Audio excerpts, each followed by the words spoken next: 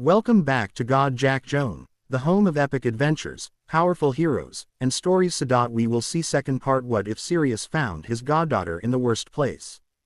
Dark Harry Potter. Oh, here is short summary. What if Sirius Black discovered his long-lost goddaughter living in the darkest place imaginable? In this dark Harry Potter. Sirius rescues the missing Black heiress, only to realize that bringing her home unleashes dangerous secrets, family conflicts, and a battle that could change the wizarding world forever. A gripping story of survival, loyalty, and the rise of the Black Queen. Before we begin, don't forget to like the video, subscribe to the channel, and turn on notifications so you never miss another adventure.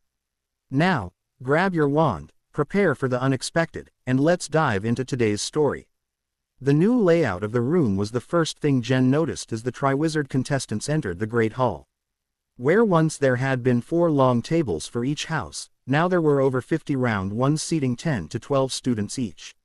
Enchanted snow replaced the banners overhead. A long table stood against one wall and carried crystal bowls, likely for refreshments once the dancing started.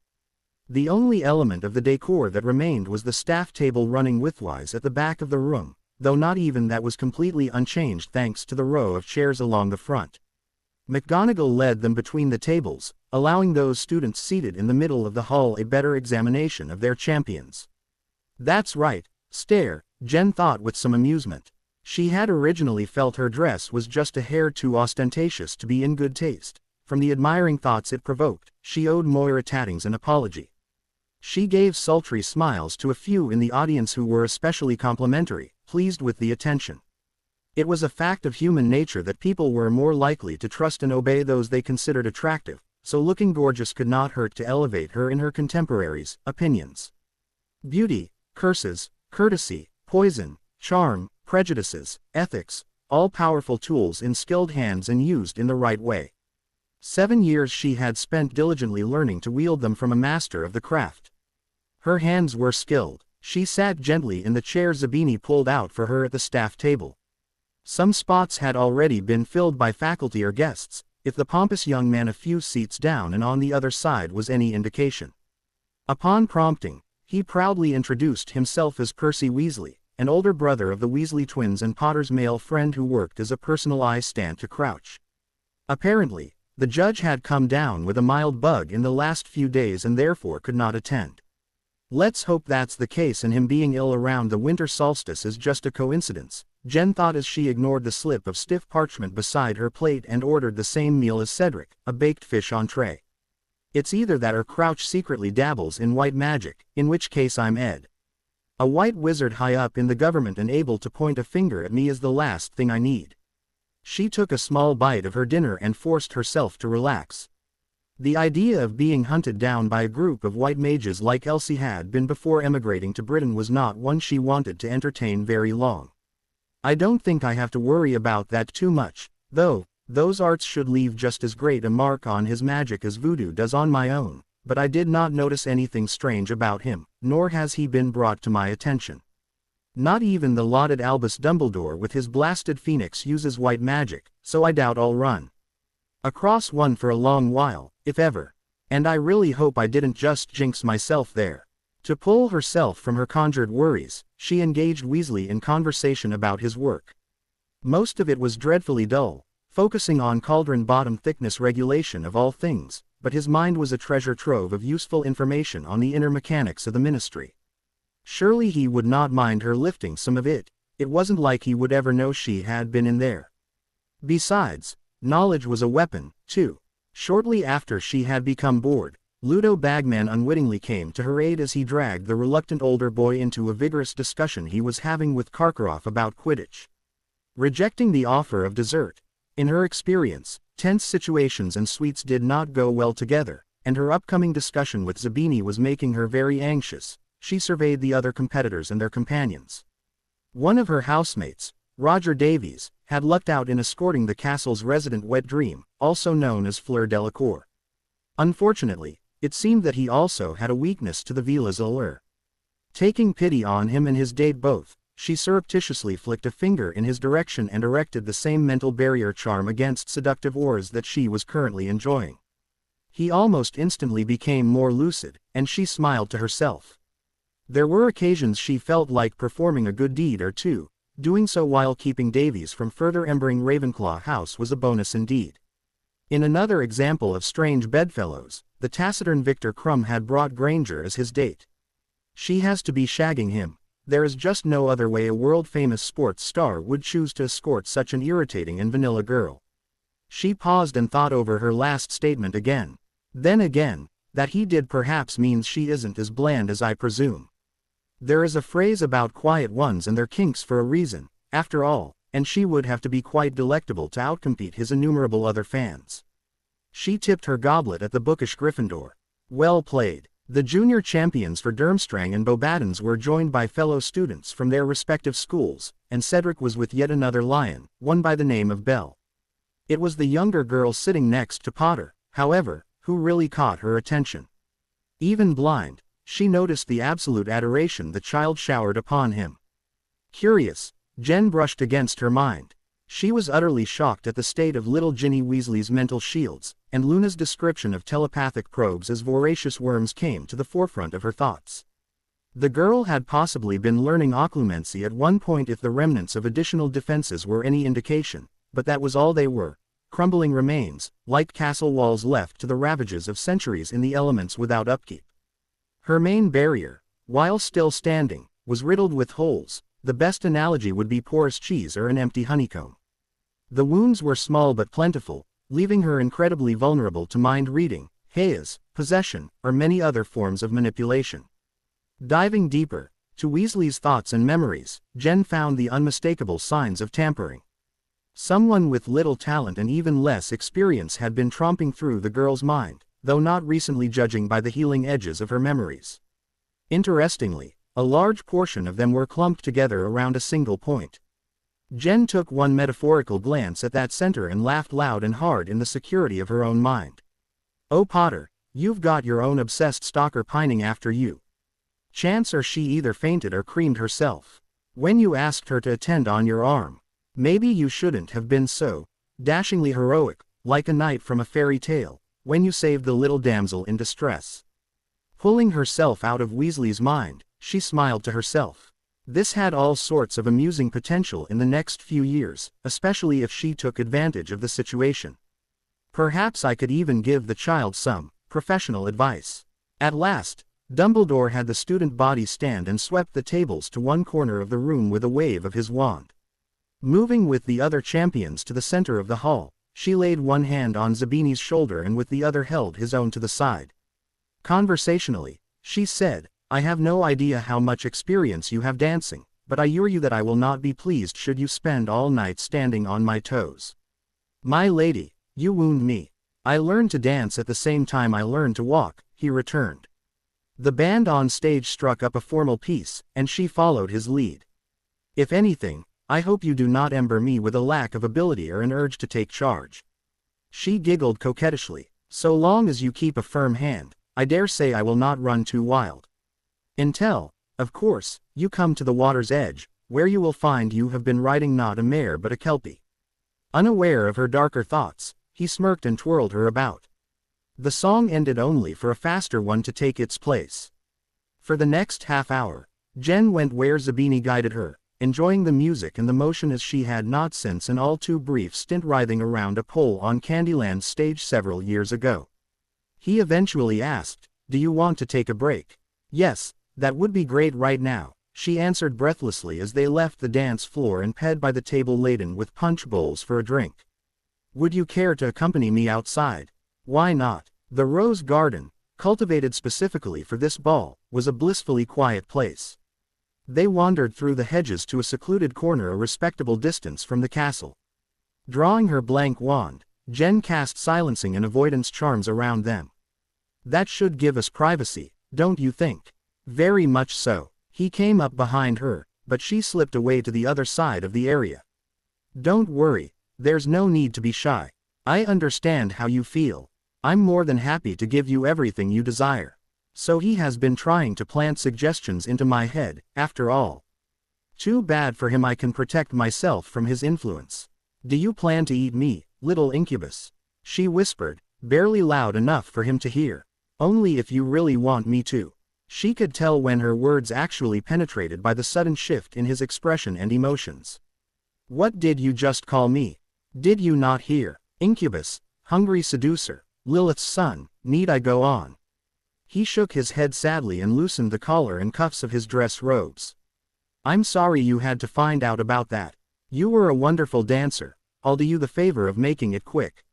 With a single bound he was upon her, but Jen's hand was already up. A twist of power flung him away with a howl. Hovering in front of her palm was a swarm of burning hot discs of energy spinning rapidly around a common center and making a quiet, high-pitched buzz. Invented by a now canonized witch, not that the Vatican knew that, St. Agnes's rings was one of the few spells that harmed solely incubi, though it could not kill them without extended contact. She realized a moment before he could pick himself up that she was advertising her wandless magic. Thinking quickly, she conjured a tin sheath around her upper arm. Tin was by no means the best material for enchanting, but it was easier to conjure because of that and could be mistaken for many other metals that were. The inconsistencies were even harder to spot after she applied a disillusionment charm, one that she altered on the fly to fade different segments in and out of visibility. If it looked like the spell in her hand was interfering with the disillusionment, he should assume the armlet was a secondary focus that she had been hiding all night. Zabini at last clambered to his feet. He lowered his hand from his face and neck, allowing her to feel the scorched lacerations with her sonar. A moment passed, and the burned tissue flaked off, replaced by new stretches of soft, whole skin. He turned his head to her and froze, then he ground out, "Cacciatrice, I should have known." "What?" Jen asked in confusion. It was almost certainly Italian, but she had never studied the language. "Perhaps I would have had I known I would be taking on exceedingly dangerous beings from that country." "What did you say? What do you want, you damn?" he demanded. She could feel his body tightening up for another attack, his mind filling with fiery hate. "Oh, sissy, you owe me big for putting up with this tea." She knew how dangerous incubi were and had no plans to wind up as a midnight snack. With this in mind, she had initially devised a fairly straightforward plan. Discuss the benefits of him not feeding on the students for as long as was feasible, and when he inevitably attacked her, kill him in self-defense. Her aunt, however, had focused on the long game. His mother was just as politically powerful as Tracy had said, so making an enemy or a corpse out of a potential ally when Jen was more than capable of restraining him non-lethally was a waste of a resource. To that end, a new plot was hatched between the two schemers. A civil discourse was still the preferred option, but she was told in no uncertain terms to do her best to keep him calm and get him to agree to hunt elsewhere. While she had successfully argued to keep the option of ending him on the table, it was downgraded from Part 2 of Plan A to Plan C. Plan B was threatening him, which she had to admit had a chance of working if she found an exploitable weakness. Regardless of her expectation that he would become violent and belligerent, the speed with which he had done so surprised her slightly. According to Elsie, who had a great deal of knowledge of them backed by over a century of personal experience, incubi and succubi generally considered humans little more than cattle, not surprising considering they were predators and people were their prey. From such a perspective, anger at her protests was somewhat understandable. If a chicken fought against her eating it, she would be displeased as well. That said, she also did not hide among poultry, nor was her strength on that level. The same did not hold true for UAL vampires. It would have been far more sensible for him to listen to her at least a little before attempting to kill her. When dinner could fight back, patience was the hunter's greatest weapon. The only explanation that makes sense is that he saw how easily his mother got away with her excesses and became arrogant because of it. After all, if he has been told all his life that humans are too stupid to realize what he is, even with a string of dead stepfathers and that healing factor for all the world to see, why would he ever think to be careful? Moderating her tone to be diplomatic, she did see the benefit of starting with the new Plan A. After all, she said, nothing much, just a quick talk. About your dining habits. She twirled her wand and conjured a stone bench on which to sit. Specifically, where and on whom you sat your appetite. He stepped forwards in an attempt to be menacing but halted when she raised her left hand again, the ring still active. "And why should I listen to you? Stop that bloody spell and we'll see how you fare." She mentally huffed in exasperation but with an effort kept it off her face. Why can't this idiot figure out that he's no longer top of the food chain? Your negotiating skills need some work. We both know that there are undoubtedly people here able to recognize this spell and understand what your resulting wounds would mean. The headmaster cum chief warlock, for instance. Not only would you be outed, your mother would as well. She leaned back slightly, trying to force a sense of calm on him, but his anger burned too fiercely for it to take. However, that would cause inconveniences in my life as well, and I'd rather avoid them entirely. If we are being honest with each other, I want us to come to a simple, peaceful agreement that leaves both of us happy. So it's starve or you'll reveal me to the world, is it? Or I could get rid of you now and deny any knowledge of what happened. She sighed again at his bullheadedness. You aren't listening to a word I say, are you? I am not saying that you can't feed. My main concern is where you feed. An incubus running hither and yon without care for the consequences of his actions is not good for anyone's life expectancy, not mine, not my friends, and definitely not yours. What happens when the DMLE inevitably hears about a number of corpses piling up here? Your mother does not wield nearly enough influence to stop them, and Slytherin House could not survive an Auror investigation. Nor could I if they moved too fast for me to send Loki away with my ritual kit. Death foci aren't something that can be explained away. Merely possessing one means 10 years vacation in sunny Azkaban, and that's without them finding some way to make Veritaserum work on me, which they eventually would given the motivation. Practicing the black arts is the only crime Britain still sends people through the veil for. I would prefer not shaking hands with death for a long, long time. What I propose is this. I keep my silence about your nature, which ensures your house against persecution, and in return you hunt away from the castle and its students. Hogsmeade is fine, though it would be in your own best interest to feed and kill farther afield. Beyond that, we can ignore each other. I would want a vow on this, obviously. A vow that he could not break. Unlike humans, an incubus's magic was essential to his continued existence. Losing it would immediately kill him. He schooled his expression and nodded. That would be eminently acceptable. He pulled his wand and raised it skywards. Odd. There is still hatred drifting off him, but it is tempered with amusement. What could have caused that emotion? Gliding through his shields, still weakened by anger, she eavesdropped on his surface thoughts. Fine then, I'll hunt away from the castle. As soon as summer arrives, I think I'll visit Davis in her dreams, and then, when she's desperate to ride me in real life, I'll meet up with her and drain her dry. You think you're so clever, but how will you handle your friend's death on your conscience? Even better, I can look up your family, too, they aren't in Hogwarts. You'll regret your presumptuous pride. Food. Fury burned inside her thick and hot, molten tar flowing through her heart. You little bastard, if only you weren't worth more alive than dead. Ah, just so we're clear, she added in a voice far too casual to be believed, my family and friends are off limits at all times, obviously. This should go without saying, as enraging someone who can cut you to pieces before wrecking your family is generally a bad idea, but it never hurts to be upfront. We don't want any misunderstandings to sour our deal, do we? He screeched like a gigantic bat and rushed her again. Waiting until he was almost within reach to leap off the bench, she whipped the hand holding her wand through the empty space on her right, forcing his arms to fly outwards, then thrust the rings into his. When was again in the air, she swung her right hand towards the ground, his body followed with a dull thud. I have the means to destroy you. If you insist on giving me a motive, I'm not sure I'll be able to resist the temptation. Twisting around, he finally stretched out enough to glare at her. I'll kill you. I'm an incubus. You're just a meal. Threaten all you want. You can't stop me. I'll eat your entire family. Damn it, sissy, why did you convince me not to just kill him?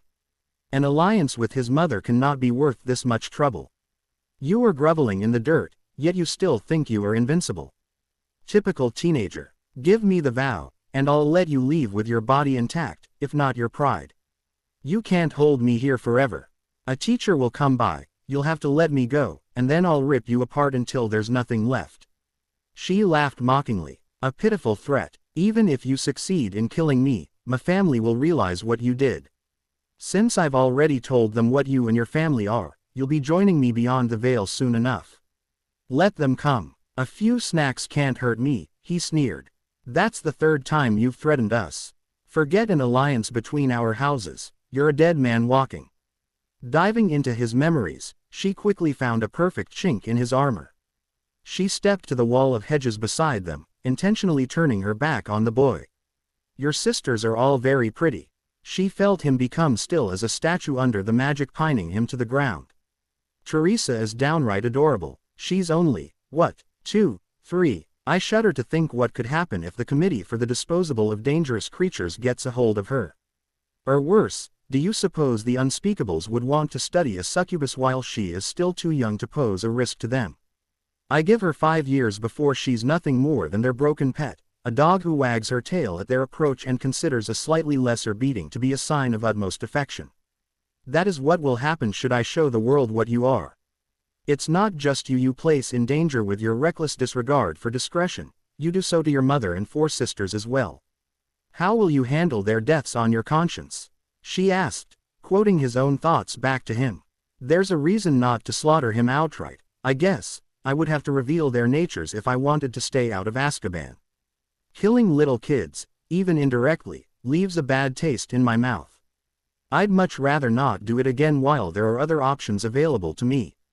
Fear had mixed with the anger flowing off of him and now overwhelmed the previous emotion. Threatening children, that's heartless, even for monsters like you. Excuse me, she whispered. She may indeed be a monster, but he had no grounds to call her such. She was being exceedingly kind to him considering his belligerent attitude. The last dregs of her patience used up, she stalked forwards and swiped at his face with her left hand, leaving shallow furrows that quickly healed over. That's the best part about this spell, no lasting marks. I could keep this up all night if I wanted. I am done tolerating your baseless impudence. Take my offer or have your family die, I do not care which. This is your last chance. Fine, I'll make the bloody vow, he growled. An aura formed around him. I, Blaise Zabini, give my word not to hunt within the walls of Hogwarts so long as Jen Black does not reveal what I and my family are. So mote it be. No. The gossamer fine nimbus of energy collapsed with a near inaudible pop, and he gaped at her. Include that you and your family will never harm me, my friends, or my family, or I'll gladly out you in front of several ministry employees and demand a front row seat to your mother's and sister's executions. He repeated the oath with the additional wording, and this time she affirmed it. The aura wrapped around him and was absorbed. I, Jen Black, vow not to reveal to anyone that Blaise and his family are incubi and succubi so long as they do not attempt to strike against me or mine and so long as he does not feed on the inhabitants of Hogwarts. So mote it be, so mote it be. The magic surrounding her struggled for a moment and then vanished. Because she did not possess a magical core, vows and contracts could not bind her. Don't think this is over, T. I will not forget your words. She would be watching for an opportunity to kill him while either distancing herself from the crime or hiding his body, and as soon as such a chance came, she'd make him pay for threatening her family. She already had the means and motive. In fact, why don't I let him take care of that for me? She stepped back and let the boy up. I'm glad we understand each other now, Zabini. Toddle off. He snarled and turned away from her, exceptionally foolish in retrospect. He never saw the spell that hit him from behind and knocked him unconscious. Smirking, she slid inside his mind. Vows could rarely create complications when modifying memories, but she took the chance, removing their conversation and making him think she had informed him that they simply wouldn't work as a couple. Unhappy, he decided to leave as forcing himself on the heiress of an ancient and most noble house was just begging for trouble. Besides, it was not like he found her that attractive. There were plenty of other girls to pursue. Now she simply had to wait. Provided the charm held, he would try to seduce a student within the next couple of months and die instantly when his magic was ripped away. Even better, no one would connect it to her. The only people who knew she was going to confront him tonight were Tracy, Sirius, Sissy, and Andy, all 4 of whom had promised to keep that information to themselves. When he did snuff it, the girl he took on a single date and then showed no subsequent interest in, nor her in him, would be near the bottom of the suspect list. She vanished the metal around her left arm and the bench, then stood him upright. Didn't I do this same thing to Potter a month ago? No wonder I feel a sense of déjà vu. Double-checking quickly for anything she might have missed, she refastened his cuffs and collar and dispelled the rings. As soon as she brought him back to reality, he turned to her, false sorrow oozing from every pore. "And you're sure you don't want to see where this leads us?" Plastering a weak smile on her lips, she shook her head. "I'm sorry. It's best we just move on. Don't worry, though, I'm sure you'll be able to find some other girl in the castle who is right for you." He walked off, and her expression of sympathy became one of unholy glee. "You shouldn't have threatened us, Kochma. The Black family has many informal mottos, but one is particularly appropriate here. We fight fair only when there is no other choice, and even that isn't guaranteed. My friends are safe, Zabini's days are numbered, and I have a full poop levy for the rest of the tournament." Not bad for a few minutes' work. She waited until he was out of her sonar's range before she made her way back to the castle. At 10, the music became more frenetic, spiked punch was ped around freely, and the party got a little crazy. There were several problems with being blind. Among other things, Jen could not read, recognize people from a distance, stay on a regular sleep cycle, or distinguish between images. Though her magic, specifically her sonar, let her get around some of these obstacles, numerous disadvantages remained. The morning after the Yule Ball, however, she discovered one of the few good things about not being able to see. Early morning sunlight could not exacerbate her hangover. She groaned as she was dragged kicking and screaming from Morpheus's sweet grasp. Immediately silencing her ears and suppressing her pain receptors as best her pounding headache would allow, she stretched out her sixth sense to feel her surroundings. "Two older boys in bed with me, which explains why I'm so sore. My dress is on the floor, I don't recognize any of this furniture, and my bedmates aren't the only guys here. Where the bloody hell am I?" Casting back into her fuzzy memory, she finally recalled what happened.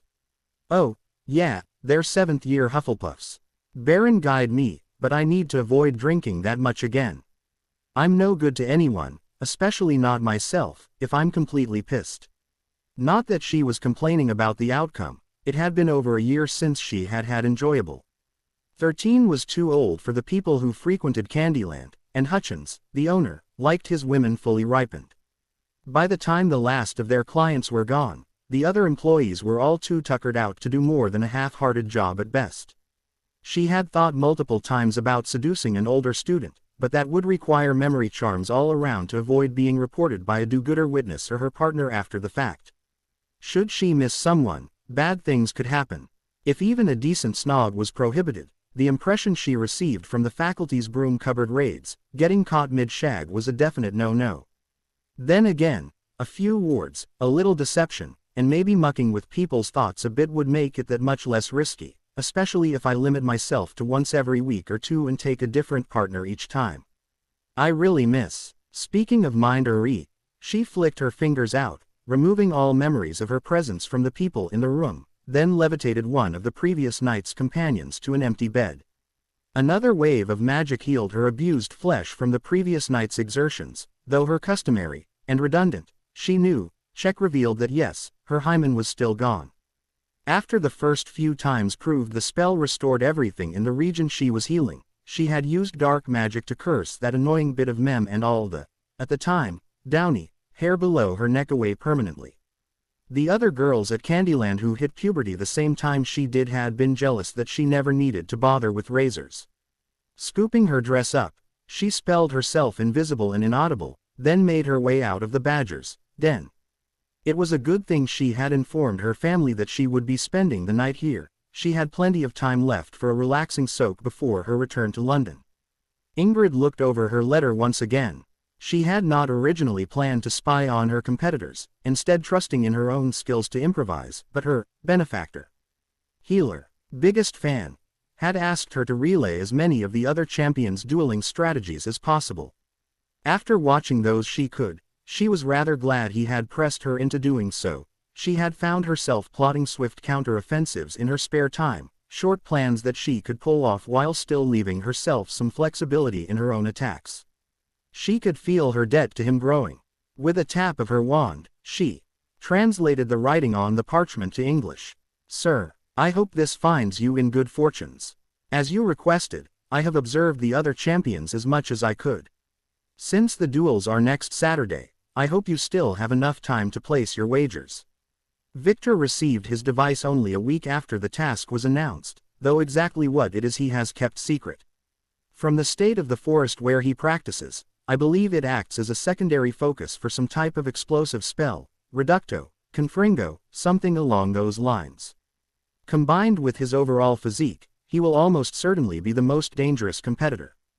Diggory was easier to observe than my own schoolmate, as strange as that may sound. He apparently liked Black's strategy for the last task and has been practicing with a voice-controlled golem. It did not look very effective, far too slow to pose much of a threat. LaRue is supposedly a trained fencer, and asking the right questions and overhearing the right people leads me to think he will be using a rapier, possibly coated with a mild poison according to one person. As for myself, my family has a number of secondary foci we inherited, including several staves. I will be using one that lets me manipulate air. She frowned. Her training with the wind rod was not going as well as she wished. Staves needed to be planted in the ground and kept there so they could use wild magic to augment the wielder's own power. Unfortunately, her tool of choice still required more of her magic than even the strongest spell with her wand, and it was too bulky and off balance for close combat. The more she went over her plan, the more she thought she had made a mistake, but there was not enough time left to make a completely new strategy. Of course, she couldn't come right out and tell him that.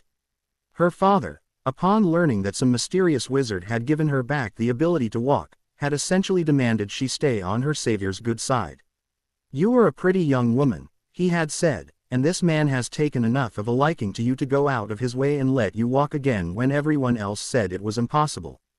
To be able to do that means he must be a talented healer. If you can build a rapport with him, we may even be able to negotiate a marriage contract for you.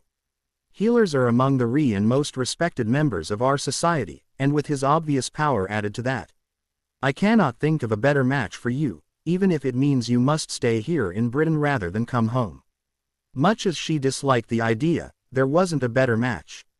Her prospects were fairly poor due to the Eberhardt's lack of money, so finding a healer who had expressed an interest in her was a boon. She needed to keep his eyes on her until her father could locate him and have a face-to-face meeting. So I should be able to keep my opponents at a distance, even throw them around the arena. I tried my hardest, but I could not discover what Black, Delacour, or Potter were planning. I doubt the two youngest competitors will be much of a challenge, however. The villa is the only real question. Sincerely yours, Ingrid Eberhardt. Smiling, she tied the note to her pet barn owl. "Take dis to Herr Joseph Blogs Vitaker, Isolde." The owl nodded once and flew silently out the window. I should practice some more with the staff while I have time. There is not long left until the duels. Jen pulled her fingers off Eberhardt's missive with a grin. The Gringotts affiliated post-exchange was quite a boon for dispelling and redirecting letters. Elsie had set up the Blogs Whitaker account years ago, and it had paid to her when her mentor died. It also allowed those outside the magical world, such as her former co-workers, to keep in touch with her via the Muggle Post Service should they wish. Though there was not much in the way of letters, she had received a Christmas card from them as a group. She hoped they enjoyed the chocolates she had sent in return and did not gorge themselves overmuch. She tapped her chin with one finger as she thought over what the German girl had told her. A few minutes later, a possibility took root. Yes, that could work. That's not a bad idea at all. Thanks, little Ingrid, you have no idea how helpful you've been.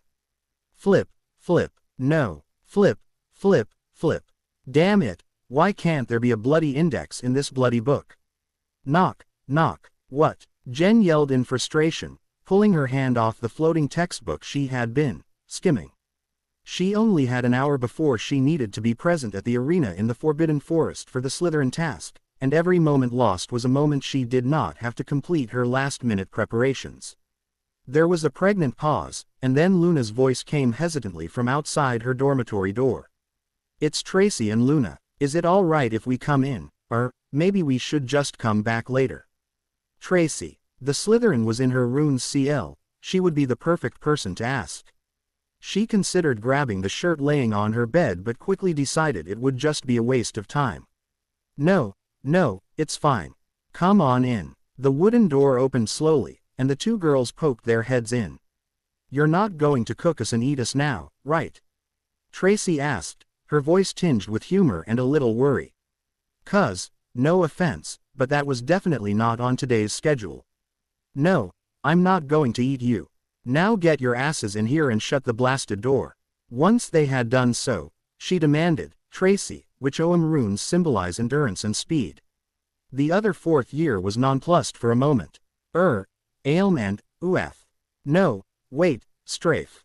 Ailman strafe. Of course, strafe. I always forget that one. Jen snapped her fingers, conjuring strips of titanium and fusing them to create hand-sized replicas of the two troublesome runes. There, finally, I spent the past half hour trying to find those buggers. That's why I put them in a single table once babbling introduced them all. When I forget, all it takes is a quick glance and, shite. Sorry, it's nothing, don't worry about it. Still shamed by her faux pas, Tracy crept closer and looked over the 5 metal runes floating around her. Muin, Luis, Sail.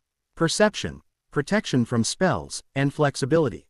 Balance, not flexibility. Close, though. Jen floated the much vexing primer onto her desk and pulled the Luis rune to her left arm, just below the shoulder. Stretching the horizontal bar, she melded the ends together. The closed circle now spun lazily around her bicep, the 2 short vertical pieces resting at opposite sides. The other 4 archaic characters moved to orbit her abdomen just above her navel. "Quick question," Luna piped up. "Could you please explain to the rest of the CL exactly what you're demonstrating before you continue?" The older Ravenclaw smiled in mild amusement, half of her mind still preparing itself for what she was about to do. A minor effort snapped the loose runes into a large circle with herself as the center, and the crosspieces spaced themselves out equidistantly, just as had happened with the Luis rune. This evenness aspect of OM could sometimes make interpreting scripts difficult without already knowing what they said, something each member of the 4th year CL had learned firsthand. "Okay, has babbling explained to you why you start out ancient runes by learning Futhark?" It's an all-purpose language, right? You can use it for just about anything." "That's right. Wards, enchantments, rituals, bindings. If you need a runic script for something, Futhark will probably work. The issue, though, is that just as it doesn't have any real weaknesses, it doesn't have any strengths. An enchantment you laid down in Norse runes would be faster to create and more potent if you had used Sumerian. Ward schemes would be stronger and deadlier if they were written in Egyptian or Mayan." Luna nodded as she absorbed the information. "And OM." Jen snapped her fingers, and the metal runes quickly began to grow warm. Tracy gasped quietly as her plan became clear. Much to the Roman legionnaires' dismay when they set out to conquer these islands, OM is wonderful at enhancing a living creature's natural traits. Warriors bearing these runes were faster, stronger, and harder to injure than the invaders. Combined with iron weapons, knowledge of the terrain, and guerrilla tactics, our forebears were more than a match for the Republic's troops. It was only several smaller tribes rendering Caesar aid and information that allowed him his ultimate victory. Unfortunately, there are 2 little, tiny quirks about this language. She flicked her wrist to erect a silencing charm on the door. After a moment of thought, she expanded the area to cover all 6 surfaces of the room. It was shortly going to get loud. First, each body part can only hold so many runes at a time, which is why I have to put one around my arm. Second, they can't just be sewn onto clothes or etched into armor. They need to be directly on the skin, like how the Celts are always depicted as being covered in paint. Luna asked. She shook her head and shifted slightly as her bare belly came uncomfortably close to the ring of now very hot metal around her. "No, it has to be permanent. Tattooing works, as does scarring or..." The 3rd year's face grew cold as all the blood under it fled in her comprehension. "Burning," she squeaked. "Technically it's called NDING, but yes." Swallowing thickly as the time arrived, Jen conjured a strip of wool that instantly rolled itself into a tight bundle. "You 2 might want to turn around and cover your ears." They moved as if to protest before she stuck the cloth in her mouth and bit down. At that point, they did as requested and twisted away. With a grimace, she clenched her right hand tight, and the 2 circles of blazing titanium constricted like pythons, pressing the scorching surfaces deep into her skin. It hurt. It hurt a lot. Later, Jen would be glad she conjured the fabric, Her high-pitched scream, muffled though it was still loud enough to make her friends flinch, though that reaction might also have been due to the pungent smell of sizzling flesh she exuded. If she could have used a numbing charm, she gladly would have spared herself the agony. The problem was that runes were extremely fragile when they were first applied. Any spell on her skin would be disruptive enough to wash them away. Even the flow of her magic as it coursed through her body and back out to the world was pushing the symbol's initial integrity to the limit. Hours, days, but probably only seconds later, she had had enough. Gasping, she vanished, the metal turning her tissues into so much charred meat. She pushed herself off the floor with her uninjured arm, wondering when exactly she had collapsed, and settled herself on her knees. After disposing of the fallen gag, she murmured roughly, "Okay, you can look now." "Merlin," Tracy whispered as she saw the damage Jen had inflicted on herself. "What were you thinking?" "I was thinking something along the lines of, I'm about to face at least 2 people whose idea of wandless dueling includes hand-to-hand combat. Maybe I should come up with a way to not get splattered all over the arena floor." The brunette shot back testily. One hand moving slowly over the burns on her abdomen, she restored the region enough to quiet the signals from the wound-free tissue, but not so much that her painful work would be erased. Once that was done, she repeated the process with the smaller NDING on her left arm. She would happily finish the healing after the duels were over, but until then, she needed every edge she could get. Luna snapped back to reality from whatever corner of her mind to which she had retreated. "Please tell me you know a numbing spell."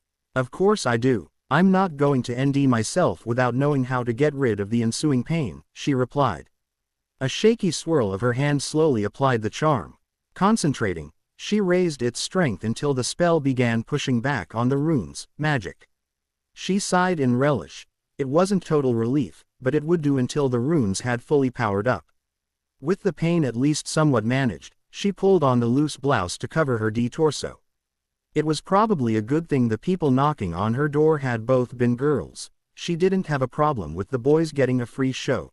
Body modesty wasn't something she valued after several years working on her back, but her female friends likely would have.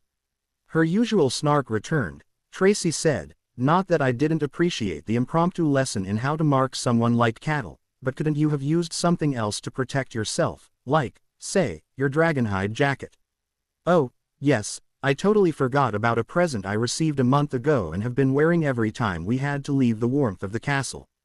It's not armor, it's just a coat. It may as well be leather for all the good it'll, leather." She slapped her right hand over her face. "I'm an idiot," Tracy snickered, and Jen pointed a finger at her menacingly.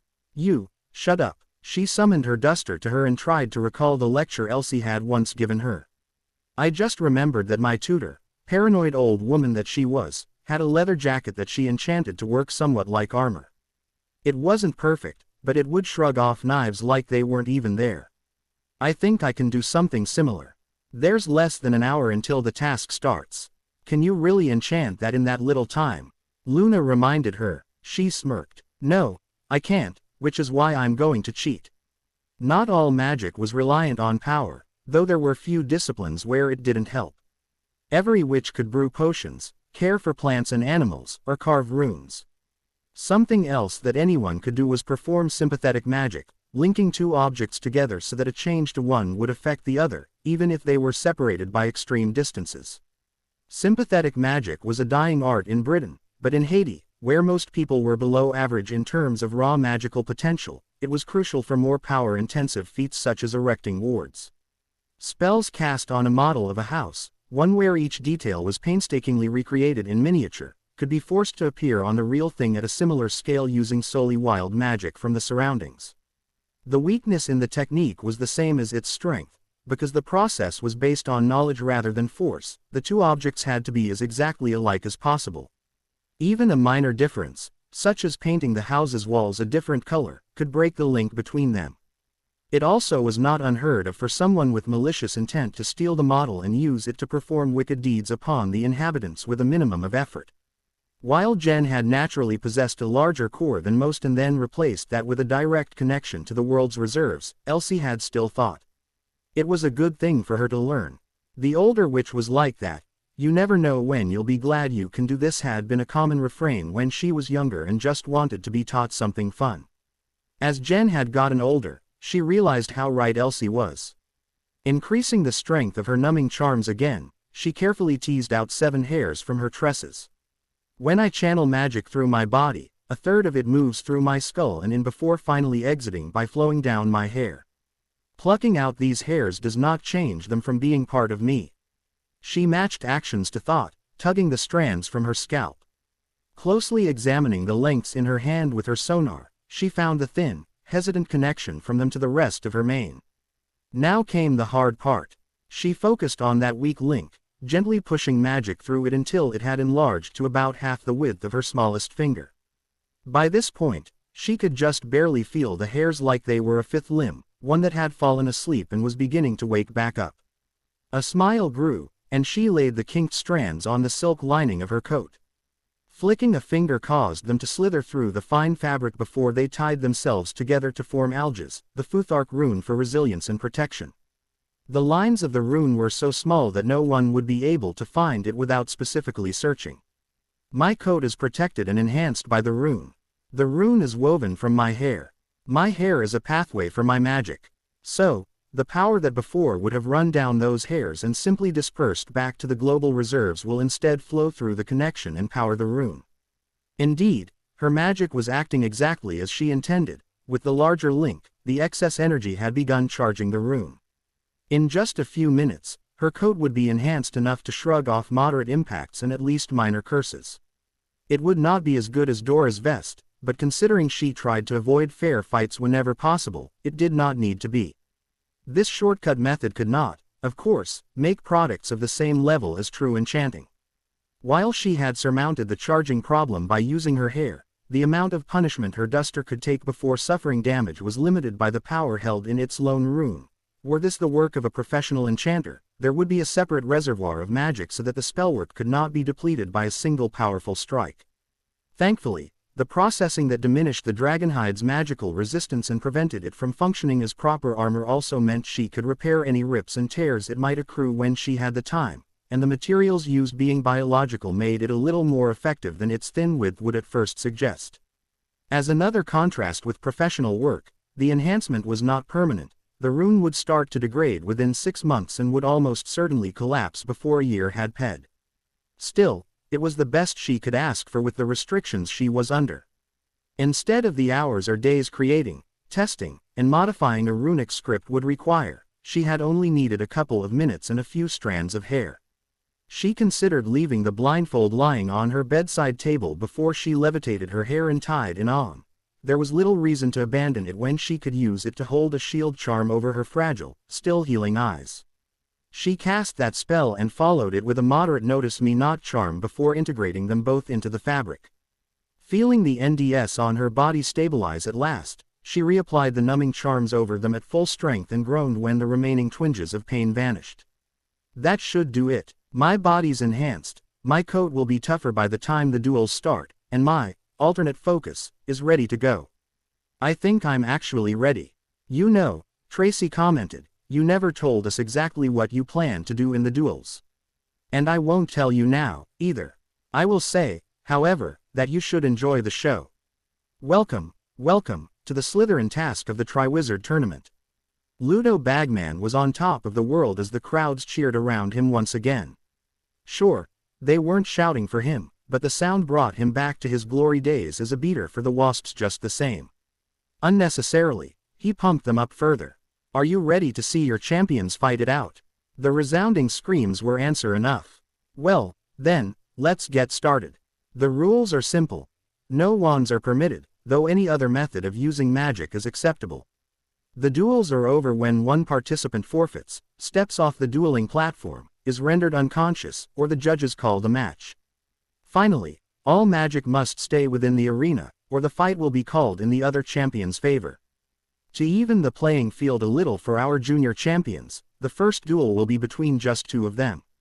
Also, because there are 7 champions, we're giving another junior a bye to the second round." He shook his head vigorously. "I'd hate to be the poor junior who has the bad luck to take on a senior for the first round." He waited for the laughs to stop, disappointed at how few there were, before he drew a silk purse from his pocket. "So, will the junior champions step forwards?" He grinned at each of them, though he had to do a double take when he spotted Black. The beautiful white coat and air of confidence drew the eye and made her resemble one of the night mages from the storybooks he had been read as a child and that he read now to his own son. She looked powerful and awe-inspiring, like she could take on any wild monster or dark wizard that came her way and then continue with whatever she had been doing beforehand. Wasn't Dumbledore supposed to have worn something similar when he fought Grindelwald?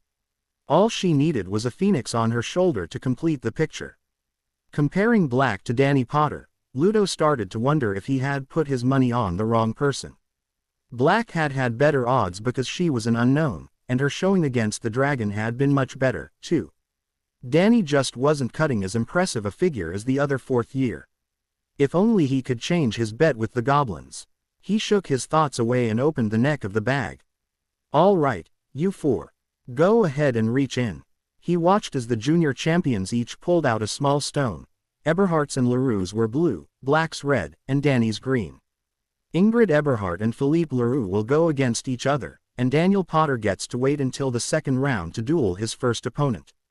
"Black, if you would be so kind as to join the senior champions for a moment. Who will these fine fighters be facing first? Let's find out." With that, he pulled 4 numbered flags from a different pocket and threw them in the air. The pieces of fabric soared over the duelists and finally came to rest above each one. "And it looks like we have a split on gender lines. Victor Crumb and Cedric Diggory will be the second duel while Jennifer Black and Fleur Delacour are in the third. To keep things fair, each champion will stay in their own tent when they aren't dueling.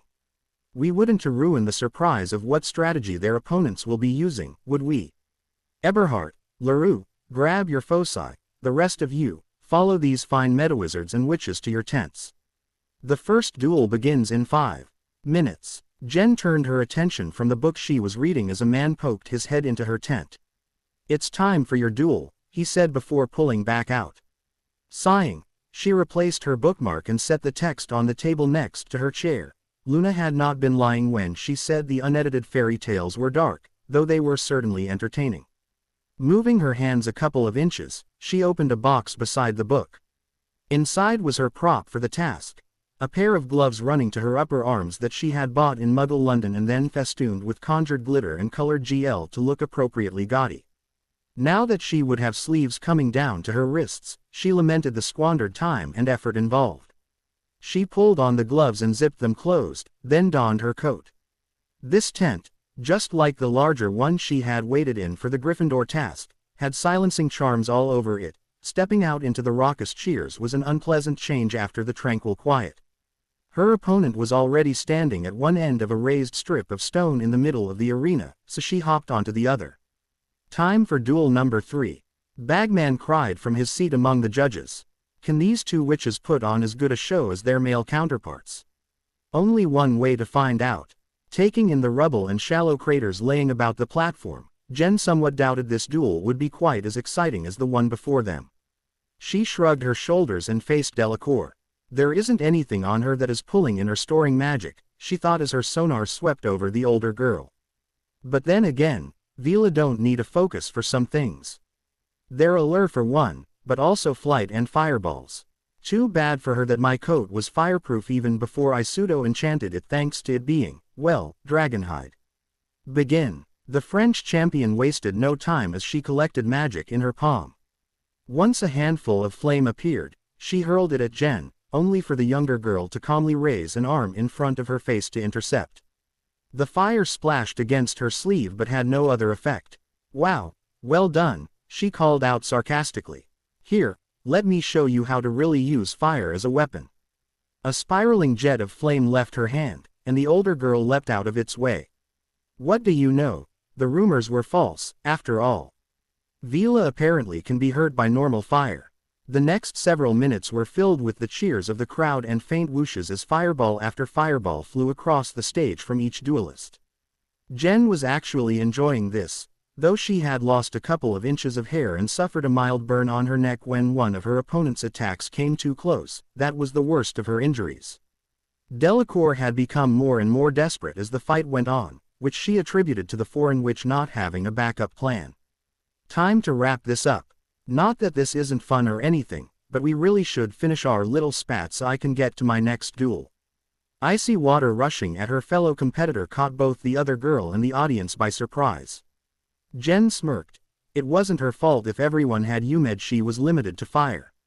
Though she was perfectly capable of wielding any spell she wished without a wand, she had decided to restrict herself to purely elemental spells to start. It was a limited field, true, but it could believably be controlled with a single focus and still provided her a good degree of flexibility in her tactics.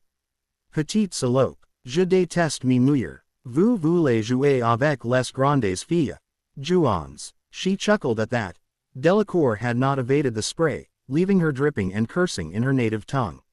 While she had never learned French, she suspected the diatribe was the result of this incredibly prideful entity of air and fire being reduced to little more than a drowned rat. Feeling the trail of water leading to the soaked Frenchwoman, she grinned wickedly. Perfect. She raised her hands, and a thick spark jumped from one glove to the other. From the way the vela froze in place, Jen knew she had noticed the discharge. She tilted her head down to examine herself and slowly raised it, obviously tracing the long wet streak and realizing what was about to happen. In a soft, nigh resigned tone that could only be heard due to the silence from the observers, she said, "Ah, merde. Goodbye, so long, au revoir." Twin bolts of lightning hit the watery road, raced along its course, and struck the young woman. With an explosive crack, Delacour went flying before slamming into the ground 10 feet away with a dull thud. Meta-wizards had already descended upon her by the time Bagman roused himself from his shocked stupor. Great Scott! In a finish I don't think any of us expected, Jennifer Black has breezed her way into the second round, where she will be facing the boy who lived, Daniel Potter. Let's take a few minutes break before our next match, Durmstrang against Durmstrang, Crumb vs. Eberhard. She meandered back to her tent, a smile worthy of the Cheshire Cat stretched across her mouth. Ah, I get to personally take down Potter, too. The Baron has certainly blessed me today. Jen stood on one end of the platform, awed by the amount of debris that had been created in the previous match. Eberhard, forewarned by the research she had done at Jen's behest, had clearly made plans to counter Crumb's explosive hexes. The question, though, was had it been enough? Daniel Potter has one more minute before his absence is deemed a forfeit and the win goes to Black, Bagman called after checking his watch. The man radiated irritation, and emotion echoed in the crowd's murmurs. Jen did not blame them, as she felt the same. Whether sitting or standing, wasting time out here in the cold was not fun. 30 seconds later, Potter ran out of his tent to the platform, and she understood what had taken him so long. A number of pouches dangled from his belt and robes. Unlike the other champions she knew about, he had apparently taken a disposable item strategy. Which means either charmed objects or potions. He is friends with the Weasley family, and Kenneth has complained about the prankster twins enough for me to know potions are their weapons of choice. Isn't Lily Potter supposed to have a deft hand for brewing, as well? Just in time, Potter. Are both duelists ready? She nodded to the former Quidditch star. Potter straddled the broom he had carried in his left hand before repeating the gesture.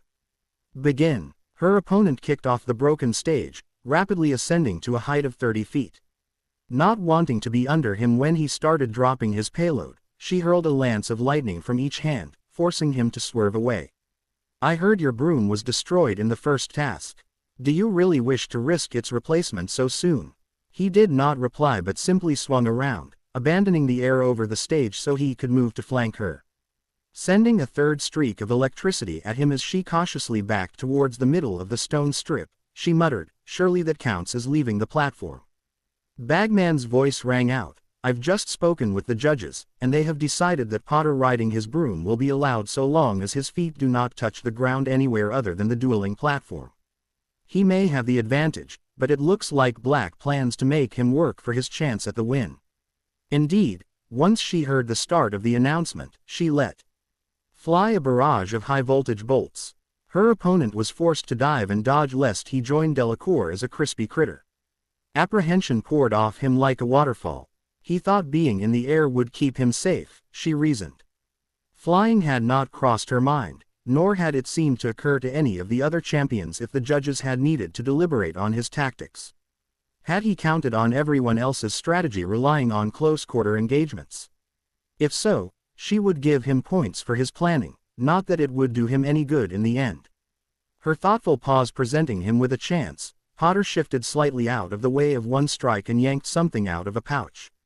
As he threw it at her, she noticed it was, of all possible things, a water balloon.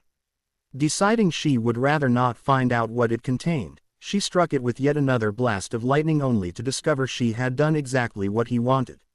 The energy popped the balloon, vaporizing the contents, and the cloud spread out before settling on top of her.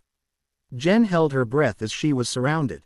Her lack of a magical core meant she was unaffected by ingestible potions, but she had no idea if she would be protected similarly from an aerosol considering she could use topical potions.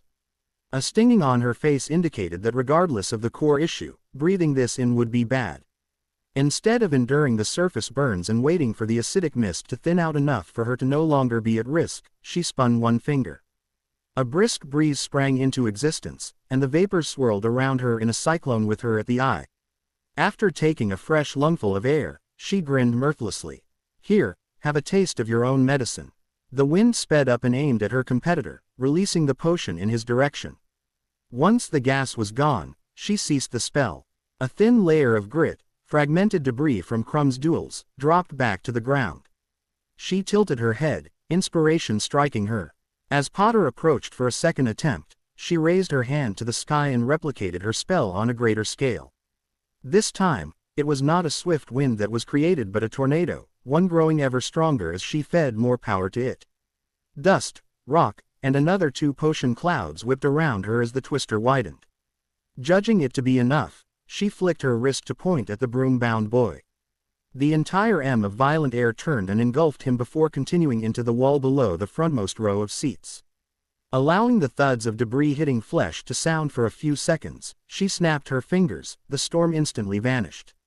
Amazingly, Potter's broom was undamaged, though the same could not be said for him personally. He fell to the dirt, transformed into what felt like an enormous slug. From the conflicting magical signatures covering him, she surmised that many of his balloons had burst when the rocks struck the pouches carrying them, and potions that should not have been mixed were. Well, at least he cannot complain about his current shape too much. His soft form is probably the only reason he is not laying on the ground with multiple broken bones. That's not to say he won't be spending another week in St.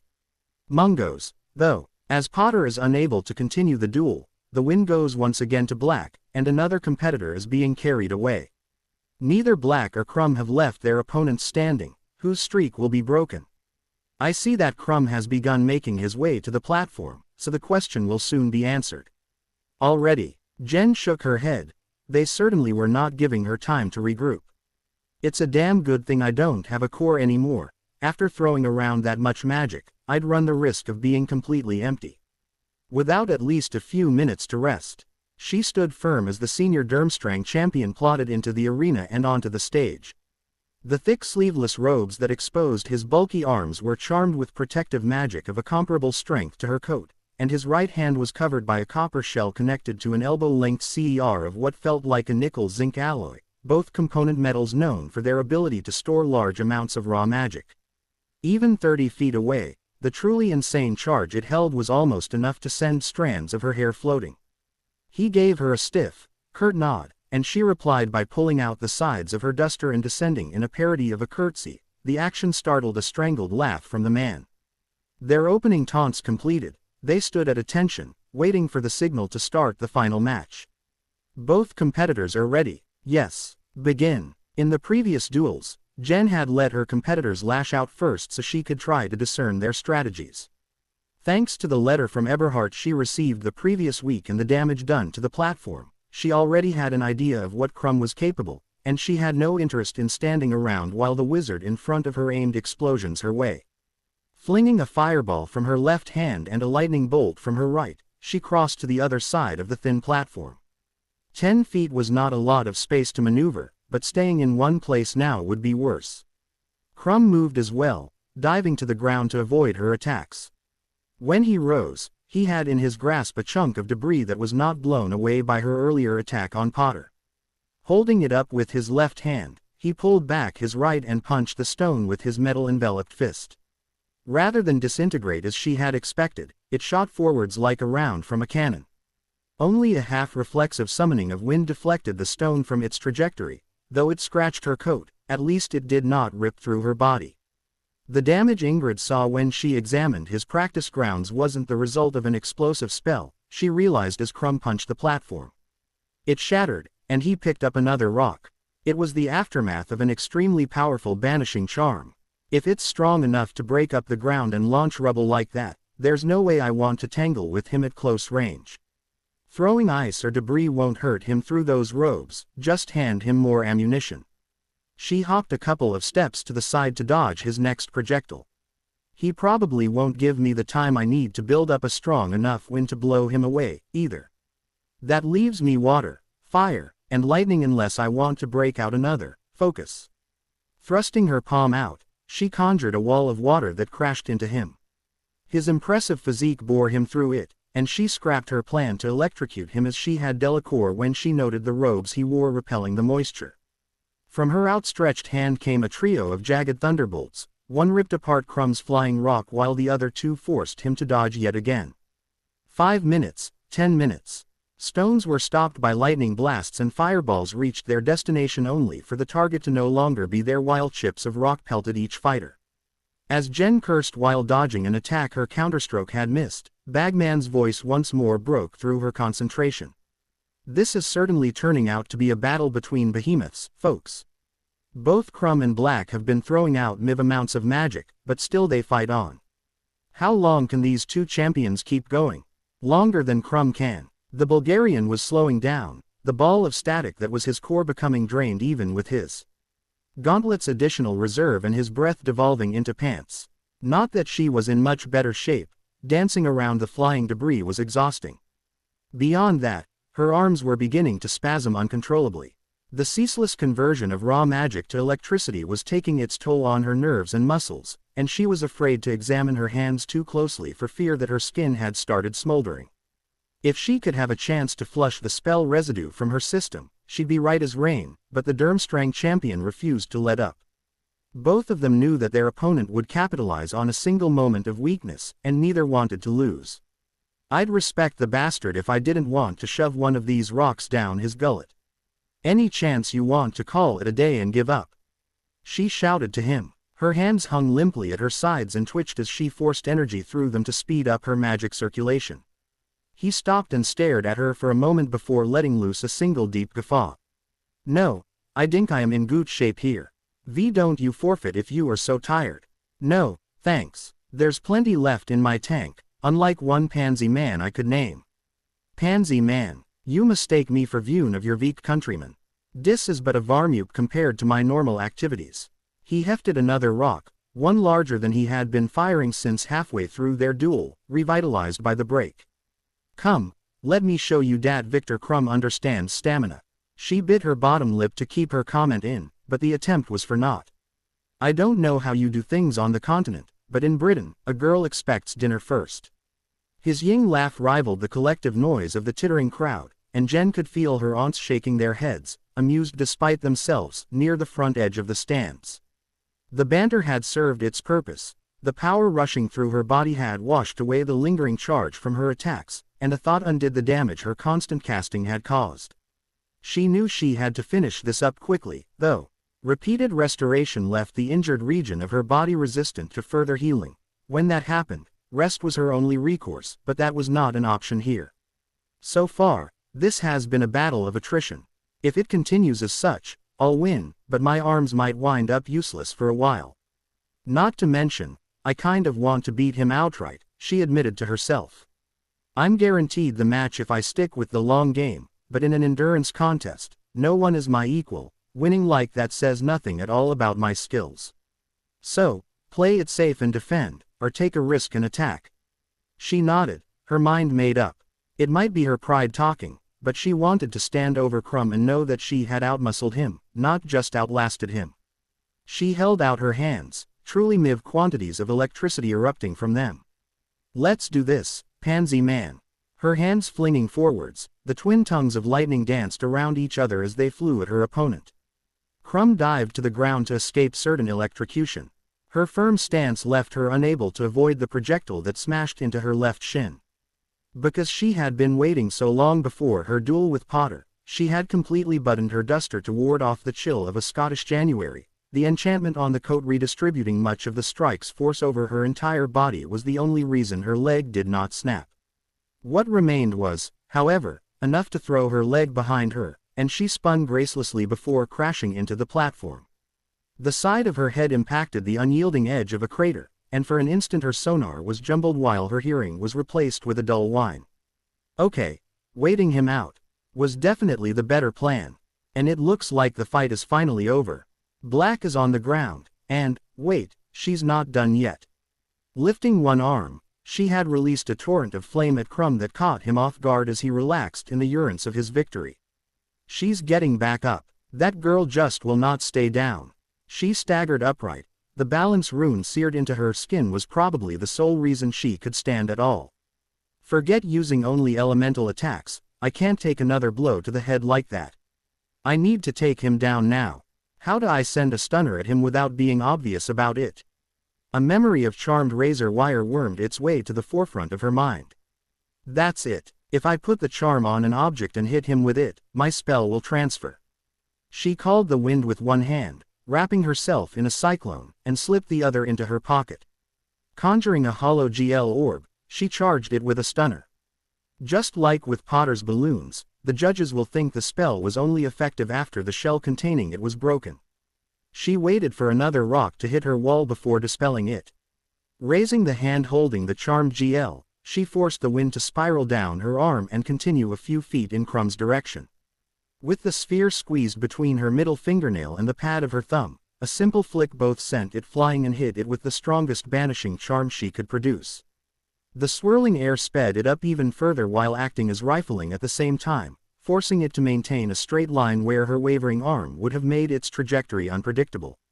Crumb didn't stand a chance. Faster than he could react, the fragile ball shattered on his unprotected shoulder. The heavy Bulgarian crumpled. I can't believe it, ladies and gentlemen, I just cannot believe it. On her last legs, Black displayed cunning worth of a Slytherin by revealing a second focus. Let's give a cheer for the winner of the second task. She only managed a brief wave to the screaming crowds, even that minor motion sent her swaying drunkenly. What's wrong with me? For every match our champions won, we award them 10 points. If my calculations are correct, that means that Black has also climbed to first place in the tournament, but Crumb is only 6 points behind her. Will she keep the lead? Will Crumb overtake her, or will we see yet another shocking upset? We'll find out 7 weeks from now, when the champions tackle the Ravenclaw task. Until then, folks, Jen stumbled toward the arena entrance, ping the Meta-Wizards congregating around Crumb. She had just stepped off the platform when her body stopped responding. I truly hate concussions, was her last thought before her consciousness fled and she fell face first onto the ground. It was the smell that woke her. Before Jen had been the unofficial madam of a child brothel, before she had been a practitioner of voodoo, before she had possessed even a modicum of control over her own magic, she had been serving 3 pathetic caricatures of humanity out of fear of further pain, pain she had never, no matter how hard she worked, been able to avoid. One of her most common duties had been to clean their suburban house from top to bottom every other day. That would have been exhausting for a full-grown woman, let alone a child younger than 5. She had never been permitted to use soap and water, though, oh no. The vile horse-faced shrew she had had the great misfortune of sharing blood with instead forced her to use barely diluted bleach. The odor of bleach meant servitude. It meant being a non-entity. It meant pain as a bulbous sack of flesh not fit to be used as a sacrifice or even consumed by worms blinded her with the chemical because he had been taught all his life that she was a worthless freak who could not feel emotions like other people did, or if she could, that her emotions, her hopes, her agony were somehow less important than his own simply because that she was born blessed with the ability to distort the very foundations of reality on a whim. Needless to say, as soon as she smelled that particular substance, she bolted straight upright. About time you woke up. Jen whirled at the words to feel Cedric laying on a cot half a dozen feet from her. Sensing about herself, she realized she was in the hospital wing and quickly pulled back the blasting curse she had nearly thrown out of reflex. You're here, too. Yep. Her sonar had curled up to only 10 feet when she ped out, but now she stretched it to its full 30-meter range, not that she could use that entire space surrounded by walls on all sides as she was. Interestingly, 4 of her fellow champions were in the same predicament she was. I know Potter's insane. Mungos, but where did LaRue disappear to? Little Ingrid cleared her throat hesitantly. He is in the hospital as well. I might have stabbed him with his own sword. It was an accident, she exclaimed when the others turned to her in surprise. How was I to know he would not dodge? Girl has a point. Renewing her degrading numbing charms and mental protection against UAL enticements, then subtly casting another notice me not charm over her blindfold as she realized the old one had faded away, Jen turned to the third female in the room. I know this is likely crossing, but if the worst should happen and you need a replacement junior champion, you're more than welcome to take Potter back to France with you. Even blind, she would be hard-pressed to not detect the Vila's withering glare. Non, what's with that stick up her ass? You'd think she'd never been struck by lightning before, she muttered, just loud enough for her fellow Hogwarts champion to hear. He promptly choked on his own soft chuckles. So what did happen to Potter? Have you ever heard that hitting someone with a number of different spells at the same time will have unpredictable effects? At Crumb's nod, she continued, it turns out that that handy piece of advice should be extended to cover topical potions as well. Last I heard, they were carting him away as an oversized slug. Jury was still out at the time over how long he'd need to stay. Longer than any of the rest of you, Madame Pomfrey stated brusquely as she bustled out of her office. Miss Black, let me take a look at you. Being the least injured, you'll probably be free to leave when I'm done. She swiftly tugged the curtains closed, then followed that action with a number of silencing and anti-eavesdropping spells. Well, color me impressed, Jen thought as she felt the strands of magic weaving through the wool curtains and each other in a captivating dance of textures. Curious about why the nurse was simply standing at the foot of her bed projecting waves of intense irritation, she commented, I thought, taking a look at me, was a euphemism for a medical exam, not that you were literally just going to stare at me. Explain, she asked, her head tilted in confusion. In response, the Medowitch flicked the wand in her hand, forcing the teen's blouse to slide upwards and reveal the finger-wide NDS sunken into the flesh of her belly. Ah, that. Pomfrey stalked towards her as a lioness would creep up on a young antelope. It might have escaped your notice, Miss Black, but applying runes to yourself, especially when not done under a rune master's or healer's supervision, is generally frowned upon. Doubly so when you are a 14-year-old girl who has been studying that particular runic language for just 6 months. Triply so when applying said runes involves NDING. So, not something I should do again. That is what you're saying, right? Yes, I think detention will make sure my point sticks. The woman sniffed in displeasure. Considering that your additions do not seem to have caused unintended harm, I suppose I can be kind and spare you Professor Babbling's tender mercies. I know how much she disapproves of students using runes before she deems them ready. Instead, you will spend your evenings for the next 2 weeks with Professor Snape. Out of curiosity, do you even have the authority to IGN detentions? Pomfrey leaned in until there was less than a foot separating their heads, the relaxed face belying the maelstrom of emotions churning inside the older woman. Do you really want to try my patience right now? Jen frowned and slowly licked her lips. That would not be the brightest decision I could make right now, no, she finally allowed. I'm glad we understand each other, then. The nurse pulled a tin from her apron and set it on the table by the wall. Put that cream on every 2 hours until the burns are gone. Since I noticed it so early, you probably will not have any permanent reminders of this bit of foolishness. Pomfrey's wand swished, sending a wave of magic that prickled uncomfortably against her skin. Strange, your core's reading is being almost totally empty, at the very least low enough for you to still be unconscious for another few hours. How are you awake and alert? Well, shite, not something I planned on. I don't know. She frowned, wondering if she could gather and hold some of her magic inside her body to fool the spell the nurse had used. It had never been a concern before now, and she was justifiably worried what trying to deliberately back up the flow would do to her nerves. On the other hand, inadvertently revealing I don't have a core at all would be just as bad, if not worse. That secret is second in importance only to my use of the black arts. Decisions. Any headaches, nausea, strange sounds or smells?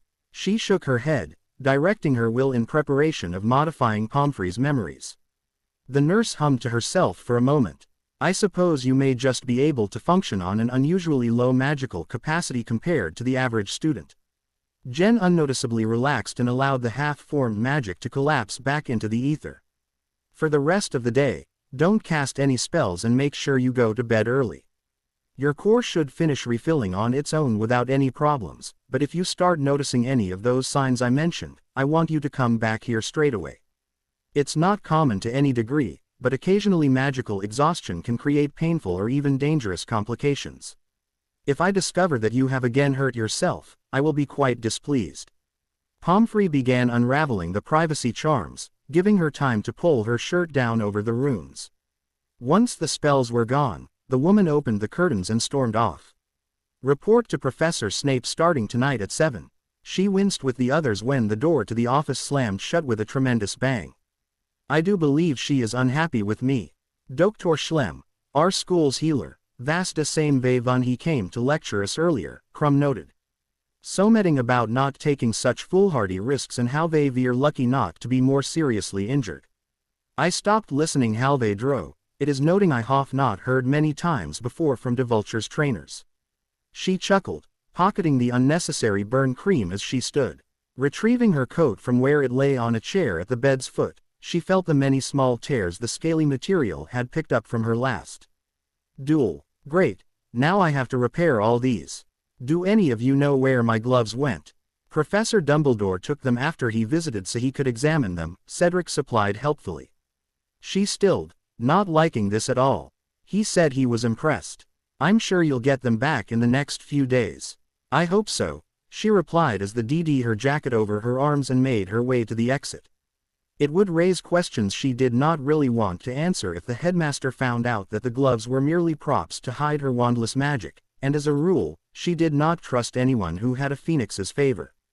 Most dark witches didn't. She had almost reached the door when the Bulgarian celebrity spoke up again.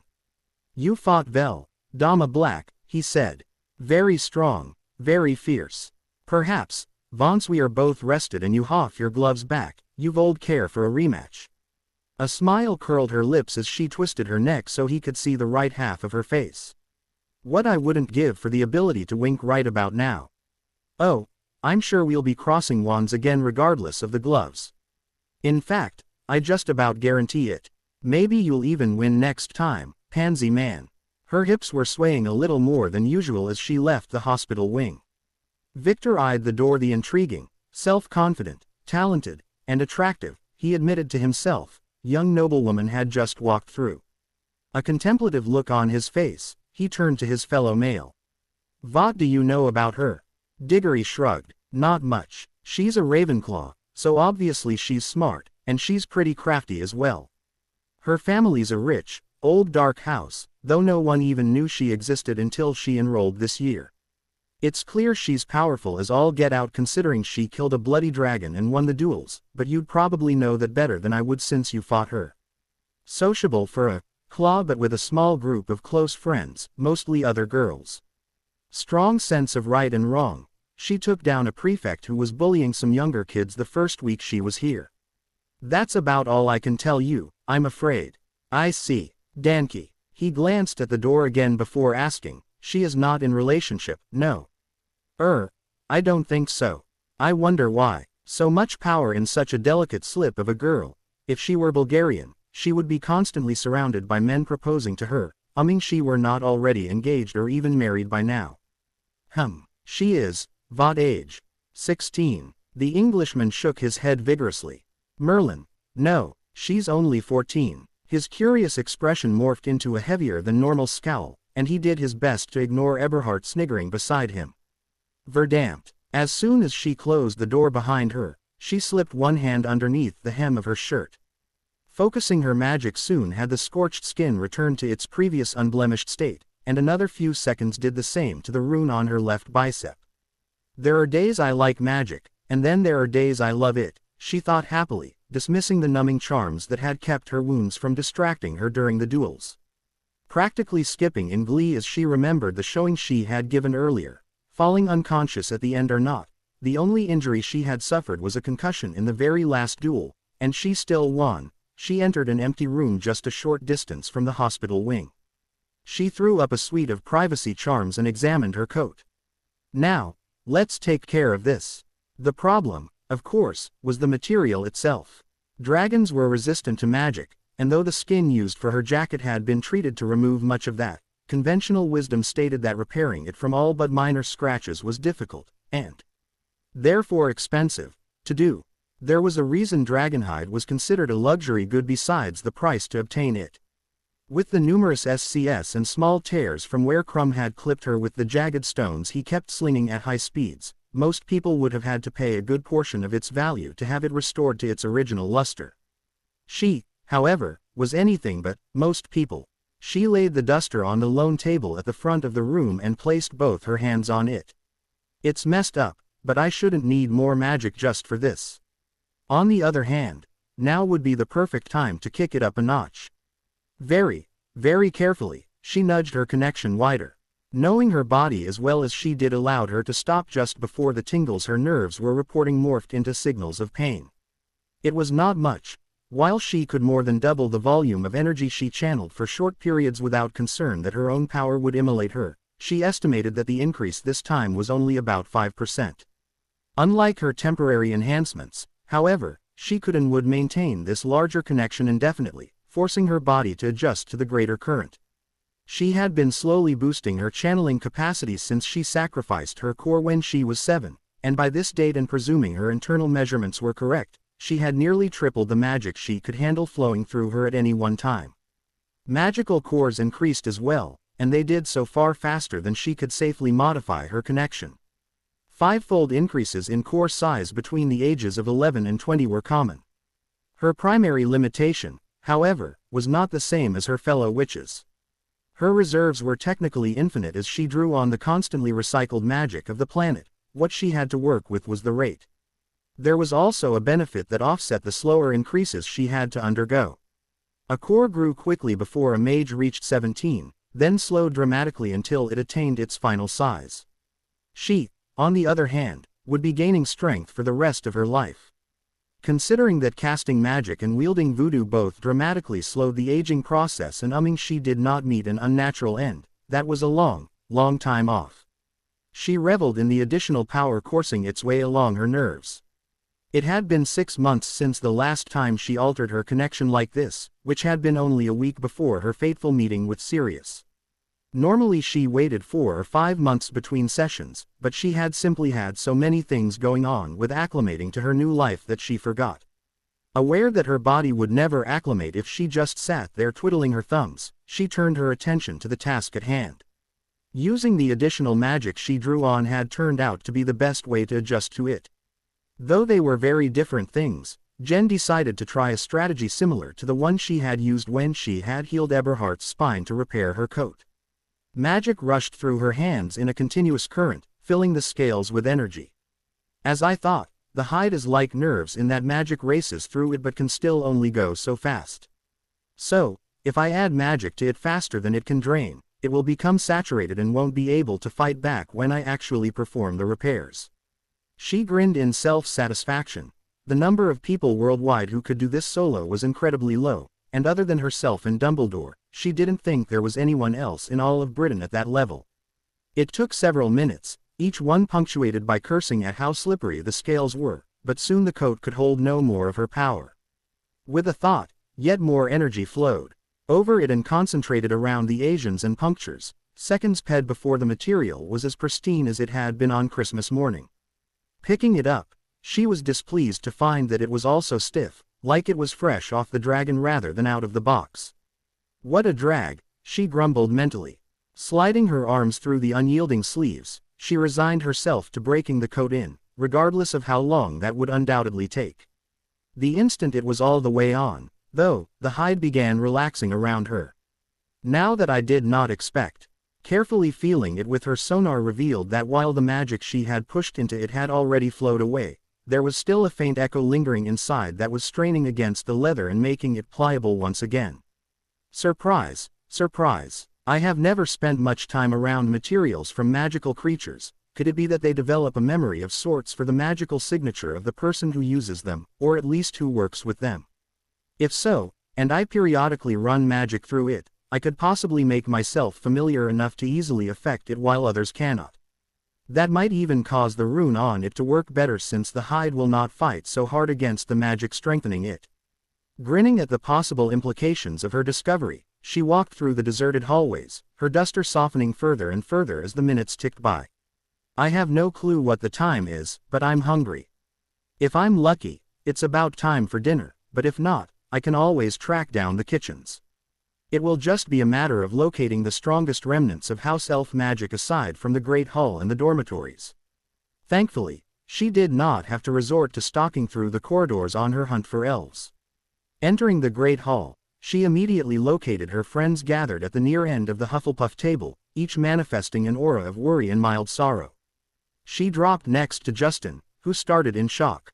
"What's got all of you down?" "Jen." Luna nearly hurtled over the table, but in the end only raced around to latch onto the older girl like a limpet. "We were worried about you. You really hurt yourself out there today." She laughed softly and carted one hand through the third year's soft hair for a moment. "It was just a concussion. I'm fine." I think Pomfrey simply decided that the best way to prevent her patients from getting too unruly was to keep them conked out the whole time they're in her care. Kenneth snorted. "Yeah, that sounds like something she'd do." "Trust the shish lion to know," she returned. "What happened while I was stuck in the infirmary?" "You won the task, if you don't remember," Susan said helpfully. "You're also in first place overall, so congratulations for that, as well. Everyone's been concerned since all of the champions had to be taken to the hospital wing or St. Mungo's. That's about it. You were only out for few hours." "How are the others?" "In good shape, mostly. I was the last one to wake up but the least injured. I think they'll be getting out tomorrow at the very latest." "What happened to Leroux, by the way? I know Eberhard stabbed him, but..." She trailed off and pulled a platter of brisket closer to her. With the duels starting at 11, she had apparently caught the very front edge of dinner. Morag shook her head. "It wasn't pretty. Eberhard had this staff she was using to create wind like you did and threw the guy around for a while. Eventually, he dropped the rapier he was carrying around, and she had the wind pick it up and throw it back at him. Caught him straight in the gut, which would have been bad enough except for the potion he coated the blade with. It looked like it was dissolving him when Bagman finally called the match and let the healers portkey him to London. She was really torn up about it, and it kept her from fighting Crumb at her best." Jen paused, a forkful of meat hovering in the air. She probably didn't mean to hurt him that badly. After all, with magic, healing a stab wound like that isn't a big deal. That potion, though, if it was actually doing what you think it was, that could have killed him. She moved the bite into her mouth and savored it for a moment. "Any news on the slug who lived?" "Well, he moved up to third place overall." Her head shot to Tracy, who continued, "Apparently, the judges decided that since he lost in the second round, he deserved 10 points just like Eberhard even though he was only there because he got the bye. A lot of people aren't happy about that, and I'm not just talking about the other Slytherins. Of course we aren't happy.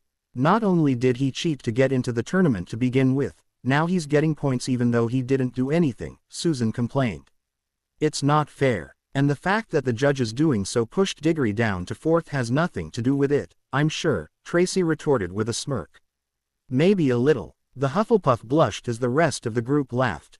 Running his wand over the unusual focus on his desk, Albus frowned at the nonsensical readings his tests were giving him. Is the latent energy the gems hold altering their organization on a magical level? The arithmancy is showing them to be more like blobs of GL than crystals, which makes absolutely no sense. He lightly prodded one especially clear stone in an attempt to reinforce its structure, only for it to quiver and blink out of existence. That seemed to be the call for the others to follow, and in a second he was looking at nothing more than a plain leather glove. Cursing lightly, he picked it up and tossed it onto its fellow, which was likewise devoid of ornamentation. And I was sure I was on the right track that time, he muttered in frustration. Those gloves had been as good as a wand for the elemental spells the Potter girl had been throwing around earlier in the day, and he was very curious as to how they had come into her possession.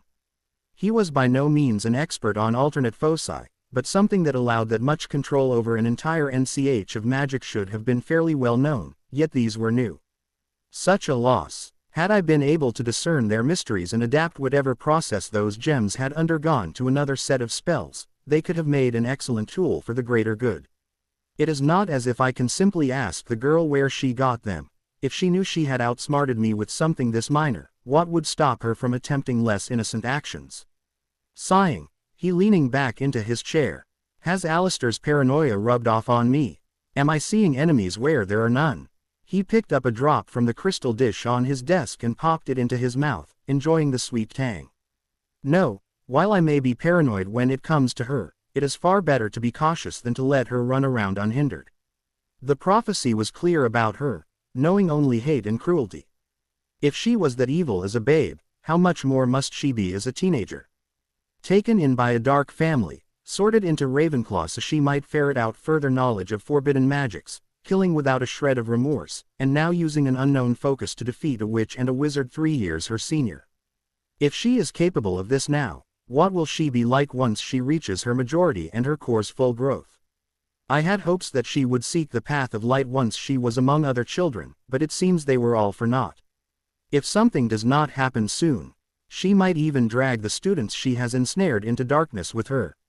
He shot to his feet in agitation and paced for several minutes before inspiration struck. I am going about this all wrong. Change cannot come from inside her, she is too far gone. If, however, the change comes from outside, a friendship rather than collecting followers, possibly even love. Would that alone be enough? It will have to be someone who can be trusted, someone from a family that is unfailingly light. Perhaps one of the Weasley boys. Jenny and Ronald are both at the age where they will soon start seeking romance. As he and Danny are close friends, this would also give her incentive to reconcile with her parents. With both the Weasleys and the Potters influencing her, she will eventually recognize that something is wrong with her and seek to cleanse herself of her taint. Such a task is impossible due to her inherent evil, but it would weaken her enough that she is no longer a threat to our world. Potions would guarantee that things between Jenny and Ronald turn out as they must, but the consequences should they be detected are too great for that to be my opening gambit, especially with her actively corrupting Amelia's niece. No, I will see if any degree of love springs up on its own and follow up if need be. He smiled and settled back into his chair. Why hadn't he thought of this before? Even Tom was destined to succumb to the power of love. Now, what would be the best way to arrange this?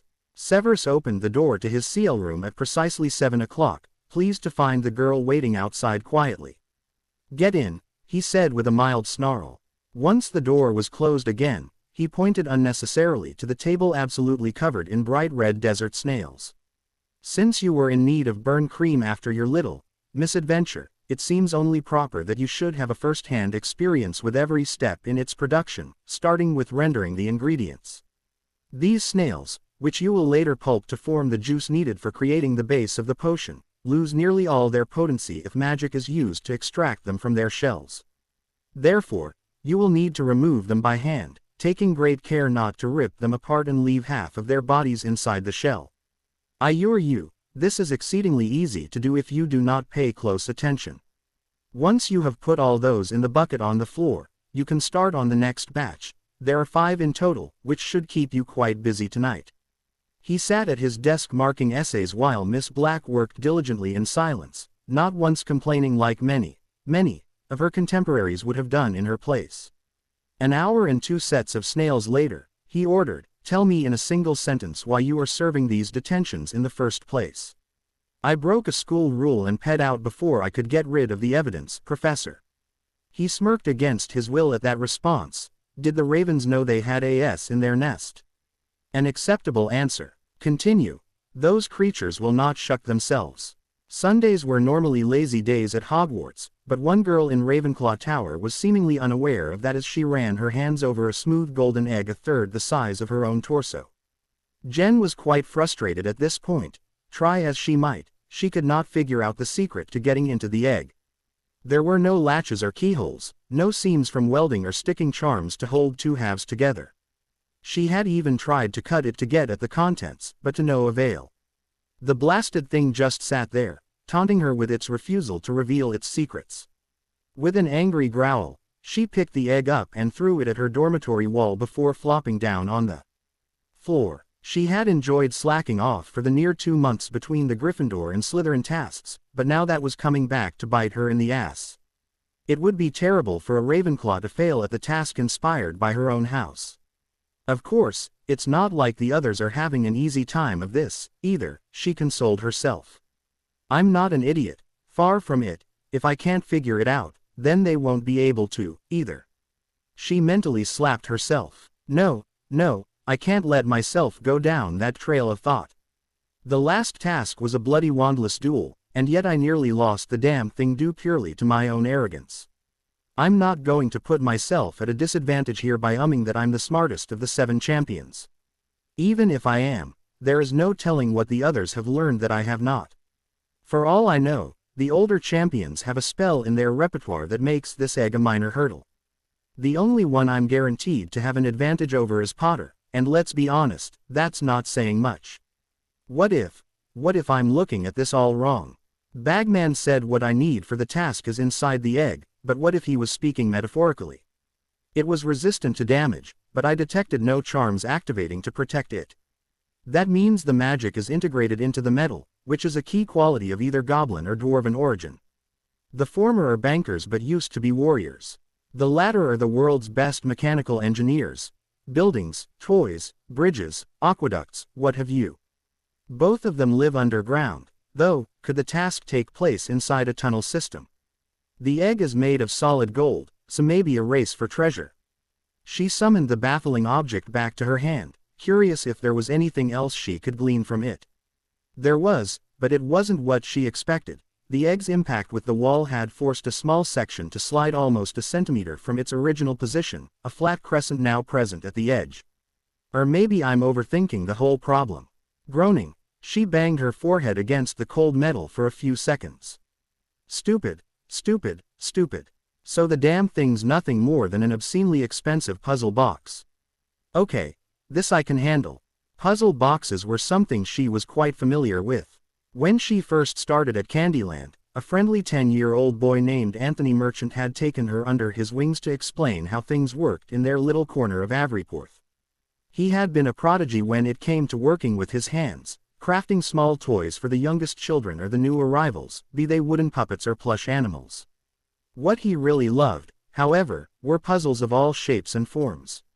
Solving them and building them, 50 or 1,000 pieces, cartoons of farm animals and even one that, when completed, became a photograph of 4 of the brothel girls cuddling Dee on a couch. During the 18 months they had both been employed there, he had taught her how to manipulate the tiny wooden panels of the few boxes he had painstakingly built over the years in order to increase her dexterity and sense of touch, though she also used them to train her, at the time, unwieldy 6th sense. Now was the time to put those old skills to good use. She reeled in her sonar, losing touch of the walls of the room, then the furniture. It was unnerving to be unaware of her surroundings after so long relying on this gift, but she continued until she was no longer feel even the floor she was laying on. Slowly, she focused the entirety of her magical sense on the egg. Sliding the displaced panel back into place, she examined the edges she knew were present.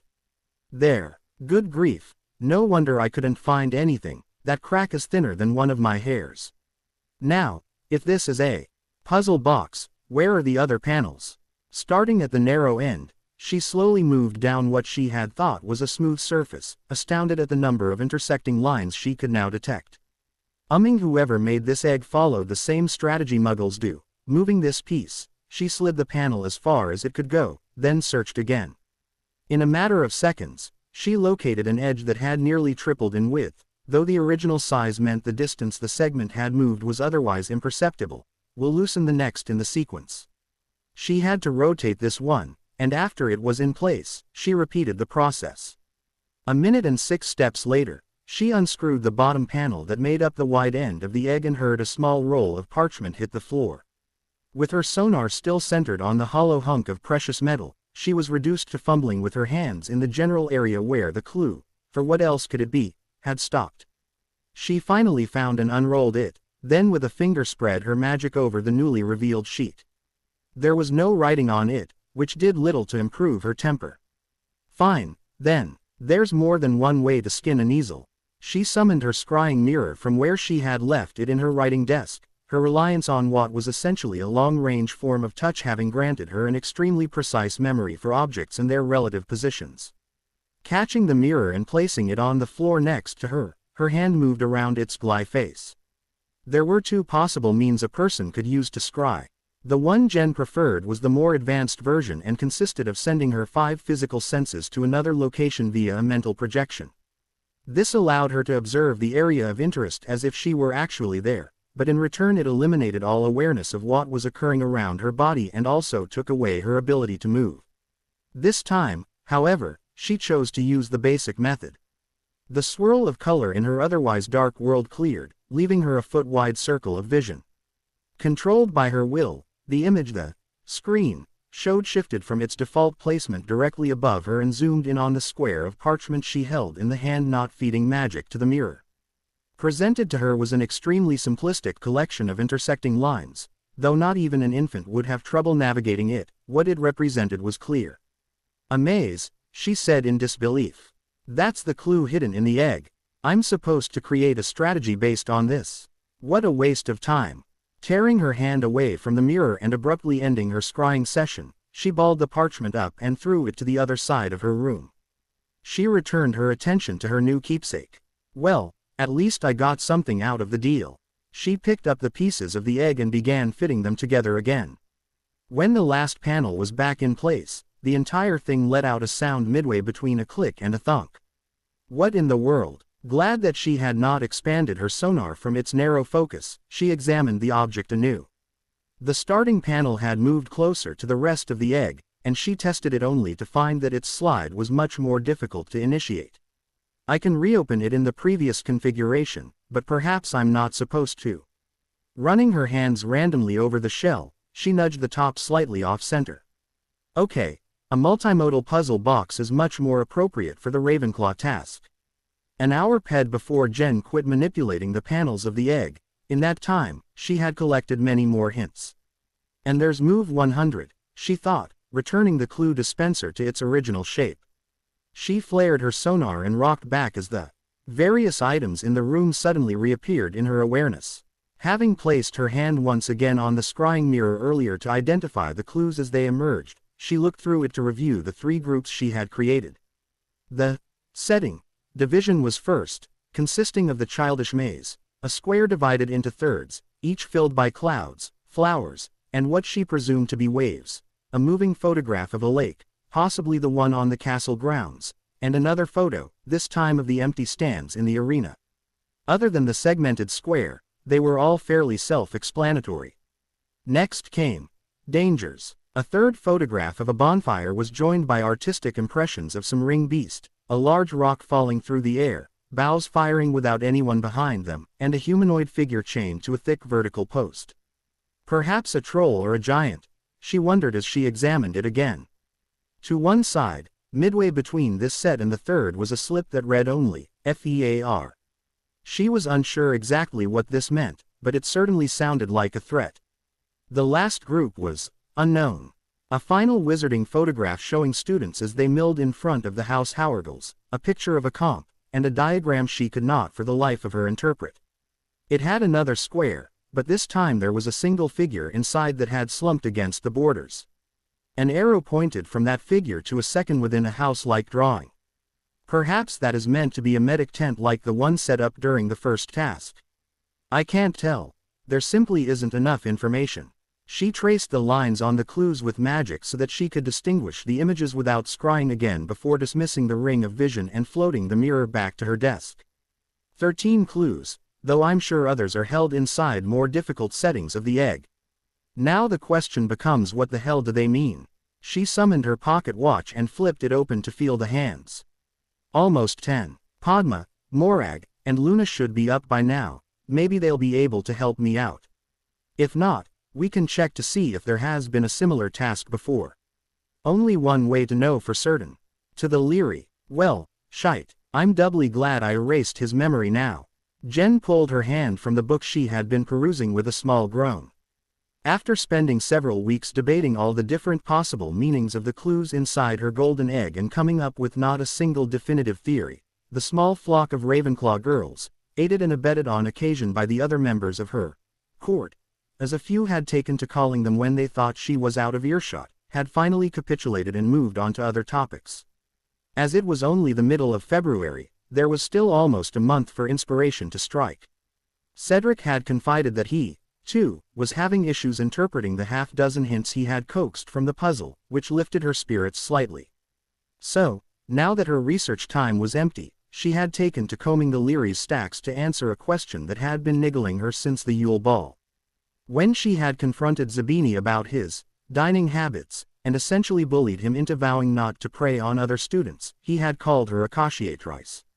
It had not taken her long to discover the English translation of that word, huntress, but knowing what he had said gave no hints as to why he said it, especially considering the degree of hate he had imbued the word with. Coming from his lips, it had been less title and more epithet. 4 fruitless days later, she used her long mid-Wednesday break to finally look up general information on incubi, including their history in Britain, only to have the explanation slap her in the face. She could still hear a nasal voice, the result of her magic twisting handwritten words into sound, rattling about her skull. It was only after the death of Minister Dagworth's eldest son Wallace in 1758 at the hands and lips of the matriarch of the British succubi that the Ministry of Magic and the Wizengamot began to take the threat these creatures posed seriously. Though the Aurors fought Veli, when 10 months had passed, the nest had taken only minor losses. The wizarding forces, on the other hand, had been cut to a third of their original strength. Knowing that this state of affairs could not continue, the ministry finally asked outside their own borders for the stance of any group that was capable of resolving the situation.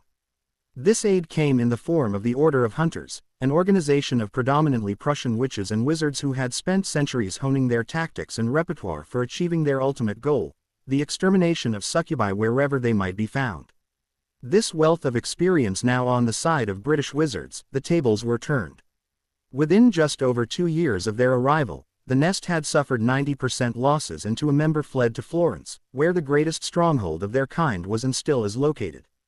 The order spent an additional 6 months in Britain ensuring the magics they had developed were widely documented in case the succubi returned before they departed for their next target. As of the time of writing, I have been unable to determine if this order exists currently, though the fact that incubi and succubi have not been proven to have emigrated from Italy since the eradication of the French nests in the 1870s indicates that they, at least, believe the organization continues to be active to this day. The spells most useful against these creatures are still part of the Auror training syllabus, specifically during the 3rd and final year. Jen shook her head and closed the text carefully. Pants, the shriveled-up biddy who watched over the Leary, had ears like a fox for anyone mistreating her books, including shutting them too forcefully. And to think, I had considered letting him go with full knowledge of our little deal. Street. Agnes's rings was probably, no, certainly, one of the spells this order used routinely, so if he had relayed to his mother that I knew what he was and how to hurt him, her spurning Sirius's offer of a minor alliance between our houses would have been the least of our concerns. Actually, she mused with a hum, his behavior, specifically his accusations that I was a liar and a monster, make far more sense now. It does not excuse his rudeness or belligerence, of course, but... She trailed off as she felt a familiar core enter the Leary and move towards her. With a slight smile, she pushed the book and her thoughts about the soon-to-be-dead juvenile incubus away. Why, hello, pansy man. What brings you here? Crumb stopped short in surprise, understandable, as her back was to the door. Even if she had working eyes, she would not have been able to spot him. How did you know it was me? Your footsteps. She leaned back and turned slightly so he could see the left side of her face. With your frame, you have a distinct stepping pattern, which is readily recognizable to anyone who has trained their ears to hear rather than just look pretty. I see, he replied, coming closer and laying one broad hand on the chair across the table from her. Can I join you? She shrugged, and he pulled out the seat. You didn't answer me, you know. Any particular reason you're leaving the castle to come here? I would have thought someone would have made room on the ship for at least a small Leary. Very small. It does not have books I need to complete my IGN meant for a writ man sigh. He pronounced the word carefully, as if the subject was called something quite different at Durmstrang. I do not wish to fail my exam, even in the case I do win the tournament. Oh, I was under the impression that the normal end-of-year tests had been cancelled for all the champions. She had been overjoyed at that announcement. She could ace any practical exam for her wanted subjects, but the theory portions would eat her alive. Though she had been doing her best to catch up ever since she realized that her magic and wand magic used completely different mechanics, she was still only halfway through second-year material. It was a good thing she had not slacked off with this year's lectures, as she would still have reading to do for third year come summer. Tossing fourth year into the mix was guaranteed to keep her catching up into the next school year. That on top of all preparation would be too much even for her. Crumb grimaced. Dave ear technically, but dat vas really only for the junior champions. Regardless of what dat bagman man said, I still have my proficiencies to take this June, before the last task. I believe your headmaster is providing portkeys for the examiners to come here rather than make us go back to Durmstrang for dem. This was not something she had considered before. In fact, of the senior champions, the only one who benefited from the decision was Cedric. Crumb and Delacour were both in their 7th year. That's not an obvious home pitch advantage at all. I can only presume that the exams he is referring to are analogous to the Newts. I do have other reason for coming here, he admitted. Your Madam Pants is very good at scaring ave fangirls dat follow me in here to fawn and make goo-goo eyes. She snorted indelicately, and his whole frame rumbled with amusement. I would have expected a healthy male like you to enjoy having hordes of nubile girls literally flinging themselves at him. At first, he agreed, but it became boring soon. They see me on broom and think they know everything about me, or are interested only in spending a night in my bed so they can gee about it later to dear friends and to gossip rags. It is annoying. He tapped the book she had been reading. What about you? I. Hogwarts does not have dark arts CL. Nope.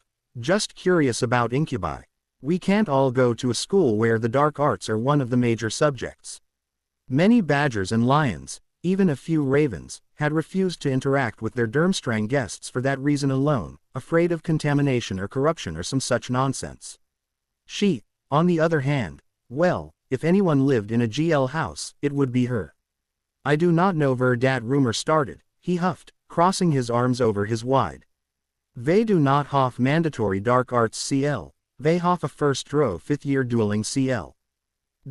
Students can take dark arts into third year if they want, but that is not limited to Durmstrang. I know Beauxbatons also offers this elective, but you do not see them being given distrustful looks. Wait, Beauxbatons teaches the dark arts. Even if you're useless after 7 years at our school, at least you'll be polite about it, Beauxbatons. When had this happened? Then again, it wasn't as if she had ever read the visitors' course offerings. As far as she knew, none of the Hogwarts students had. Talk about making decisions without all the necessary information. Dat Beauxbatons indeed. Also Valencian College of Wizardry, Academia in Greece, Institute of Sorcery in Italy, Balkan Academy, Russian Magical University. The only schools in Europe that do not have the course is the Dutch school and here, and it is only these 2 countries, along with Serbia, that do not recognize licensure. She cocked her head. I'm sorry, licensure. What kind of license are you talking about? It is. He paused for a moment, apparently working out the best way to explain it. All students who PDR proficiency are legally permitted to use dark magic whenever they wish so long as it does not harm another human. Exceptions are made if the magic is cast to protect yourself or someone else, of course. Well now, this is certainly an interesting twist, Jen thought. She leaned forwards and tapped the book laying between them. So if I went to the continent, got a license, and later killed an incubus, I wouldn't have to worry about Ors coming after me. All the spells she knew to stop incubi and succubi were dark. Elsie had stated once that she didn't think anything but dark magic could hurt them for very long thanks to their infernal healing. Unless you veer in Italy, Verdos monsters are more or less in charge, he said seriously. It is very important to remember that the rights any near human species has depend on what country deer are in. Let us take our French competitor as an example. Delacour is Vila, and in her home country, she is the same as any other witch. If she were visiting Bulgaria, however, she would not enjoy such comforts, though her foreign citizenship would protect her somewhat. Were you at the World Cup, by chance? She shook her head. Well, they had some native Vila come as our mascots. They were, what is word, conscripted into doing so. They cannot say no when the government says to do so meeting. It is not a law I agree with personally, but, he shrugged his shoulders, I am not politician. I just play game. I guess I would need to learn what counts as human and what's a near-human creature should I ever decide to take a vacation on the continent, then. She pursed her lips as a thought came to her. Out of curiosity, what's stopping students from going through the course and purposely failing the final test? Being licensed implies that there is some registration or monitoring system for those who have won, but if someone wanted to use dark magic for nefarious purposes, wouldn't simply not being on it make their goals easier to achieve? The countries who recognized a license all made using dark magic without von a serious crime with very harsh punishment. If it is so easy to earn and dear are so many people with von, and dear are many people who have a license and yet never once had reason to use dark magic after they graduated, they felt dear was no reason to be gentle on those who see themselves as above the law. As you say, dear is a self-updating register in Switzerland, I think. It is no stigma to be on it. It holds the names of about 1/10 of Europe's population, after all. Crumb paused for a moment. In fact, now that I think about it, most people who learn the subject do so to be able to protect themselves from someone using dark magic against them. No one wants to see the rise of a second Grindelwald. You know quite a bit about this. Is the dark arts one of the proficiencies you're studying for? She asked. He softly chuckled and shook his head. Nay, it is not one of my clees. I just know several people who are revere in it, my older brother among them, so I picked up some of the history along the way. If you really want to know more about the subject itself, Eberhardt scored in the top tier on her competency exam last year and is in the proficiency CL now. I am sure she will be willing to answer any of those types of questions you have. I just might do that. A chiming sounded from her satchel. Pulling out her pocket watch revealed that she had only 5 minutes to get to Transfiguration, the last period of the day. Damn, I hate to cut you off, but I need to leave for CL. Thank you very much for the chat. Crumb. Please, call me Victor. Jen. She held out her hand, but to her surprise, he did not accept her handshake. Instead, he lifted her knuckles to his lips and delivered a light. It was old-fashioned, certainly. Not even the staunch British traditionalists did that anymore, but she could not deny that it was rather charming nonetheless. Victor smiled. Jen, then, I hope this will not be the last time they speak like this. As do I. She picked up her bag and her book, then dropped the latter in a bin charmed to automatically reshelve it. Only when she was outside the Leary did she brush her fingertips across the hand still tingling from their parting salutation. As do I. Jen pulled her long coat tighter about herself. Early that morning, the heavens had apparently decided to turn the valley Hogwarts was situated into an inland sea, and the rain had only gotten harder since. By 2 o'clock, the March monsoon had her practically swimming through the air. Why can't these tasks be inside the castle for once? Her grousing aside, she was curious about the large GL box, 60 feet to a side, taking up one corner of the Black Lake.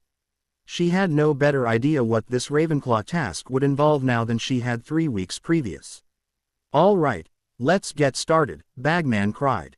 He was the only jovial one of them, as well as the only judge in their little octet. As you can see, or rather can't see, you aren't going to have a live audience today, what with this bloody weather and all. Instead, you will each need to wear one of these. With a flourish, he whipped 7 pendants out from under his cloak. And those are? Leroux asked. He was rubbing his abdomen where the scar he received in the wandless duels was situated.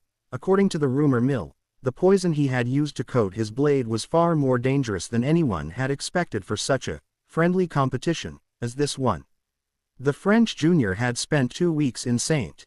Mungo's, And his return was marked by a furious Madame Maxime reminding all three schools that contrary to previous tournaments, lethal attacks against another champion would not be tolerated. Well, we can't have all of you running hither and yon while the other students are locked up inside, can we? Each of you have your own large viewing mirror in the Great Hall, and we have smaller ones scattered throughout the maze so that your peers can watch you.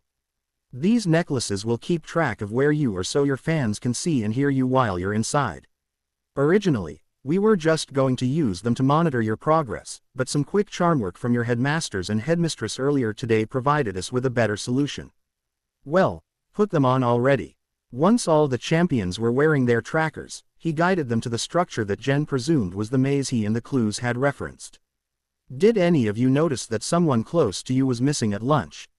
She felt no surprise drifting off him at their frowns and shaking heads. Casting her mind back to earlier in the day, she remembered eating with Luna, Padma, and Morag, as well as Tracy swinging by at the very beginning of the meal to grant as much public encouragement as the Slytherin could manage without hurting herself.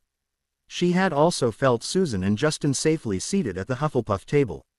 In fact, Kenneth is the only one I don't recall being there. Well, each of you had one of your friends chosen to be a hostage and who was waiting inside the maze. You have 1 hour to find them and bring them back out. I will warn you, however, that getting to them is not going to be as simple as just looking around. There are a number of dangers you must face, and not a few of them will seriously harm you if you let them get too close. Most of you should have realized this from the hints we hid inside your eggs. Potter and Delacour both radiated intense emberment. Did neither of them figure it out? Oh, that is just too funny. Strangely, LaRue and Victor were also sheepish, albeit to a lesser extent. She drifted a couple of feet to the two males. You two didn't get the clues? She asked. I only found Zuri. 4. She shook her head at the silly boys. She at least had a vague idea of what these obstacles would be. Weighing the options for who her own hostage could be, she was more sure than ever that it was the Gryffindor prefect. As the only one of her close friends to be missing that afternoon, Kenneth had to have been chosen for this dubious honor. Just like the first two tasks, our junior champions will get a slight advantage. Will the four of you come here for a moment? As she stepped forwards, she wondered when Potter had been lumped in with the rest of the juniors. She clearly remembered him having to face the dragon without the protection of a fire-retardant cloak. Then again, the injuries he had suffered then could have been the reason the judges moved him to the younger Seeket. They can't risk their precious boy who lived, after all. Bagman rummaged through his pockets for a moment before pulling out a quartet of thick GL discs. These compes will point in the direction of your hostage. Let's see, they have names on them. A few minutes later, Jen found herself in front of a wooden door sunken into the CL wall of the box. The maze was located approximately 100 feet from the lake's banks. They had to travel along a floating walkway to reach it. Each champion had their own starting points, and hers was the only entrance that had a side all to itself. She was thankful for the privacy, rolling the comp in her hands in search of the metal post stuck through the housing that the needle would spin around while she waited for Bagman to give the signal to begin. Is everyone ready? Your hour starts now. The door flung itself open, and she wasted no time stepping over the threshold. Where is that stupid post? Wait, it's probably made of GL, too, isn't it? She sighed. So much for the easy solution. Fine, I'll just have to try a different approach. She remembered that she was being watched by the whole school a moment before she made the terrible mistake of altering the form of her comp with her will alone. Pointing her blank wand at it, she transfigured an opening on one side of the previously closed casing, her sonar now capable of reaching inside. Since this maze is three-dimensional, my guide should be the same. The disc became a short cylinder, the GL flowing so that the side opposite the needle was open to the air in her magical sense. She then reformed the juncture of the needle and the post, which was indeed part of the casing, so that it resembled a ball and socket connection found in some natural joints. Dissecting all those animals to learn their anatomy is starting to pay off, she thought lightly. She had cut open what must have been dozens of rats so that she could correctly transfigure them into something else or vice versa, and that was not the only creature she had had to learn inside and out. On the brighter side, she could now act as her own veterinarian should she ever pick up a real pet. Loki, though her familiar, was still very much a wild animal. Now free to move as it wished, the nickel needle spun to point upwards and to her left, almost to a corner of the cube. Unfortunately, the hallway she was standing in ran forwards before turning to the right. A quick check proved the walls to be charmed against transfiguration. Well, this is a maze. It would be too much to expect a straight path to my objective. The idea of blasting a hole to Kenneth sprang to mind, but she shook it away. It was certainly an option, but she had no clue how doing so would affect the maze's structural integrity. She would rather not have the whole thing collapse on top of all of them. Grudgingly, she began walking down the only route available to her. Okay, now I'm starting to get nervous. There was no need for her to be afraid. She had been following the walls in her comp for the last 15, maybe 20 minutes, and she had yet to encounter a single obstacle. That did not change the fact that she was gradually becoming more and more tense. With each corner she rounded only to find yet another empty hallway. The rush of adrenaline spiked her anxiety higher. Between the time limit and her own mind, she hoped the next thing she saw was not a fellow champion. She was likely to curse on pure impulse at this point. A sniffle called her back to the outside world. Unbelievably, it sounded like the quiet crying of a young child, not something she expected to hear in here. Cautiously, she edged her sonar around the next bend to examine what was coming next. It was indeed a child, a young girl. Something was off about her, though. Her form wavered, flickering in and out of tangibility like a badly vanished object. As if she had detected Jen's presence, she whispered, "I'm sorry. I'll do better, I promise. Please don't hurt me anymore. I'm sorry," in an endless litany. Jen knew that voice, knew it intimately.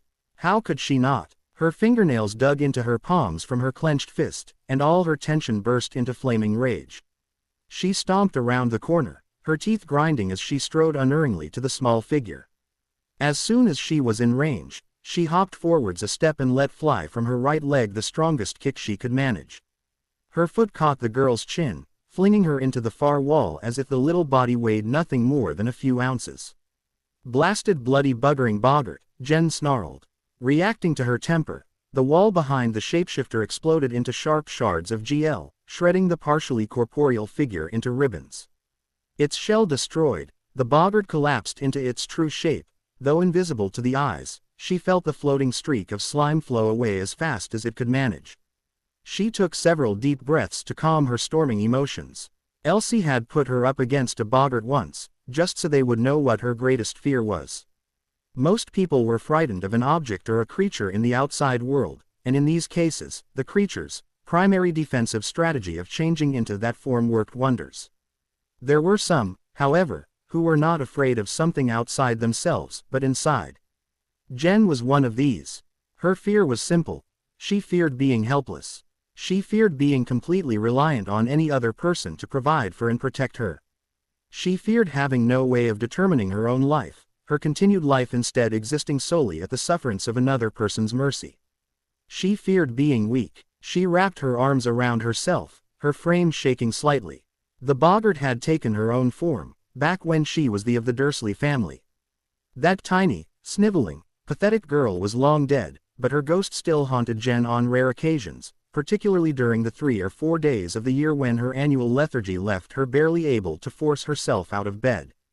Those times provided her the constant impulse to gain more and more power. Magical, intellectual, social, financial, political, it didn't matter. She knew in the back of her mind that this was not a healthy coping mechanism, but she honestly could not bring herself to care. She craved the security that power brought her. Forcefully she stuffed her fears and uncertainties back into the depths of her psyche where they belonged.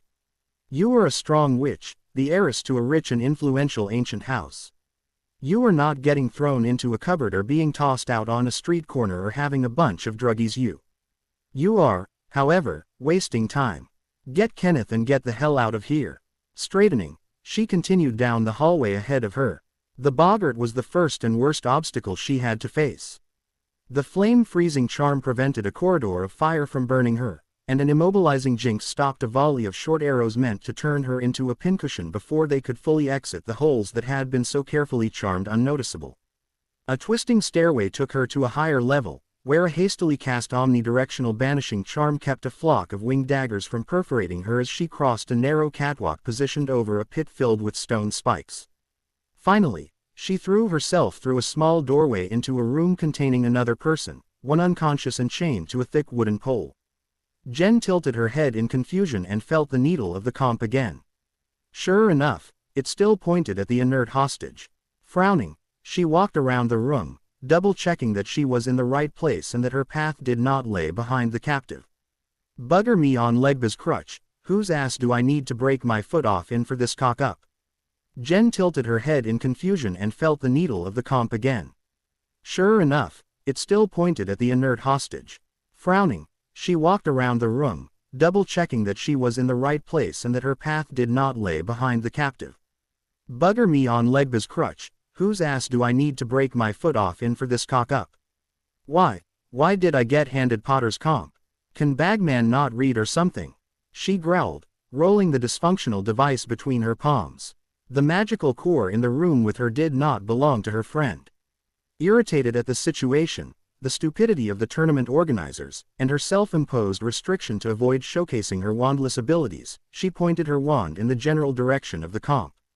She called to mind memories of Kenneth. The feel of his core, the sound of his voice, the smell of his cologne, the taste of his favorite foods. Reaching out with her magic, she wrested control of the locator spell on the nickel needle and replaced its target with her own. It jumped and shivered for a moment before swinging to point at the exact opposite side of the GL cube she was in. All right, Jen, over half your time's gone, and it took you that long to get here. Bugger the indirect route. She stomped out of the room, her fury palpable. Ron Weasley remained chained to his post, snoring faintly. Stepping onto the narrow catwalk, she clenched her teeth as winged daggers again raced at her. This time, however, she did not simply ward them off. Twirling her blank wand in her fingers like a slim baton, she whipped it around her head and reduced the knives to slag. A smirk made its way to her lips when she reached the end of the walkway, the needle of the comp still pointing away and down. Her slow, deliberate movements masked as hesitance. She slipped the wand and comp into her pockets before, focusing on exactly what she wanted. She conjured yet another prop under the left sleeve of her duster. A swift tug with her other hand revealed to her remote audience a polished pyrite vamche studded with chunks of quartz. She felt the texture of the stones, verifying from the very slight quaver of impurities within that were indeed the blue variety she had imagined. After pushing her sleeve the rest of the way to her elbow, she held it up as if she were visually examining it. A little ostentatious for my taste still, but better than nothing. Let's see if it works as advertised. A sharp gesture, a push of her will, and the stone spikes underneath the catwalk exploded. That's what I'm talking about, she thought as she dropped the 5 feet to the ground, her heeled boots slipping a tad on the loose rubble. Wandless, magic is supposed to be too advanced for me, but a secondary focus makes it perfectly explainable. The comp, now resting in her right hand, indicated that she had to move down a little more and through the wall in front of her to reach her goal. Grinning, it had been a long time since she had enjoyed a bit of wanton destruction. She turned her head away from the partition to protect her face and flicked her fingers. A loud, brittle crack accompanied the GL shattering to leave a hole almost wide enough for her to lie down in it. Switching the comp between her hands to draw her fake wand again, she cast a softening charm on the floor below her and fell into another smooth hallway running sideways. The needle pointed to the wall in front of her. She weighed her options for a moment, then blew another hole through this barrier as well. She had tried to play this the judge's way. If only they had not wasted her time with their incompetence. The second opening led her into a corner, with 2 paths running to her left and straight ahead. She walked along the route, analyzing the costs and benefits of continuing her charade. This is really starting to be a larger HLE than I want to put up with. I need to find out when it wouldn't be strange for a powerful witch to start doing a few things without the aid of a wand. Flitwick would likely know, or at least have an idea. Then again, what if it takes decades? I've been in Hogwarts for just over 6 months, and already I'm sick and tired of having to pretend I need this useless prop. Will I be willing to keep up this act for the next 3 years? No, I won't. The damn thing is like a set of shackles binding me to an illusion of normality. Normal doesn't cut it with me, Why be mediocre when I am, exceptional? She rolled the fur stick in her pocket under her thumb, desiring nothing more than to toss it away and openly practice the casting method she had been using ever since she sacrificed her magical core when she was 7. Unfortunately, things can never be that simple. There is a thin line between prodigy and government research subject. I'd much rather not end up in that second group. I love being in the House of Black, but life was so much simpler when it was just me and Elsie. Paying more attention to her thoughts rather than her surroundings, she did not notice the attack coming until it was almost too late. She whipped her left arm over her head, blasting away by reflex the furry creature that had tried to, quite literally, get the drop on her. It hit the ground and bounced before collecting its 8 legs underneath it. The spider, which to her disgust was slightly larger than a well-grown dog, rushed at her again. Jen sent another explosive curse at the young acromantula, but this succeeded no more than the last one had, though it did give her a few feet more space. All right, if that's how you want to play it. She drew her blank wand. Of all the spells Flitwick had taught her in preparation for the Gryffindor task, she had found that this one in particular actually worked better if she used the wand tip to make up for her abysmal pitching skills. Iding jagged strands of magic together and twisting the ends into drills, she flicked her wrist and let the destruction lance fly. The spider met her curse head-on and was instantly liquefied, painting the walls with its remains. Somehow, using that spell against granite columns just doesn't deliver the same visceral impact as turning a monster to mush. She frowned as she recalled the description of the highly dangerous arachnids she had read before learning that the beast in the first task was a dragon. For all their resemblance to normal spiders, the creatures had near-human intelligence and a fairly developed social structure. No acromantula this small would be picking fights if it was truly alone, preferring instead to run and hide. Much like a bully, this degree of aggressiveness meant it had a stronger ally nearby. Either there was an older cousin lurking around, or, Jen shuddered, she was about to run into a whole lot more of these things. Why did I put my name in the goblet of fire again? Cedric had been asking himself that question off and on ever since Jen had told him that they were going to have to steal golden eggs from mother dragons. Seeing a chunk of rock hurtling at his at roughly the speed of a professional-grade bludger from being punched of all things had made him consider it even more seriously. After traipsing through this funhouse of traps and horrors, freeing his hostage, and then being forced to get back to the entrance along a second pathway that he had not been able to clear out, he had known that asking to be chosen as a Triwizard champion was, without a doubt, one of the stupidest things he had ever done, and though the penalty of losing his magic meant he hadn't been willing to give up just yet, that option had certainly returned to the forefront of his mind. Another incendio, the gouts of flame growing ever weaker, pushed the swarm of dark-haired spiders back again. Spinning in place and doing his best not to lose his grip on the unconscious Katie Bell, he deterred the second group of relatively small acromantulas from trying to flank him. Being a muggle can't be that bad, can it? I mean, there are more of them than there are wizards, and they don't have a problem from day to day. Chris is a muggle-born. Surely he'd be willing to show me the ins and outs of living without magic. But no dream of being far, far away from the tournament will mean a thing if I don't survive this. Any help would be appreciated. Another champion, one of the judges, bloody hell, I'd take you-know-who coming back from the dead if it got me out of here in one piece. In his desperation for escape, he had been too slow to turn around again, and the front edge of the Med-CL-5 fiends surged at him. Only to drown in a river of fire. Cedric looked up and spotted his fellow Hogwarts champion striding towards him, golden armor wrapped around one forearm and a never-ending torrent of flames rushing from her wand. The blaze, slowing down not a whit, split in two to sweep around him and his captive before crashing into the other pack of monsters. A chorus of loud pops, the spiders, shells bursting from the heat, cheered him up immensely. After several seconds, the sounds stopped, and the conflagration instantly died. Unfortunately, this allowed him to find out exactly what overcooked spider guts smelled like, and he had to force himself not to retch. Oh, Baron protect me, but does that reek? Well, at least it's not just me. He giggled giddily, drunk off the idea that he was, somehow, someway, still alive. Your first name is Jennifer, right? Not Ia or Genevieve or something. Jen cocked her head to one side, much as he expected a real raven would when confronted with something new and shiny. Yes, it is, but how could that possibly be important right now? Because I'm naming my firstborn after you, and I want to make sure I get it right. She laughed and shook her head. Then I hope, for both your child's sake and your own once your eventual wife finds out, that your firstborn is a daughter. If you named your son Jennifer, I do believe he would hate you until his dying breath. She looked, or at least he thought she did, that long fringe made it difficult to tell sometimes, at the girl slung over his shoulder. So Belle was your hostage? Yeah, she was. I would have thought you'd have yours already, what with the compay's bagman was handing out. Someone, either bagman or whoever labeled the things, fouled up and switched mine and Potter's. I modified the charm to locate Kenneth. Wait, Kenneth? He asked in surprise. So far as he knew, partly because of friendship bridging houses and years like that was rare, there was exactly one person by that name she was close to. Kenneth Toller, Gryffindor 6th year prefect. Why would you be looking for him? He is the only one of my close friends I didn't notice at lunch today, so it is logical that the judges chose him as my hostage, she answered.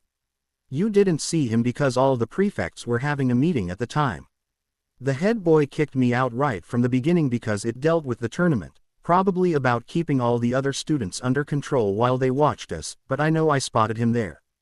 Frowning, Jen pulled a small jar from her pocket. It took him a moment to realize that it had previously been the comp the jovial judge had given her. Damn it, you're right, the needle's pointing at the castle. Fan bloody-tastic. Sorry, he replied with a wince. If he had wasted all this time looking for the wrong person, he'd be a mite upset, too. Who did that point in the beginning? Ronald Weasley. He blinked in surprise. Yeah, you're right, someone did screw up. That would have to have been Potter's hostage. Those two were constantly at each other's sides. Before the boy hero brought the redhead sister to the Yule Ball, quite a few people had begun wondering if they were poofters considering how neither of them had shown any interest in girls to that point. Jury was still out on the Weasley boy considering how much he ignored his date. Any idea who else your hostage could be?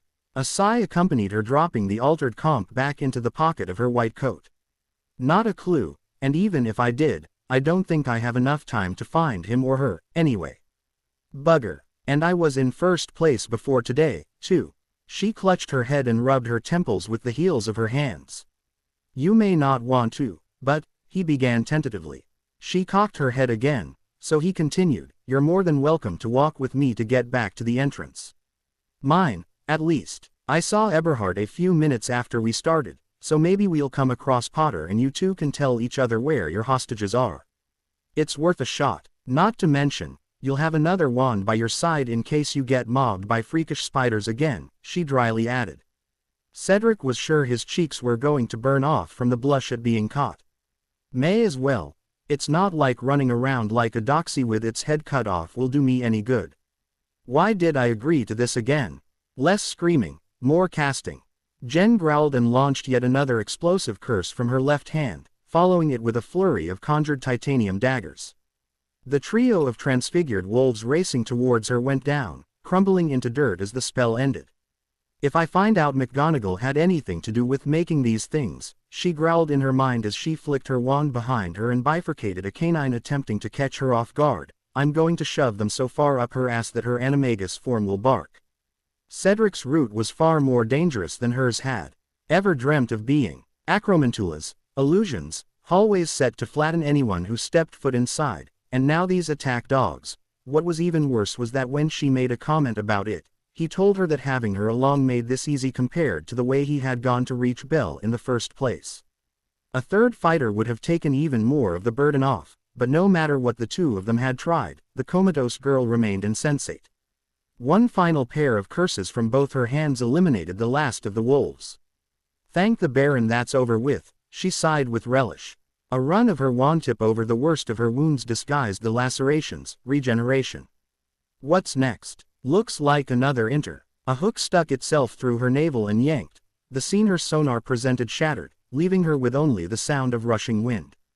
4 worried gasps later, she was flung unforgivingly into the floor of the Great Hall. Well done, champions, well done. The congregated student body cheered loudly and longly, and Bagman eventually had to recreate the sound of a cannon blast to restore some element of order. In that time, Jen felt around her and found that all of the champions minus LaRue were present, though where he and the hostages were she had not a guess. It seems that most of you were able to retrieve your hostages successfully, so let's get to the important part, your scores. In first place is Ingrid Eberhardt. Eberhardt got to her hostage and back in just over 40 minutes and received minimal injuries while showing a good grasp of advanced transfiguration by sending decoys around corners. For this, we award her 45 points. Second place also goes to Durmstrang. He had to wait again for the Durmstrang students to calm down before he continued. Victor Krum receives 42 points. As though he suffered no injuries whatsoever, he took several minutes longer than Eberhardt. Danny Potter is in third place with 40 points. This time it was the Hogwarts students, specifically those at the Gryffindor table, who held up the proceedings. Potter demonstrated a knowledge of charms beyond what he could reasonably be expected to know, in particular the bubble-head charm. Unfortunately, he did not make it to the finish in time. He receives additional points for Easting Delacour with reclaiming her hostage. With 38 points is Cedric Diggory. Reaching his hostage in 30 minutes, he was only 2 corridors away from the exit when his hour ran out. His display of a bevy of offensive spells makes up for that delay.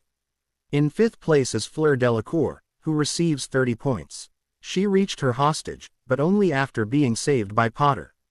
That need for help, as well as not reaching the exit, cost her significantly. Bagman turned to Jen, radiating glee even as his voice projected disappointment. Jennifer Black and Philippe Leroux were the only two who failed to retrieve their hostages. This is especially bad for Black, who abandoned her captive after finding him. She is awarded 15 points, mostly for helping her fellow Hogwarts champion in his time of need. This is ludicrous, she snarled, catching the former Quidditch star off guard. You yourself told us that our hostage was someone we were close to. The only connection I have with Weasley is that we are in the same year. Yet you are seriously going to stand there and penalize me for your mistake in picking my hostage. How in the world is that appropriate, let alone fair? She already knew she was going to lose her first place ranking, but to fall to fourth. Madame Maxime stood from her chair. Miss Black, you were given a comp that led you directly to your hostage. It is not the judge's fault that you failed to follow directions. Perhaps if you had used any form of intelligence when picking out hostages, I wouldn't have had to ignore your little trinket. Considering that Weasley is well known to be Potter's best friend, everyone with even a hint of sense would have assumed the comp was wrong. Our decision is final, the enormous woman thundered. Be glad we haven't already determined your score, Miss Black, or I would be asking that you receive a 0 for your rudeness. You haven't much to learn about respecting your betters. She seethed at the French headmistress's dismissive attitude, and only Sissy's training in proper decorum stilled her tongue. Be glad that you're in Britain as a guest, Maxime, or your mouth opening at the wrong time could see your half-giant head parted from your shoulders. My better, only in your tiny inn. You are my superior purely by dint of your position, but no one who is so incapable of comprehending what is directly in front of her face can claim to be better than anyone, let alone me. Okay, Bagman muttered, switching his gaze between the two irate females a few times. Philippe Leroux was knocked out early, but we are still awarding him 10 points for his progress. This means that, despite not winning a single event, it is Krum who has taken first place overall. Now, I'm sure you're all curious about the Hufflepuff task. It will be on the 29th of April and consists of one round of Capture the Krupp, with each school being a team. For those of you who might never have played this game, each team is going to receive a token of their school and then has to protect it from the other teams, who are all trying to steal it, while going after the other tokens themselves.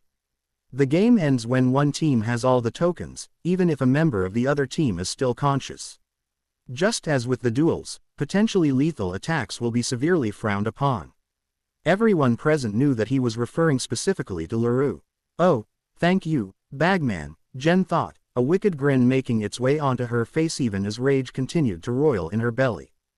Between Delacour's general haughtiness and Maxime's little diatribe just now, I think I know who I'll be going after first.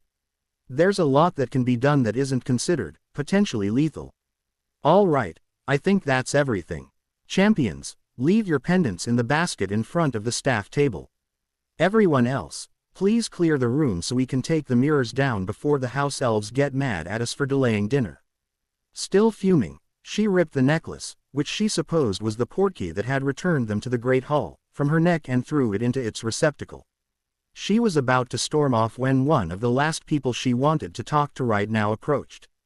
"Miss Black, I would like to have a quick word with you if that's all right," Dumbledore asked genially. Due to the rain and the limited capacity of the Great Hall, the non-student spectators were forced to watch the progress of the tasks from another room, though an eighth mirror focused on Bagman allowed them to hear what scores the champions received.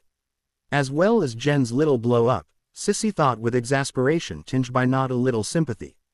Maxime was right that she still has much to learn about comporting herself in public and using displays of anger only where they will be most effective, but I completely understand why she was so upset. What kind of fool would select one of Potter's friends as her hostage and then penalize her when she left him to look for the person she had reason to believe was her true goal? She had to wait a few minutes for the throngs of teenagers to move past the doorway. Though she kept a lookout, she failed to see the distinctive white dragonhide coat. Odd. Where in the world would she be? She laid her wand flat in her palm. "Point me, Jen." The cedar focus spun swiftly before pointing back in the direction of the Great Hall. Spotting Sirius still caught up in a discussion, though perhaps more properly termed a polite argument, with another spectator on the scores awarded, she shrugged and made her way across and a few doors down the corridor. "For the last time, Headmaster, no." The iron and heat in her niece's voice forced Narcissa to walk even faster. Slipping through the partially closed doors, she found Jen and Dumbledore in a standoff. "What is going on here?" "Ah, Mrs. Malfoy. What a surprise. This is nothing you need to concern yourself with. I will be the judge of that, Dumbledore."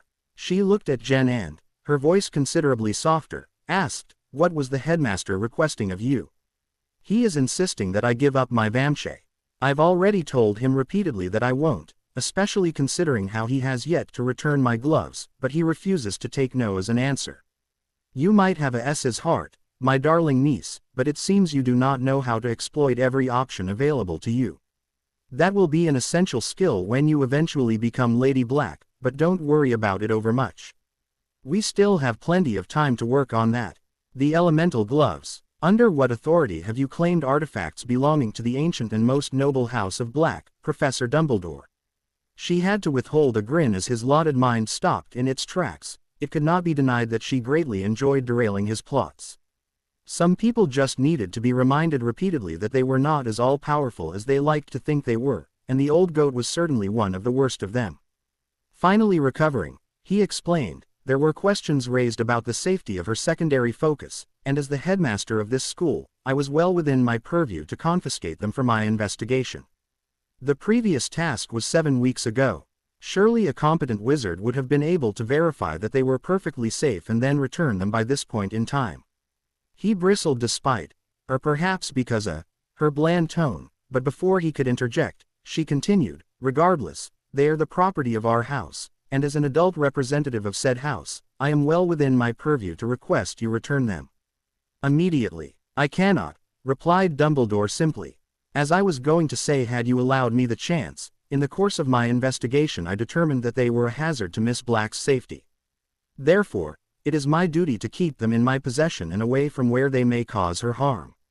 Narcissa smirked. "Don't try to pull that nonsense with me. Any rights or responsibilities you have over Jen in loco parentis vanished the instant Sirius and I stepped foot inside these wards. Beyond that, those gloves belong, as I have said, to the house as a whole, and I would expect the chief warlock to know that he cannot confiscate a house's property without an appropriate warrant. Even if they were hers alone, we allowed her to use that focus, and familial permission will always trump your authority." She smiled brightly at his narrowed eyes and held out her hand. "Now, I am certain that you were simply overzealous in your effort to protect my niece, so I am willing to keep this between us and not bring the DMLE in for what could be construed as theft so long as you relinquish them to me." "Very well." The old man had not risen to his various positions without knowing when to capitulate, but she was under no illusions that this was over. A wave of the knobby wand he wielded summoned a pair of red faux leather gloves to his hand. A harsh inhalation drew their attention. Jen's teeth were clenched, and she ground out, "What did you with the gems?" Oh, good girl, that is the way you play the game. The young woman certainly sounded angry, though her chin was not jutting out as it would were she in actuality. Similarly, the family had discovered thanks to Sirius's ill-conceived werewolf prank that ire lent a certain harshness to her normally melodious voice that was likewise absent. Keeping a cool head while projecting the emotion that you want your audience to think you are feeling. We'll make a proper politician out of you yet. Of course, no matter how well she was doing at the moment, Jen was still too green to go up against someone of Dumbledore's experience. She asks a very good question. What exactly did you do to our artifact while you were clearly bumbling about with it? This is why I said this was too dangerous to stay in her possession. When subjected to standard analysis spells, it violently discharged, scorching my desk and burning me. If she was able to replace the jewels, there is no telling what would happen if that incident occurred again while she was wearing the gloves.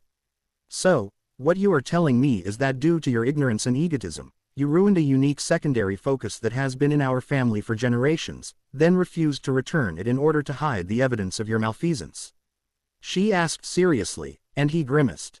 This cannot be ignored, but the Lord Black currently has no reason to wish your reputation sullied. Therefore, as a recognized representative of our house, I am willing to offer you the chance to settle this matter out of court. They could probably get more compensation if the situation was presented to a judiciary committee, but it was better that he take her offer. Forging documentation to back up their claim would be a HLE and had no guarantee of success, not that Dumbledore was aware of this. He sighed, though he knew keeping this private was in his best interests as well. Very well, I shall authorize the goblins to send reparations to your family's vault. How much was it worth? 600 galleons. I wonder if I should have asked for more just to give him a heart attack, she thought as she watched Dumbledore choke. She had pulled a number out of thin air, knowing full well that Jen had bought the gloves in a Muggle store for just a few sickles. You are surely joking. That much is highway robbery. You have no idea. Headmaster, I must remind you that your foolishness destroyed a centuries-old, one-of-a-kind, multi-elemental secondary focus. If anything, I am underestimating its value. Would you prefer we bring this matter to Madame Bones's attention? He paled minutely, and she knew she had him exactly where she wanted him. Amelia Bones had a reputation of incorruptibility and a well-known dislike for Dumbledore's occasional extralegal methods. Combined with the comments Jen had made about her friendship with Bones's niece, the old battle axe would be relentless once she got her teeth into him. No, I'll pay it. The DMLE has too many other issues to waste their time on something this minor. I thought you would see it my way.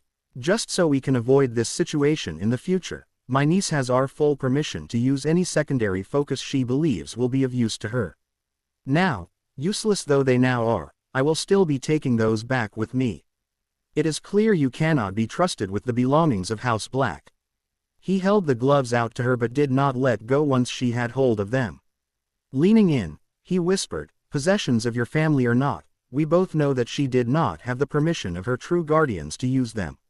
She may be a member of the House of Black on parchment, but only on parchment. I am more than willing to bring this to the Wizengame's attention if I need to. Oh, if you are so sure of your facts, why have you yet to do so? She asked, her voice equally low. The Potters have enough to worry about right now with their son being entered into this tournament against his will. Going through a custody battle at the same time is a greater burden than they can reasonably be asked to bear. That said, unless you want her removed from under your influence entirely, I expect her to spend at least some of the summer with her real family. Narcissa stepped back, taking the gloves from his now slack hands. She is with her real family, Dumbledore, and any steps you take to fight that will do nothing but bring you trouble you would much rather avoid. I expect the gold to be transferred by this time next week. Come along, Jen. The pair walked out of the great hall and down a few hallways until they entered a room chosen at random. Narcissa waved her wand in an intricate pattern as she layered privacy spell after privacy spell on the walls and door. Beside her, Jen's fingers danced as if they were spiders spinning an elaborate web in midair. When they had finally secured the room to their satisfaction, the girl remarked, "So he knows about my connection to the Potters. That I was not expecting. Nor was I, though in retrospect I'm not terribly surprised. They have always been fairly close to the old coot. if I had to guess one person other than Sirius or Lupin who would know about Lily giving birth to twins, it would be him. Still, whether he knows doesn't matter in the long term. The woman fiddled with the white streaks in her otherwise dark hair for a moment, a nervous habit she had never been able to rid herself of fully, then asked, "You haven't been having any unexplained pain recently, have you?" "No, Auntie, nor severe headaches, vomiting, muscle weakness, or trouble breathing. I think we are long past the point when there is any possibility of rejection. The procedure worked just fine. I know, but that doesn't stop me from worrying, especially with Dumbledore now making threats. He only engages when he's sure he holds all the cards. What plans have you made for the summer?" Jen cocked her head at the sudden non sequitur. "I expected to use that time learning the magical theory from third-year Cleese, but the last half of second year abruptly becomes much more practical. If that continues to be the case in third as it has been this year, I should be able to get through almost all of it by the time I come home. Besides that, it would just be adjusting to being able to see again and possibly getting started on a project for next summer." "Good. In that case, you're going to spend quite a bit of your break in the Leary. If Dumbledore is getting ready to make a move, you need to know as much of the law as Ted, Andy and I can force inside that pretty little head of yours. From here on out, we're playing for keeps." Jen found all 7 of her closest friends waiting for her at a table in the far back of the Leary. "So you immediately thought of me when you heard you had a hostage inside, huh?" Kenneth said with a laugh. "Not at all," she replied dryly. "I had simply already spoken with everyone else here over lunch. Trust me when I say that yours was the last name to go through my mind." Padma huffed. "And instead you got Ron Weasley. Please, in what messed up world does that make sense? That decision came as a surprise to everyone as far as I could tell. I don't know that you've exchanged 5 words with him this year." She pushed down the surge of fury at the reminder of the judge's utter incompetence, though with how the day had gone so far, it took much more effort than was normal. "I don't think so, either. Between his table manners, overall public behavior, and general disdain towards intelligence, I have never felt the need to." "Out of curiosity, who were the other hostages?" "Besides you and Delacour, they were all their champions' Yule Ball dates," answered Luna. "Someone said that Delacour's was her little sister. At the very least, it was a pint-sized villa," Tracy cut in. "Both her and Potter's hostage were underwater, so we didn't get a detailed enough picture to tell anything for sure other than that they shared hair color. We have no idea who LaRue's hostage was. A large rock fell out of the ceiling on his head 20 minutes into the task, so he was portkeyed to the hospital wing along with the hostages. I have to say, though, that watching him get knocked out wasn't the best part. You definitely provided the biggest laughs." Jen cocked her head. "I did. How? Come on, you're boggart."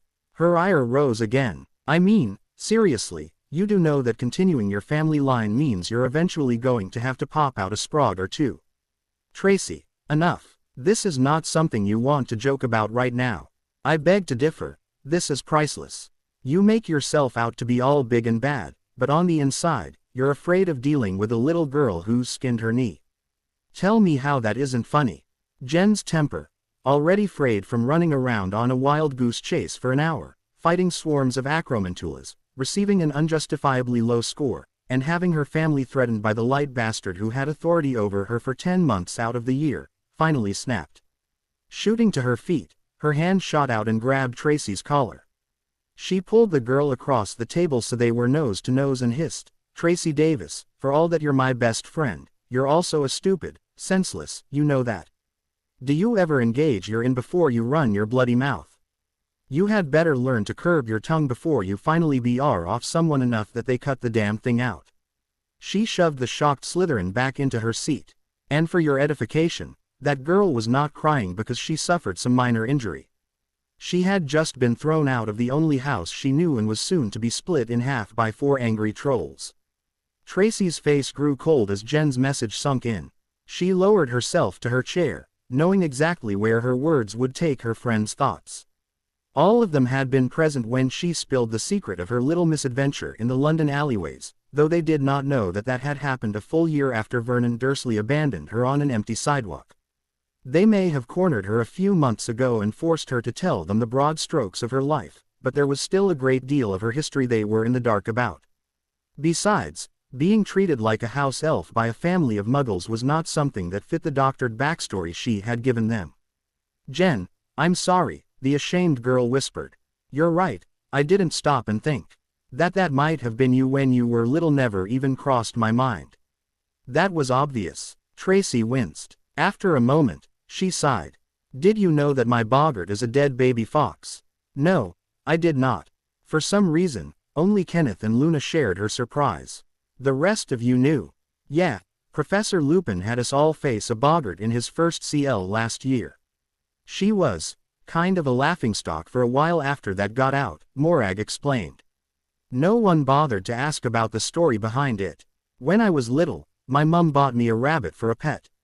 I absolutely adored playing with bunnykins. I was 4. She snarled as the group tried and mostly succeeded in holding back their snickers. "Anyway, I spent every moment when I wasn't in lessons out on the lawn with him. I was late coming back inside one day, so my tutor summoned me inside the house and refused to let me go back out to get him until we were done. That particular ass generally taught for 3 hours at a time, but he pushed it up to 5 that day to teach me to follow my schedule. By the time I got back out to look for him, he was gone.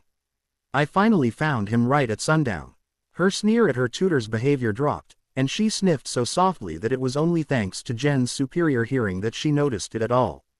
"A family of foxes had made a den on our property, and the mother killed him to feed her kits. I walked up on them while they were eating, my bunny's guts spilled out and big chunks bitten off of him. I was so mad and sad and hurt. That is the first I can remember doing accidental magic. The whole den just kind of blew up like a poorly cast confringo. Doing that just made everything worse. Bunnykins was still dead, but now there were burnt and broken fox babies around him, too. My grandfather was the first to find me and, being the bastard that he is, said that I obviously couldn't be trusted to take care of an animal. That's why I'm one of the only people in our year not to have a pet. My family always says that half-bloods don't deserve any spending money, so I haven't been able to buy one on my own, either." That scene was burned in my head, and I think I woke up every night for a couple of months screaming from a nightmare where those dead foxes snuck into my room and started eating me. Mum finally took me to a mind healer after not even calming drafts or an obliviate got rid of it. He said I was so deeply traumatized that it had actually become a permanent part of my subconscious and that the best we could hope for was pushing it far enough down that it wouldn't affect my normal life. I had to have daily counseling with him for 6 months and then weekly for another 3 years before he deemed me sufficiently stable as to no longer require ongoing therapy. He couldn't say I was cured because, well, boggart, I can't cast any explosive spells, either, my magic just refuses to do it. A sigh escaped the Slytherin as she looked up and reached across the table for Jen's hands. "That was the reason I found your boggart so funny. Here's one that is even more laughable than mine, I thought. I never considered that you might have just as good of a reason as I do for it." "Merlin, Jen, I am so sorry." Jen gave their joined hands a squeeze. "It's all right. I want to apologize as well. The reason I snapped at you so hard is that I can't punch Maxime or Dumbledore like I want to." A thought crossed her mind, and the corners of her mouth curled. "You're just a couple of weeks younger than me, right? Yeah, why, you can't buy a pet on your own, but if you got one as a birthday present from the heiress of the House of Black, your grandfather wouldn't be able to refuse it, not without being rude in the extreme." Tracy snickered. "Oh, Jen, you are an evil witch." Plots aside, Susan interrupted, "Why do you want to hit Dumbledore?" "Wait, didn't she say her aunt was the head of the DMLE?" Holding off a smirk, she answered, "He confiscated the focus I used in the wandless duels and refused to return it until Aunt Narcissa threatened to sick your aunt on him, even though it has belonged to our house for generations." "He what?" "Resurrecting the Triwizard Tournament for the first time since 1792 has turned into a string of black eyes for Headmaster Albus Dumbledore," writes Rita Skeeter. Between Danny Potter, the boy who lived, entering his name under a fictitious fourth school and the outing of care of magical creatures Professor Rubius Hagrid as a half-giant, it would normally be safe to assume that the headmaster would start paying closer attention to his actions. Unfortunately, this proved not to be the case during the third task of the tournament, which required all the champions to rescue hostages who they hold near and dear to their hearts, in the words of Ludo Bagman, head of the Department of Magical Games and Sports as well as a member of the judging panel. Of the 7 champions, 5 were tasked to retrieve the dates they went with to the Yule Ball that took place on Christmas Day this year. The senior Beauxbatons champion in Vila, Fleur Delacour, was after her 8-year-old sister, Gabrielle.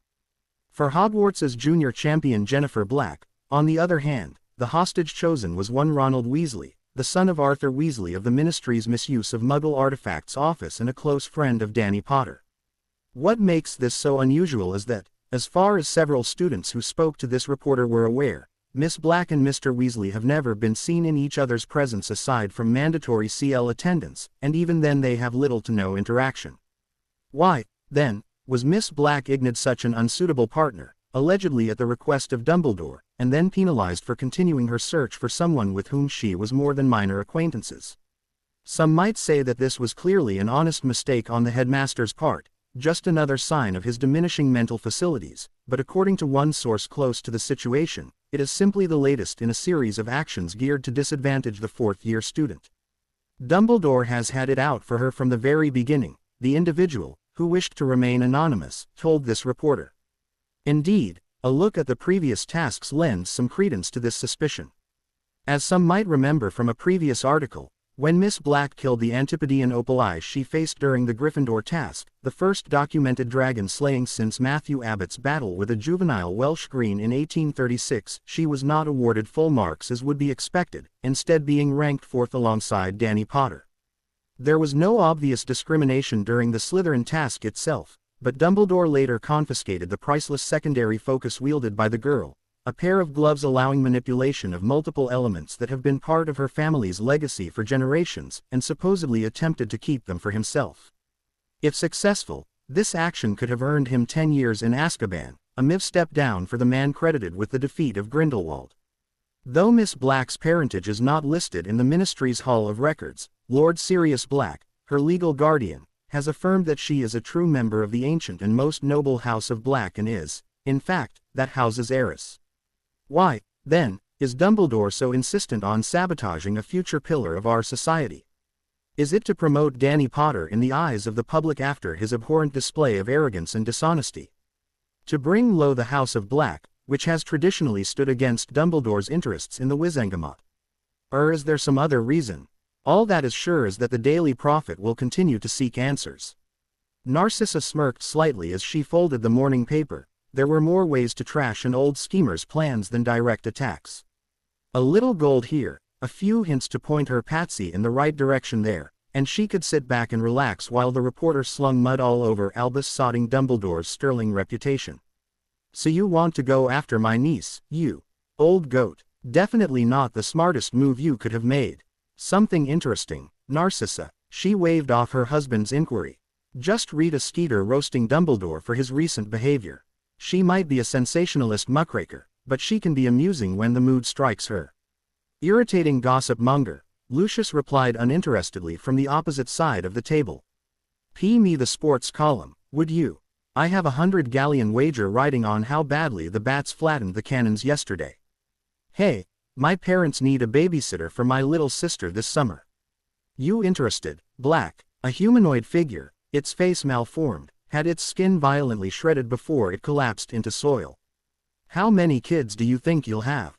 Or would even one be too much for you? Another's intestines ripped their way out of its abdomen and wrapped tightly around its throat before it joined its fellow in non-existence. Probably a good thing you were an only child, Black. I don't think you'd have survived growing up with siblings. Jen spun around, magic rushing out of her in waves, and the third and final simulacrum exploded into dust from the effect of a blood-boiling curse.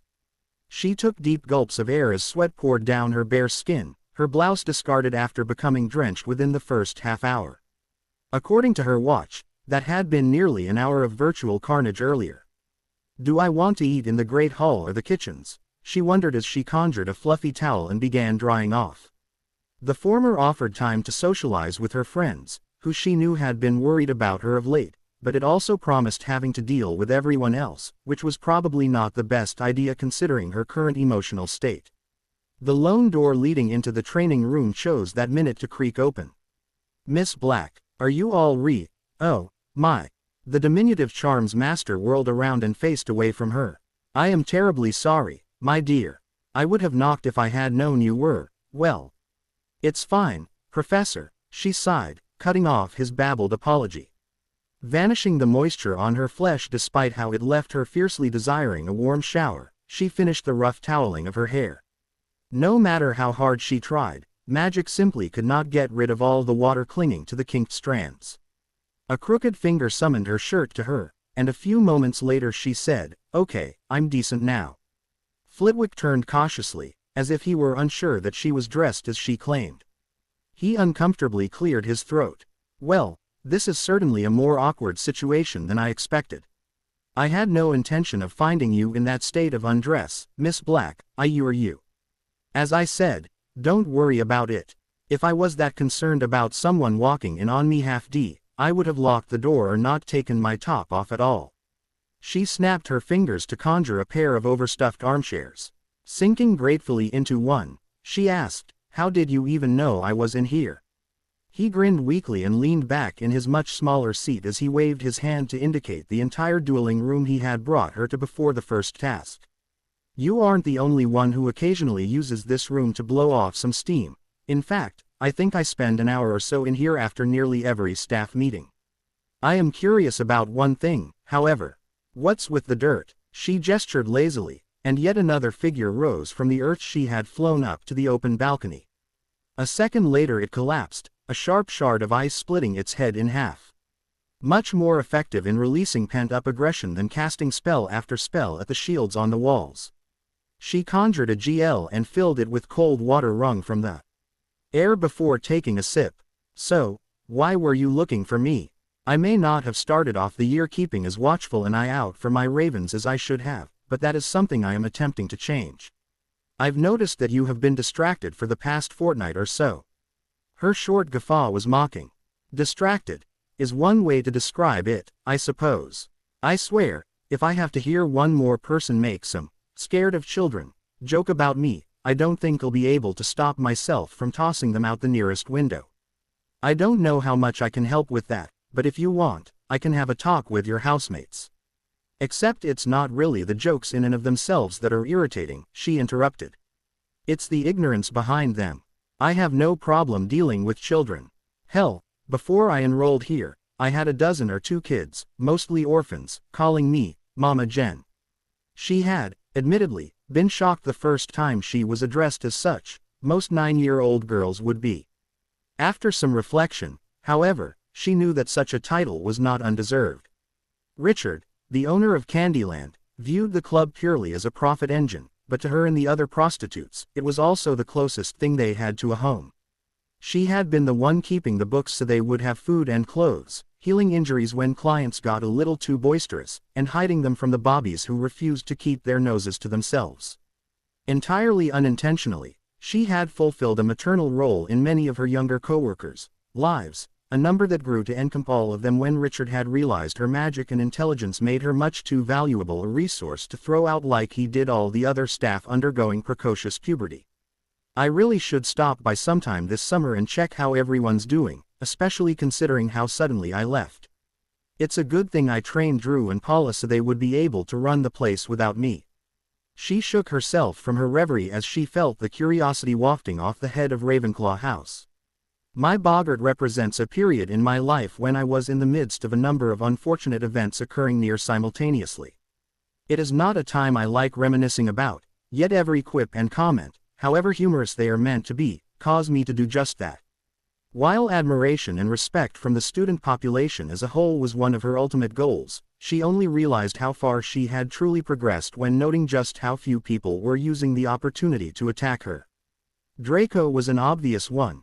He had not forgotten the very public humiliation she set him up for after relaying his deplorable behavior to Sissy, and though Slytherin House had amused themselves greatly by taking their pounds of flesh, he had eventually begun climbing his way back up the social ladder to reclaim his former place. Potter, too, had launched a few barbs, though his lacked the practiced bite of her cousins. Lions generally fought with their wands, not their words. Even the French boys had joined in occasionally, goaded into it, of course, by their darling Villa champion. Another main source of condescension was, unsurprisingly, Daphne Greenger. The heiress of that most noble house had developed an intense dislike for Jen upon her discovery that Tracy had abandoned her for the Black Scion. Though Greenger disdained the Davis girl for her muggle-born mother, she had apparently derived some sadistic amusement from keeping Tracy all to herself. When Jen arrived on the scene, however, Tracy switched allegiances without even a hint of hesitation, leaving her bereft of her favorite game.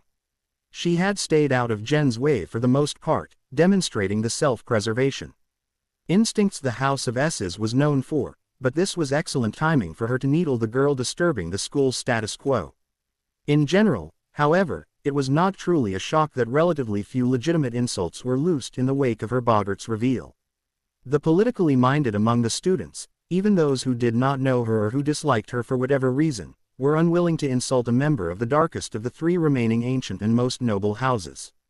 For those who cared not for politics, well, disparaging someone who had demonstrated the ability to slay dragons as a teenager was rarely a good idea. The two sat in silence for several minutes, Jen reclaiming the fluids that she had lost during her exercise and Flitwick sipping from a cup of tea a house elf had brought him. Finally, she vanished the GL and gathered the soil scattered about the floor, compressing it into a cube and transfiguring the surface to metal to contain it until the next time she desperately needed to kill something. "Professor, I've been meaning to ask you something since the last task but never got around to doing so. At what age is it no longer considered impossible for powerful witches and wizards to start displaying wandless abilities?" "I'm not really sure," he said thoughtfully. "So few people have the potential for it at all, and even then it is rare that they progress beyond a few simple spells such as summoning and finishing charms, not to mention that timeframe would shift depending on power level. I do know that accomplishing a little wandless magic only a few years after reaching magical maturity isn't impossible, exactly, just extremely uncommon. Managing a wandless protega used to be a requirement for enrollment in the final year of Auror training before the war against you-know-who, which is one reason they have always been such a small group. There is just a certain level of raw power necessary to fight the dark arts effectively. If you're asking when people would develop the skill to use magic as freely as you do, however, the answer is never. Even amongst witches and wizards considered to be the strongest of their generation, you are an anomaly." She huffed in displeasure. "Damn, I was hoping for an answer more along the lines of, oh, they first start harnessing their powers at 16, 17, or at least sometime close to that. This wand-waving business is becoming," she laughed mirthlessly, "no offense, but a major source of irritation. And it's not like there is a plethora of other options for a primary focus. There isn't much variety, is there? Wands, staves, rods like those used by the Egyptians. I believe the gypsies have rings and bangles that aid them in their unique runeless enchanting, but those don't perform active casting. A confluence of ley lines can function as a focus according to some sources, but only at certain times and with the proper preparation. Potions, runes, and rituals if you wish to be technical. Whatever other foci people used before the Romans spread their culture and their wands across Europe have been lost to the mists of time." "What about goblins? What do they use for their magic?" she asked. "Miss Black, I cannot reveal the secrets of the goblin nation, no matter that it represents only a quarter of my blood."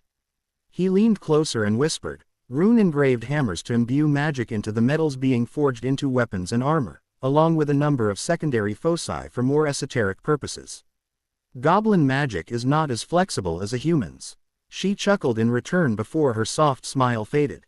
"So what would you suggest I do? While blowing things up is a good distraction, I'm not sure it will be enough for another 3 years here, and then there's being in the public eye afterwards. The first step would be to stop asking questions when you already know the answer," he replied with surprising confidence.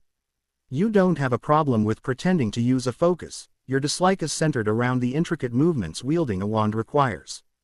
Tell me, Miss Black, with a family history spanning longer than 1,000 years, how many secondary foci do you think are inside your vaults?" At his question, her mouth dropped open in shock before a wicked grin formed. "Oh, given summer vacation to look through them, I bet I could find a fair few." "See," he asked as he patted her hand gently. "It won't give you all the freedom you desire, I'm sure, but I'll let you in on a little secret to keep you going in the meantime. Once you graduate Hogwarts, no one is going to care what motions or words you use, or more importantly, don't use, for your spells. On Wednesday, the 12th of April, the headmaster stood solemnly at the podium during the tail end of breakfast, and the whole school grew silent in preparation for his announcement. It is with great regret that I must tell you all that we have tragically lost a member of our Hogwarts family. Blaise Zabini, fourth-year Slytherin, slipped beyond the veil last night in his sleep. Jen stilled. She knew that this was coming, that Zabini would eventually attempt to prey on another student in person or their dreams and thereby violate the magical vow she had ensured he did not remember, she just hadn't known when. Many of you were not close to Mr. Zabini, but I know you feel his absence just as keenly as I and the other members of staff do. Therefore, please stand and raise your glees in remembrance of the loss of this life, so young and with such promise ahead of him. Loki, I really need you to be in my room when I get there. We don't have a whole lot of time before the DMLE starts poking around. They're possibly en route right now. Dumbledore nodded at them while magic washed over the DS behind the staff table. The other heads of house and I will be busy contacting Mr. Zabini's family, so please are cancelled for the morning. Please allow his friends the space with which to grieve. You okay? Lisa Turpin asked gently. I mean, you did go to the Yule Ball with him. She waved off the girl's words. Thank you for your concern, but I'm fine. We only had the one date. We just weren't right for each other. His death is certainly a shame, though. Flashing her housemate a comforting smile that was just weak enough for the circumstances, she stood and left with the other students taking advantage of the cancelled pleas. It's obvious that the old man is long removed from his teenage years if he honestly thinks most people here give a damn about Zabini keeling over. He's not their friend, so why would it matter to them? She slipped into an alcove and bent the surrounding light around her to render herself invisible before lifting off the floor. No longer earthbound, she quickly flew outside and up to the warded dormitory window she habitually left open for her familiar to pee through as he wished. It took some self-transfiguration to fit through the narrow space, but soon she was inside where her raven waited patiently. I need you to hide these for a while, she told him as she summoned her ritual kit and the books on voodoo, as well a few texts she had borrowed from the family Leary detailing much darker magic than was touched on in the castle. Conjuring a pouch, she shrank everything and stuffed her belongings inside before tying it to Loki's leg.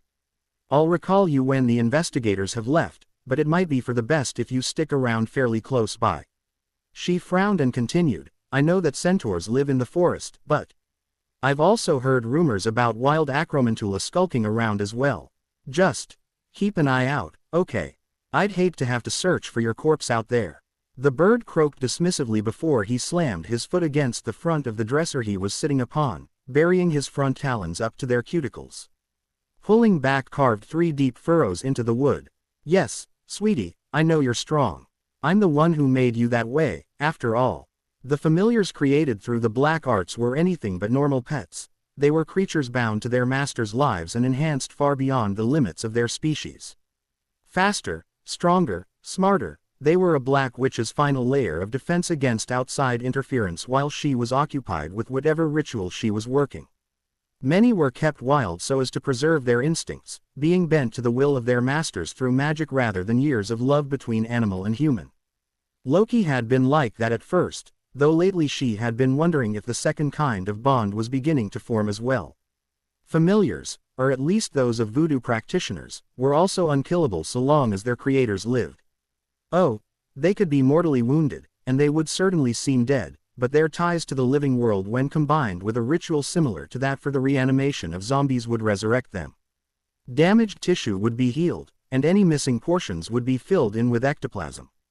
Jen swore that Elsie's bull terrier had been more ghost than flesh when the woman finally kicked the bucket. Not even the utter destruction of a familiar's body was enough to separate it from its master. Should something ever happen to Loki that left her unable to retrieve his body, she could still recall him, but as a semi-tangible spirit that, according to her books, was much like a Patronus in appearance if not necessarily function. Though she knew all this, she was still loath to risk his demise. The Raven had never experienced a single false death, not even after he had fallen sick when she was 11 and required months of tender care that a simple resurrection would have cured instantly. Something changed about voodoo familiars upon being brought back for the first time, made them less affectionate and more likely to throw themselves into a fight that would result in them being once more incapacitated. They were far too independent to be true zombies, but the similarities in other ways were disturbing. She lifted Loki from his perch and ed his while he ever so gently nibbled on the shell of her ear. With much concern, she carried him to the window and tossed him into the air outside.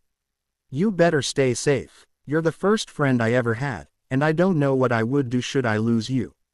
Albus sighed heavily as he looked down at the still form on the bed. Such a waste, he thought. Bigot and a minor bully the boy might have been according to his staff's reports, but death meant the child would never be able to repent for his youthful mistakes. Around him, the other teachers were equally dismayed, even Severus's sneer had diminished slightly. "All right, Poppy, what can you tell us?" "Not much, I'm afraid. There are no signs of trauma, internal lesions, spell echoes, or any other magical effects present. I found no potions in his system, either." The nurse shivered weakly. "The closest comparison I can make is to some of the bodies I ran across during the war. The killing curse. Severus, I know the Slytherin dorms report the use of lethal magic just as the others do. Was that curse cast last night?" The dour man shook his head, knowing where Albus's mind had carried him. "It most certainly was not, Headmaster. If it had, the perpetrator would be before us right now. Then I am at a loss. Were there any abnormalities in your examination?" Well, there was one," Poppy answered hesitantly. She blushed at his silent prompting. "Several of my diagnostic spells seemed to fizzle out when they reached him." His white eyebrows rose to his hairline, and he whipped out the dark, knobby wand that was his burden to bear in this life. Though his own spell did not fizzle out, per se, he did detect a slight lessening of the information it reported back. Magical nihilism. How odd. I have only ever encountered this phenomenon when analyzing freshly transmuted materials. He broke a magical vow. The rest of the staff present turned to where the Lyrian shuffled her feet uncomfortably. The results of Osmos and Drain's experiments in 1892 to 1894 proved quite definitively that the violation of a magical vow siphons off all the magic in the person's core, which thereby leaches the energy from that individual's body indirectly. When the oath breaker dies, it takes the same amount of time for magic to return to the tissues from the environment as it would for the core to recharge, approximately 10 to 12 hours. "Thank you, Irma." She looked away from the astonished eyes of her colleagues, none of whom appeared to have ever thought about her as anything more than an antisocial bookworm. The truth was quite different. Much like Trelawney, the occasionally irascible woman was someone Albus had brought to the castle for her own protection. Irma Pants, formerly Irene Fitzpatrick, had been the senior traffic director at the Flow Network Authority prior to Tom's rise to power, when her incredible skill at manipulating the routes between greats to redistribute demand and decrease travel time had earned her intense curiosity on the part of the new Dark Lord. She was what had been known in his childhood as a living pensieve, someone with perfect recall and a particular understanding of intricate and convoluted systems. Where the ministry had used her talent to optimize transportation and communication, Tom sought to capture and break her so he might turn her into his own personal campaign map. She had appreciated Albus's concern and the quick actions of the order that had saved her life, but the loss of her husband, her former identity being declared dead, and a large proportion of Death Eaters buying their freedoms and slithering back into society had forced her to accept a new occupation as the school's Lyrian, which rapidly soured her disposition. She now spent much of her time, when not chasing rowdy students away from the stacks, of course, reading through Hogwarts's vast collection of books in an attempt to keep herself too busy to reminisce about what had been. Returning his thoughts to the present as well, the leader of the light turned back to the body in front of him. "I have no doubt that Irma is correct, but I do not see how violating an oath would have caused his death. Magic is not essential to life, after all." "You're the lad's human," Alistair muttered gruffly. "In that case, nay, it doesn't make sense. Throw that out. If he's not human, or not all the way, what would he have to be for losing his magic to make him kick the bucket?" Phileas hummed to himself for a moment. "Where pure creatures are concerned, we can rule out most of them from the simple fact that they can easily be distinguished from humans." He isn't Vila, Siren, or Kitsune for the obvious reason that he is male. Lamia and Glashtan, most shapeshifting Phi, for that matter, regress to their natural forms upon death. Incubi haven't been seen in this country in over a century. If he were partially human, however, there are any number of species he could be descended from. It is impossible for us to determine, and we can't assume that just because they do not share the same father that the other Zabini children do not also have creature blood, Minerva murmured. Albus, what will the Ministry's reaction be once they learn of this? You know that as well as I do. Fudge would push for the family to be investigated, and if, or likely when, the children's part human natures are revealed, he'd order them registered as dark creatures and that they be denied education at Hogwarts, which I could and would prevent so long as I was headmaster.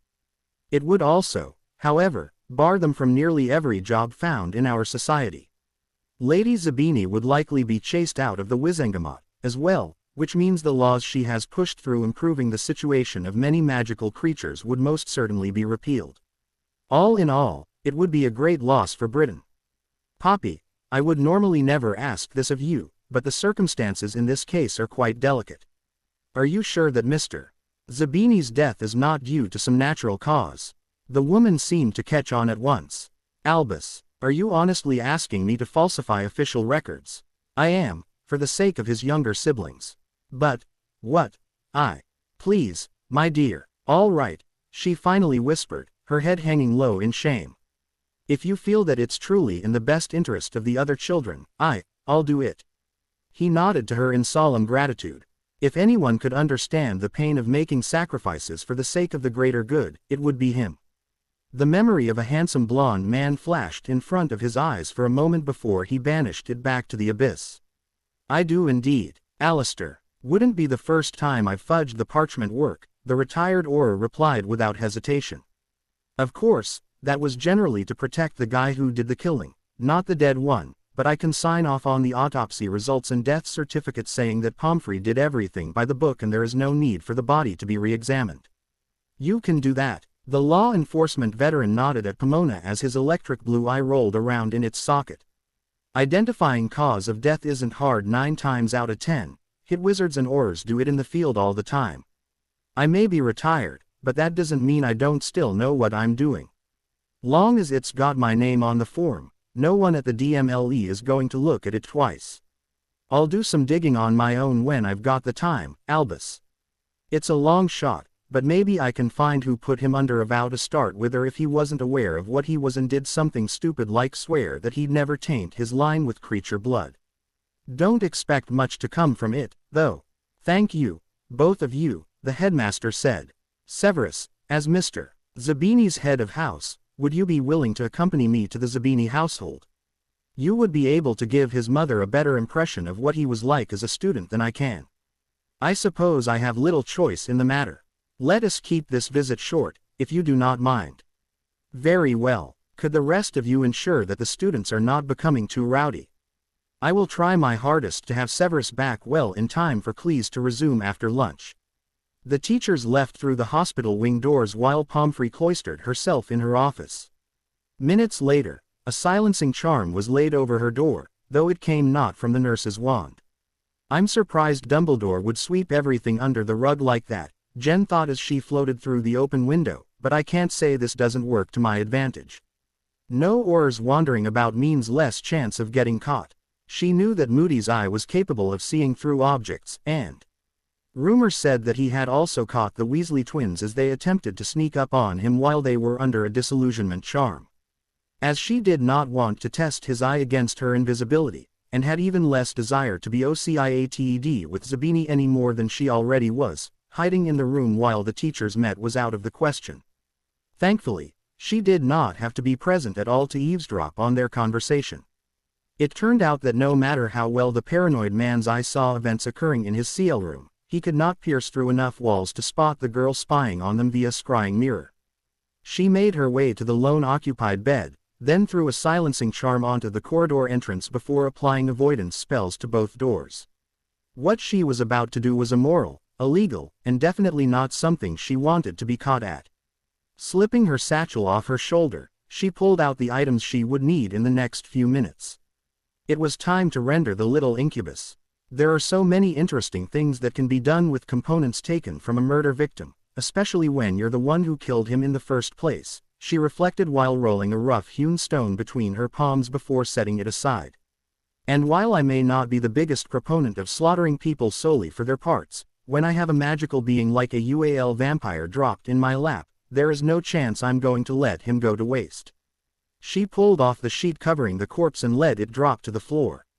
Running a finger over Zabini's, she made 3 long cuts through skin and muscle, another pea over the center slice bisected the sternum underneath. With a flick of her wrist and the sharp sound of snapping ribs, she ripped his open like a clam. She picked up the stone again and quickly twisted space, replacing it with a thick, slurry-filled lump of muscle.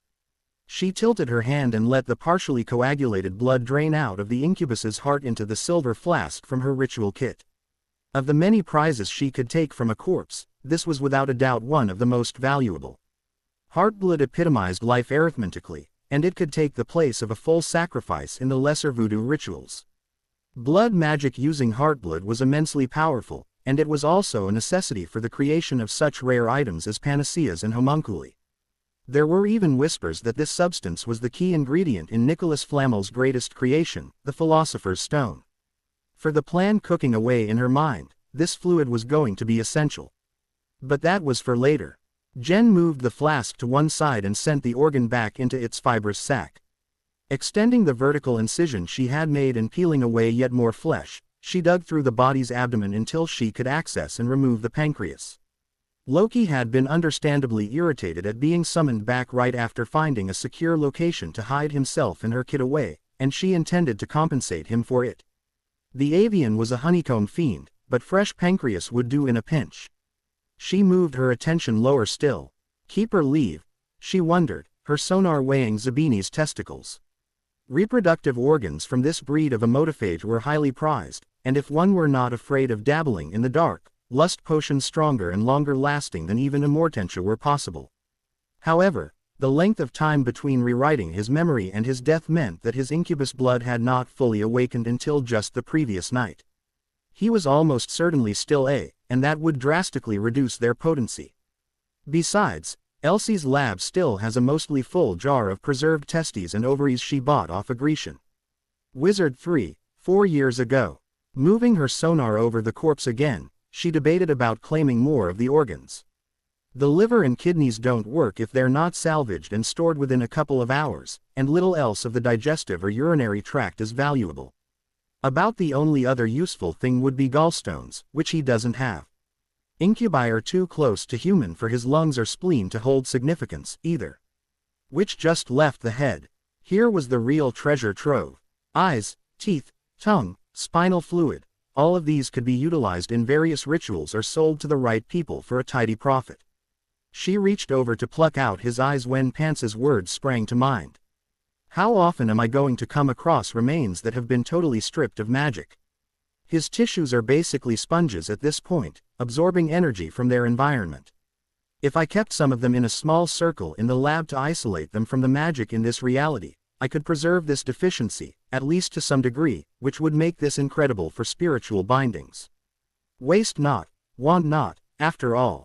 She slipped her hand under Zabini's neck and sliced through it with a crescent of fire to cauterize the edges, preventing the spinal fluid and what blood was contained in the head from spilling out. She then slipped the entire head, along with the flask of blood and the pancreas, into the satchel. Now she just had to hide the evidence. Picking up the stone she had switched with the heart, she positioned it at the stump of his neck to replace most of the stolen M. She reached into her bag and examined the severed head with her sonar for a minute to be sure she could replicate its external structure, most importantly the faint touch of his skin pigmentation, down to the last detail.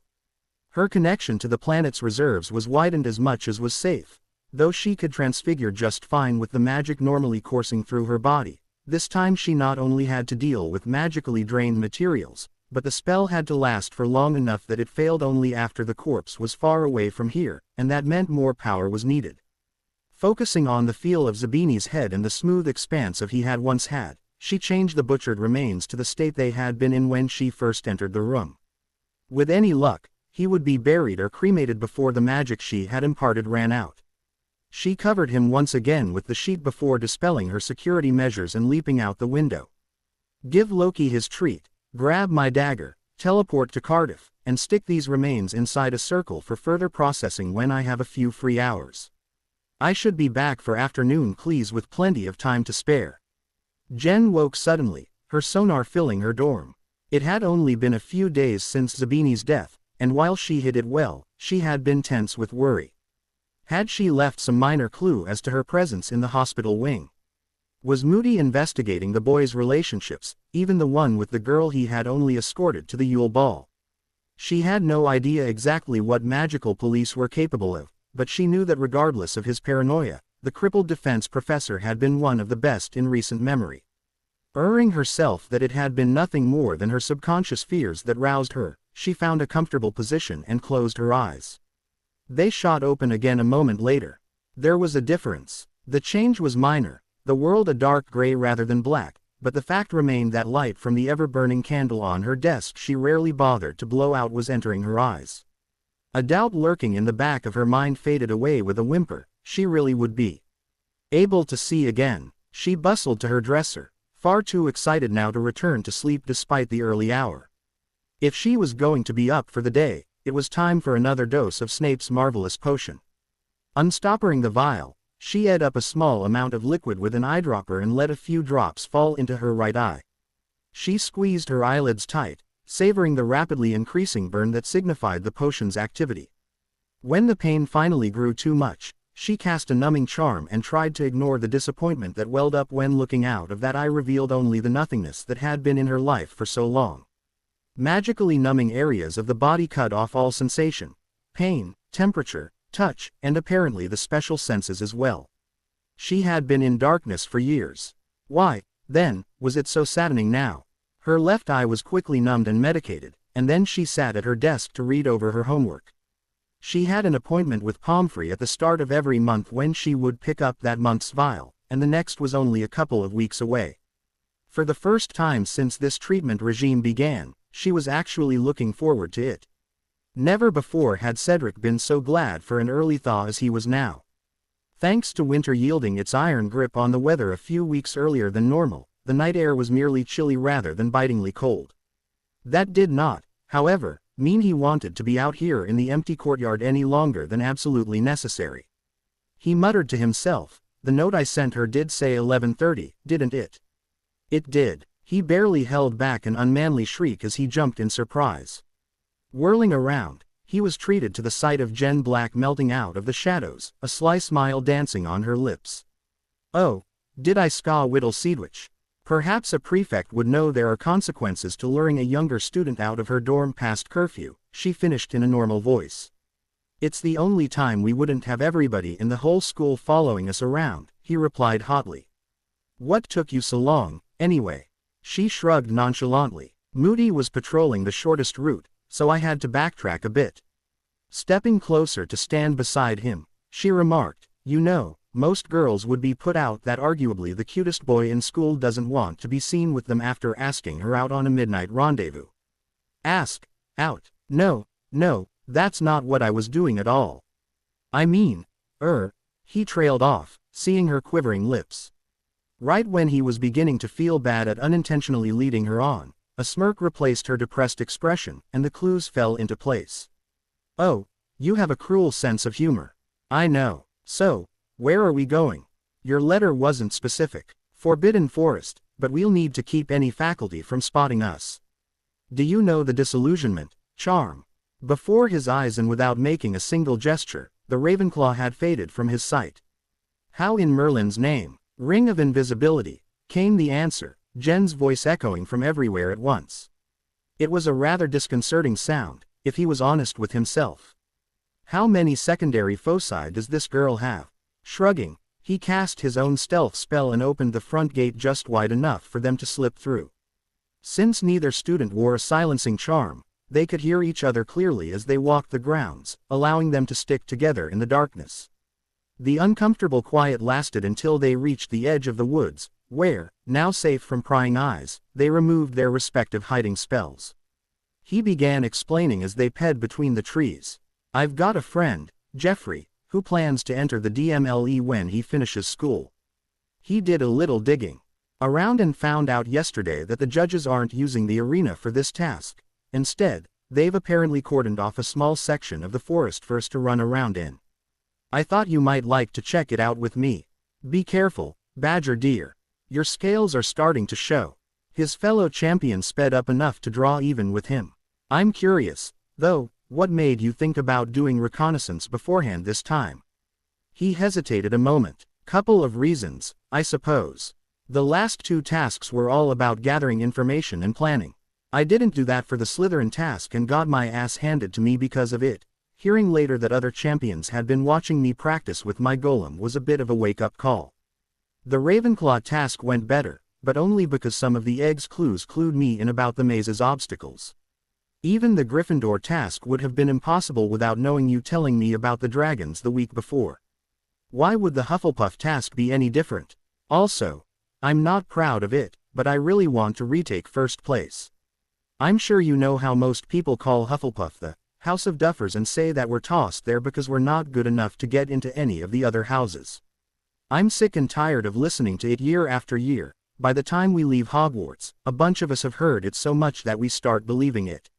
It's said that Ravenclaw House gets treated like you're only good for doing other people's homework for them, so maybe you understand what I'm talking about. We're not used and abused quite as much as rumors might portray, but it does happen, Jen admitted with a nod of her head. I had a Gryffindor in my class try that with me early in the year, before the tournament started.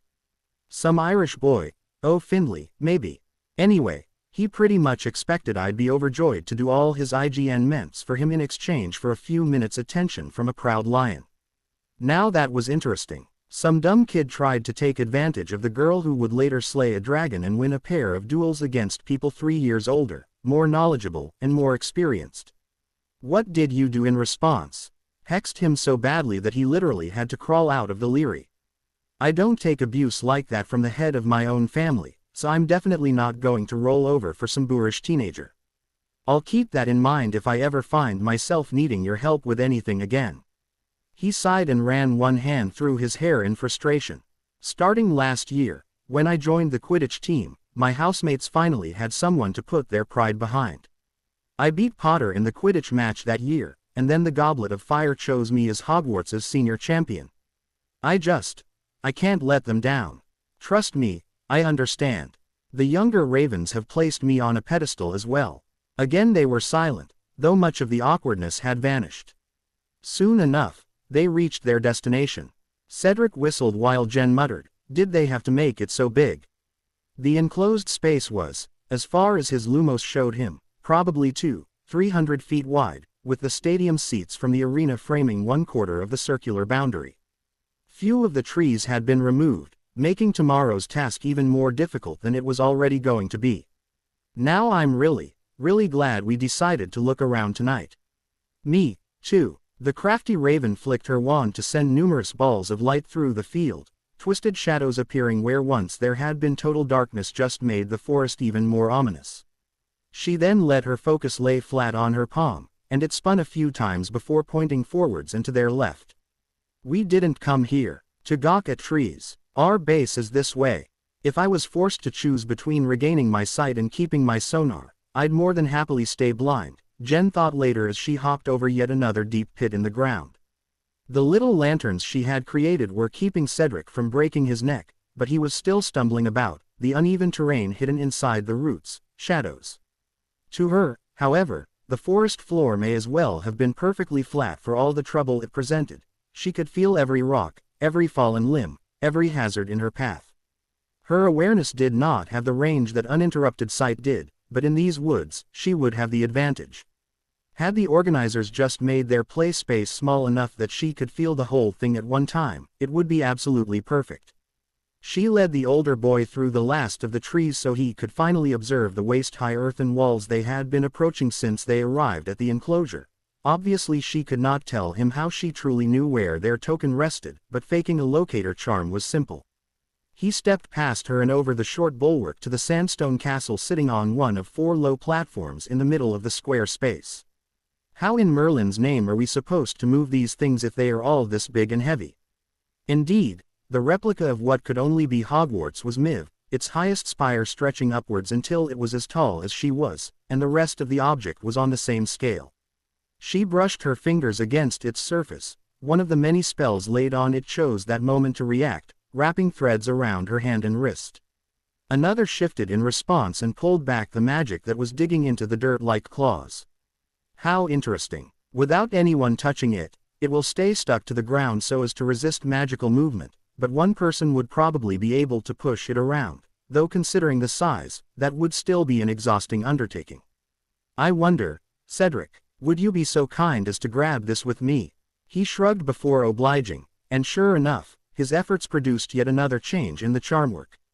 As if the heavy stone weighed no more than a feather, they easily hoisted it into the air. Of course, Hufflepuffs are all about teamwork. The two of us working together could run each of these back here and put it in one of the places set out for them, she said, pointing to the empty daises. But how would we keep the other teams from stealing ours while we're running about? He countered. Those walls aren't going to stop anybody on their own. Are we supposed to enhance them before we set out? A suspicion forced its way to the front of her mind. Or maybe we have to choose one of three strategies. Do we both search for tokens, leaving our base defenseless? Keep one of us here while the other manhandles them so we don't lose our own, or both stay back and take out the opposition, then go out once we're the only ones left standing. Put like that, I don't like any of those options. Oh, bugger. What? He turned to her, his face crumpled in a grimace. What happens when one or two tokens have been taken already, both champions of that school aren't out of the picture? Those 2, 3, even 4 might very well team up, at least until the successful team has been taken down. Defense will become more and more important as the task goes on. Unless we take steps to end it quickly. Jen ran her sonar over the statue again, paying close attention to how the spells on it had been woven. Tethering, that clever little anchoring one, and several to stop anyone from working around the rules, whether by shrinking it, levitating it, charming it weightless, or transfiguring it into something else. They're all tied into runic clusters, too, amateur enchanting at its finest. A small grin appeared as she considered her options. This style of enchanting was faster and simpler than writing the full thing out in runes, but it had some downsides as well. Only effects for which charms were already known could be used, as the spells had to be cast into the containment clusters. Additionally, a simple finishing charm could theoretically get rid of them, though it would require overpowering the magic to an insane degree. Throw in runes to keep the enchantment charged, and even she would be hard-pressed to break through it with sheer brute force. That was where the third disadvantage raised its ugly head. True, enchanting caused the magic to stay inside the object on which the script was carved, but permanently charming it as done here was no different from ensorcelling it temporarily. The spell was still on the outside, which meant it could be manipulated, weakened, and even unraveled. We need to visit the other school's bases. Confusion was obvious in Cedric's voice. Why? For one, we should find out where they are so we aren't running around lost tomorrow, and for 2, I want to see if I can't make our job a little easier. It took them several minutes, but eventually they did find another token. There was no doubt in Jen's mind who it belonged to, either. I wonder if R and Potter's bases were put so close together intentionally. You sure this is his? The token is a bloody phoenix, she said sharply, jabbing a thumb at the offensive visage. He's Dumbledore's golden boy. Dumbledore has a phoenix companion, do the arithmancy. Our respective locations may or may not be coincidental, but the imagery here is anything but. Potter may have come out ahead in the Ravenclaw task, but that's 1 out of 3. He just isn't having that good of a showing, especially for someone touted to be our generation's leader of the light. The old goat wants the public to continue their worship of him and his cause, and they won't bother if Potter keeps dropping the ball like he has been. Every mistake the boy makes the dark more and more attractive. She ignored the badger's hum of agreement as she examined this token, and sure enough, the exact same spells as on their own were present. Perfect. Reaching out with mental fingers, she started plucking away at the strands of magic where multiple enchantments crossed, checking for where the fabric of energy frayed most quickly. The more spells were laid on an object, the easier they were to disrupt by this subtle approach, though few people could taking advantage of that fact. The ability to sense the currents of magic, be it through magizite, oral detection, or a tactile method like her sonar, was a necessity. One tearing motion of her left hand later, and the protections were history. She strangled the cackling laugh that threatened to spill out and hastily reapplied the protections, tying them collectively to a single runic cluster. This should still prevent finishing charms from being entirely effective while simultaneously weakening it to her own strategy and thereby requiring less time that an opponent could use against her. With several harsh flicks of her blank wand and a flash of light for Cedric's benefit, she sighed, "All right, this one's done. On to the next." "Wait, what did you just do?" "I may have modified the spells on the token to be easier for me to remove tomorrow." He gaped at her. "You're sabotaging the other champions." "Sabotaging, tactical planning, winning, call it what you will. I have been told many times that I am a raven with a S's heart, albeit solely by the few people who know me well, and I will not ignore any advantage that is handed to me on a silver platter." "So you're going to cheat, instead?" he demanded. "The Baron save me from idealistic Hufflepuffs," she pled mentally. "Absolutely. Besides, you don't have any room to criticize, mister. Let's check out the playing field beforehand." At his wince, she continued, "We, all of the champions, started cheating almost the moment our names were drawn from those goblets. Messing with the enchantments on these statues to give our team an edge may be a little more direct than, say, finding out that we have to steal eggs from dragons or watching other champions practice with wandless foci in order to counter their strategies, but otherwise it is no different. If you're still uncomfortable with this, though, fine. I'll see you tomorrow. Don't hurt yourself on your way back to the castle." Striding past him, she only made it 24 paces before his voice rang out. Wait. He jogged up to her, shoving his hands in his pockets as he came up beside her. "You're right. We've been cheating since day one. I just didn't want to admit it to myself. It goes against everything I've ever been taught about fair play, about basic honesty. Is it really unfair if everyone is doing it, though? Seems like we're following the unwritten rules at that point." He shrugged in grim uncertainty. After walking far enough for her to orient herself to the Pegasus statue that could only represent Bobaddon's, he asked, "So, if you're going to run around collecting the tokens by yourself, I guess I'll hang back and protect our own. Any suggestions on what the defenses should be?" She knew he was asking so they could move past their uncomfortable conversation, but she let it slide. He had, after all, raised a valid concern. "Temporary wards are out of the question.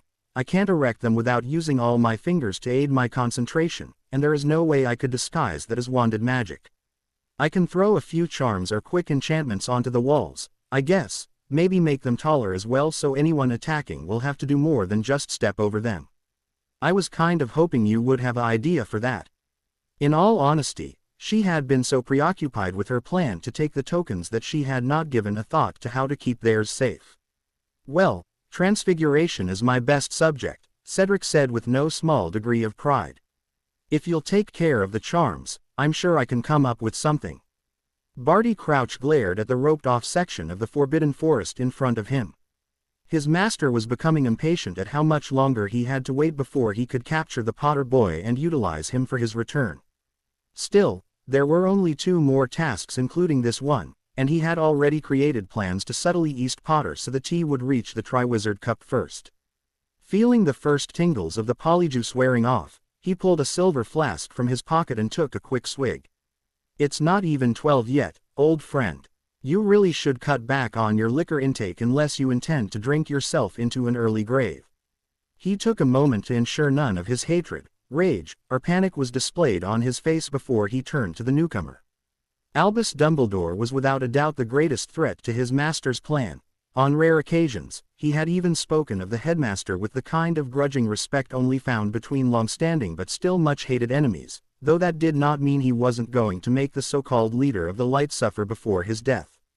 If the old man discovered Barty was Barty, the Dark Lord would have no one to east him in his ambitions, and Barty refused to let that happen. And what if that is, in fact, my intent? Then I think Margaret will be disappointed that you should choose such a means to join her on the other side of the veil." The old man clapped one wrinkled hand on his shoulder.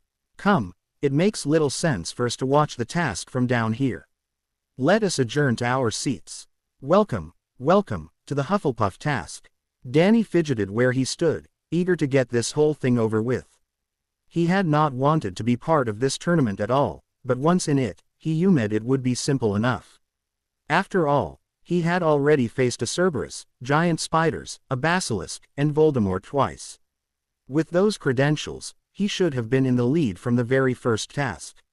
He wasn't. That Black, a dark witch of all things, had been doing so well until what even he would agree was a ridiculously unfair ruling on the part of the judges just rubbed salt in his wound.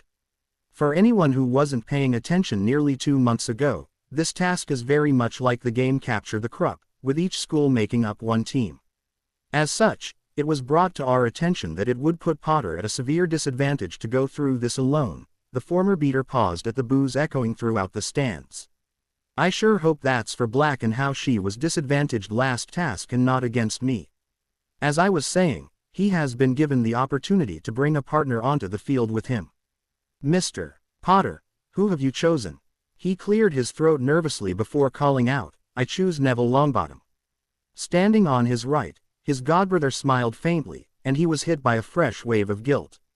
Though raised as brothers in all but blood, the two boys had drifted apart shortly after the start of their first year, with him spending time with Ron and Neville making friends with several other green-thumbed students he met in Sprout's Herbology Club. Hermione putting Neville in a body bind when he tried to stop them going after the stone that June. He had not been present when Danny had his revelation about the thief's identity, and they just had not had time to explain things sufficiently at the time, had soured their relationship further. While they were still friendly whenever they were in the same room, they hadn't gone out of their way to spend time with each other. Yet, maybe because Neville was just that much better of a person than he was, the Longbottom Scion had stood by him when everyone else but Hermione thought he had snuck his name into the goblet. His quiet explanation, we may have different interests and get on each other's nerves now and again, but we're still family, had made Danny feel terrible for never once seeking reconciliation. That was not the only reason he wanted Neville beside him now, however. Like his uncle Remus, the boy was clever and calm, keeping a cool head in tense situations. He could not count the number of times Neville had come up with alibis when they were kids and left evidence that they had done something or been somewhere they really should not have. His godbrother was also as loyal as any Hufflepuff. Ron, who he had also considered for this spot, had proven himself not to be, and he was still a little worried that the redhead would up and leave him again when the going got tough. Very well, Mr. Potter. Okay then, let's get cracking. The senior champions will enter the forest at precisely noon, which gives all you juniors 10 minutes to find your tokens and set up any little tricks and traps you want, though you can't go after the other team's tokens until the seniors are inside as well. Mr. Longbottom, you will be with the juniors while Mr. Potter waits here, and go. The younger champions, all older than Danny, shot into the woods. Cedric raced through the trees, eyes flicking suspiciously at every wavering shadow and rustle of leaves. With all 8 of them inside, being cursed in the back was a very distinct possibility. That would put a distinct crimp in his plan to reclaim first place. Breaking through the foliage, he stopped in his tracks and stared. Well, she's certainly been busy. Stone walls now stretched over his head, 15 feet tall if they were an inch, with a wooden door sitting in the middle of the wall in front of him. He reached for the knob, only for a voice to ring out, I wouldn't do that if I were you. Jen, how am I supposed to get in, then? Keep looking. He rounded the roofless building to the side opposite the obvious entrance, confused about what she meant. There was no opening here. Just as he was about to ask for clarification, a pale hand slipped through solid stone and crooked a finger at him before vanishing once more. Points for her, he thought as he slipped through the illusion. If I didn't know better, I'd think she cast the exact same charm as what's on the portal from the Muggle world to platform 9 3/4. Wow, you really outdid yourself there. What would have happened had I touched the door? Oh, just enough to keep you from doing it again, she replied with a grin as she pointed to the blank wall that showed no hint that there was a door on the other side. It isn't even real, anyway. Since you mentioned doing some transfiguration last night, I left plenty of material around for you to work with. Thanks, he said idly, glancing at the large rocks strewn about the floor. Plans gamboled through his head like a litter of Kneazle kittens. All right, I'm off. Bringing back the tokens should be as easy as taking candy from a baby. Yeah, okay. He held up one hand for her to high-five as she walked past. She vanished from sight right before she would have exited the portal. Good hunting. Looking back and forth between the GL panes floating before the crowd, Lily was quite displeased with the suspicions unfolding in her mind. All the champions besides Danny and Neville had moved far too confidently to where their tokens were hidden, to be sheer happenstance, but the layout of the forest was supposed to be a mystery. Was her son the only one competing honorably? Don't the judges care that everyone is cheating? That's a bit of an open secret about this tournament. Honestly, I thought you already knew about it, Remus said from her left. While cheating is officially grounds for a point deduction, the reality is that only happens if the champions are caught in the act. Otherwise, she harumphed and returned her attention to the screens. At least the scenes they showed were not all bad. Jenny's work, for instance, had been truly impressive during the time that she could actually be seen. The viewing crystals scattered throughout the forest only showed a single angle each, and none of them were high enough to peer over the walls she had raised. The Diggory boy was now inside as well, but they seemed to be working off a purely defensive strategy, much to Lily's disappointment. She may have had to strangle the desire to cheer her daughter on out loud throughout the previous two tasks, but that did not mean she had not enjoyed watching Jenny compete just as much as she did Danny play Quidditch. Speaking of her son, from the corner of her eye she saw him and Neville flash before falling limply to the ground outside their base. What in the... She trailed off as their attacker was revealed. Jenny faded into sight inside the low walls before stepping closer to the large phoenix statue. Wand waving like a conductor's baton, she finally tapped the token, which immediately flashed with a brilliant white light. A graceful sweeping gesture transfigured it into a small disc even as it flew into her pocket. She then, somehow, turned to face the camera to wave goodbye mockingly before once more disappearing. One section of students, all of them bedecked in Ravenclaw blue, exploded into shouts and laughter, joined shortly by a large portion of Badgers and even a few of the younger Slytherins. In an uncomfortable reversal of what Lily was used to from her own school days, it was the Gryffindors who by and large sat stone-faced and silent. "That's impossible," James finally whispered, his eyes wide in shock and disbelief. "Only cloaks made from demiguise hair permit true invisibility. She doesn't have one." "I guess she found another way," was Lily's gentle reply. She cut her eyes to the 5 blacks in attendance, her sorrow tinged with self-loathing and not a little envy. "No courtesy at all," Jen quipped as she stepped over the fallen Vila, dismissing the invisibility spell around her. "The rest of us might have wanted a chance to take her down a few pegs too, you know." Next to the rearing Axon, the Bulgarian wizard straightened from his crouch.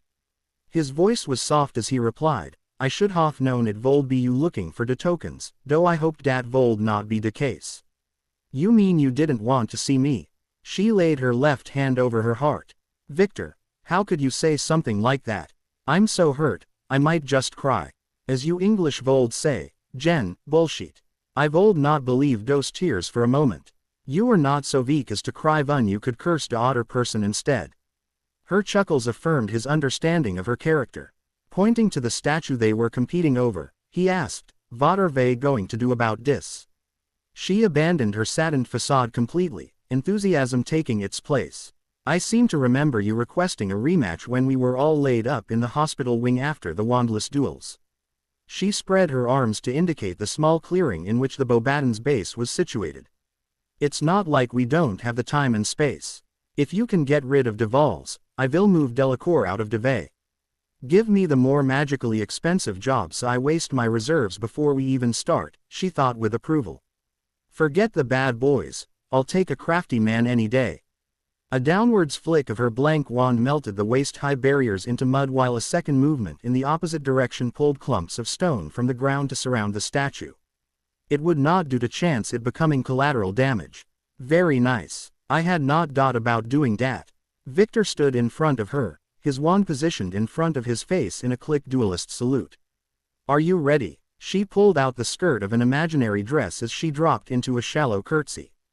"Impress me, pansy man." Her bent knees let her spring to the side to dodge the spell that immediately shot from the Quidditch star's wand. The duel was on. "He's dead set on beating me this time," she mused, thanks to her sonar. she had felt the tree behind her former position burst into flame, reinforcing her desire not to be hit. Good. I would find him taking me lightly to be incredibly insulting. A wave of her right hand caused large panthers to rush out of the mud she had created, while a surreptitious gesture with her left caused them to move even faster, thought that did not save them from the tongues of electricity that pierced them. Starting from that first interchange, it became clear that Victor was far, far better than her in a conventional fight, the experience from years of mandatory dueling clees giving him an edge that she just could not counter without resorting to dark magic or casting with both hands. Working with the unfamiliar focus in the Slytherin task had apparently disadvantaged him more than she previously believed. As the minutes flew by, she found herself casting fewer hexes of her own and raising more ethereal and physical shields to protect herself. That did not mean she let up on offense completely. Spears of conjured ice flew at him while transfigured animals, running the gamut from cow to crow to company, rose from the remains of their predecessors. Once she started copying the flow of the spells McGonagall taught and then analyzing the results on her own time rather than try to move to the unfamiliar final form directly, that CL had become much more informative. She really owed the Catwoman an apology for her initial disinterest. A shouted, "Reducto!" The first incantation her opponent had uttered since their match began, gave her ample warning to leap out from behind her most recent earthen wall before it became rubble ripping through the space she had occupied. Doing so, however, caused her to roll over one of several poorly aimed nets he had conjured early on. The ropes came to life and wrapped themselves tightly about her, squeezing the air from her lungs. She had paid so much attention to the curses he was unleashing that she had ignored the charms on the bindings and thereby walked right into his trap. Victor walked up to the space by her head, looking down at her face with a hesitant smile. "You are an excellent duelist, better by far than I was at 14, but it looks like this is my vin nondelis."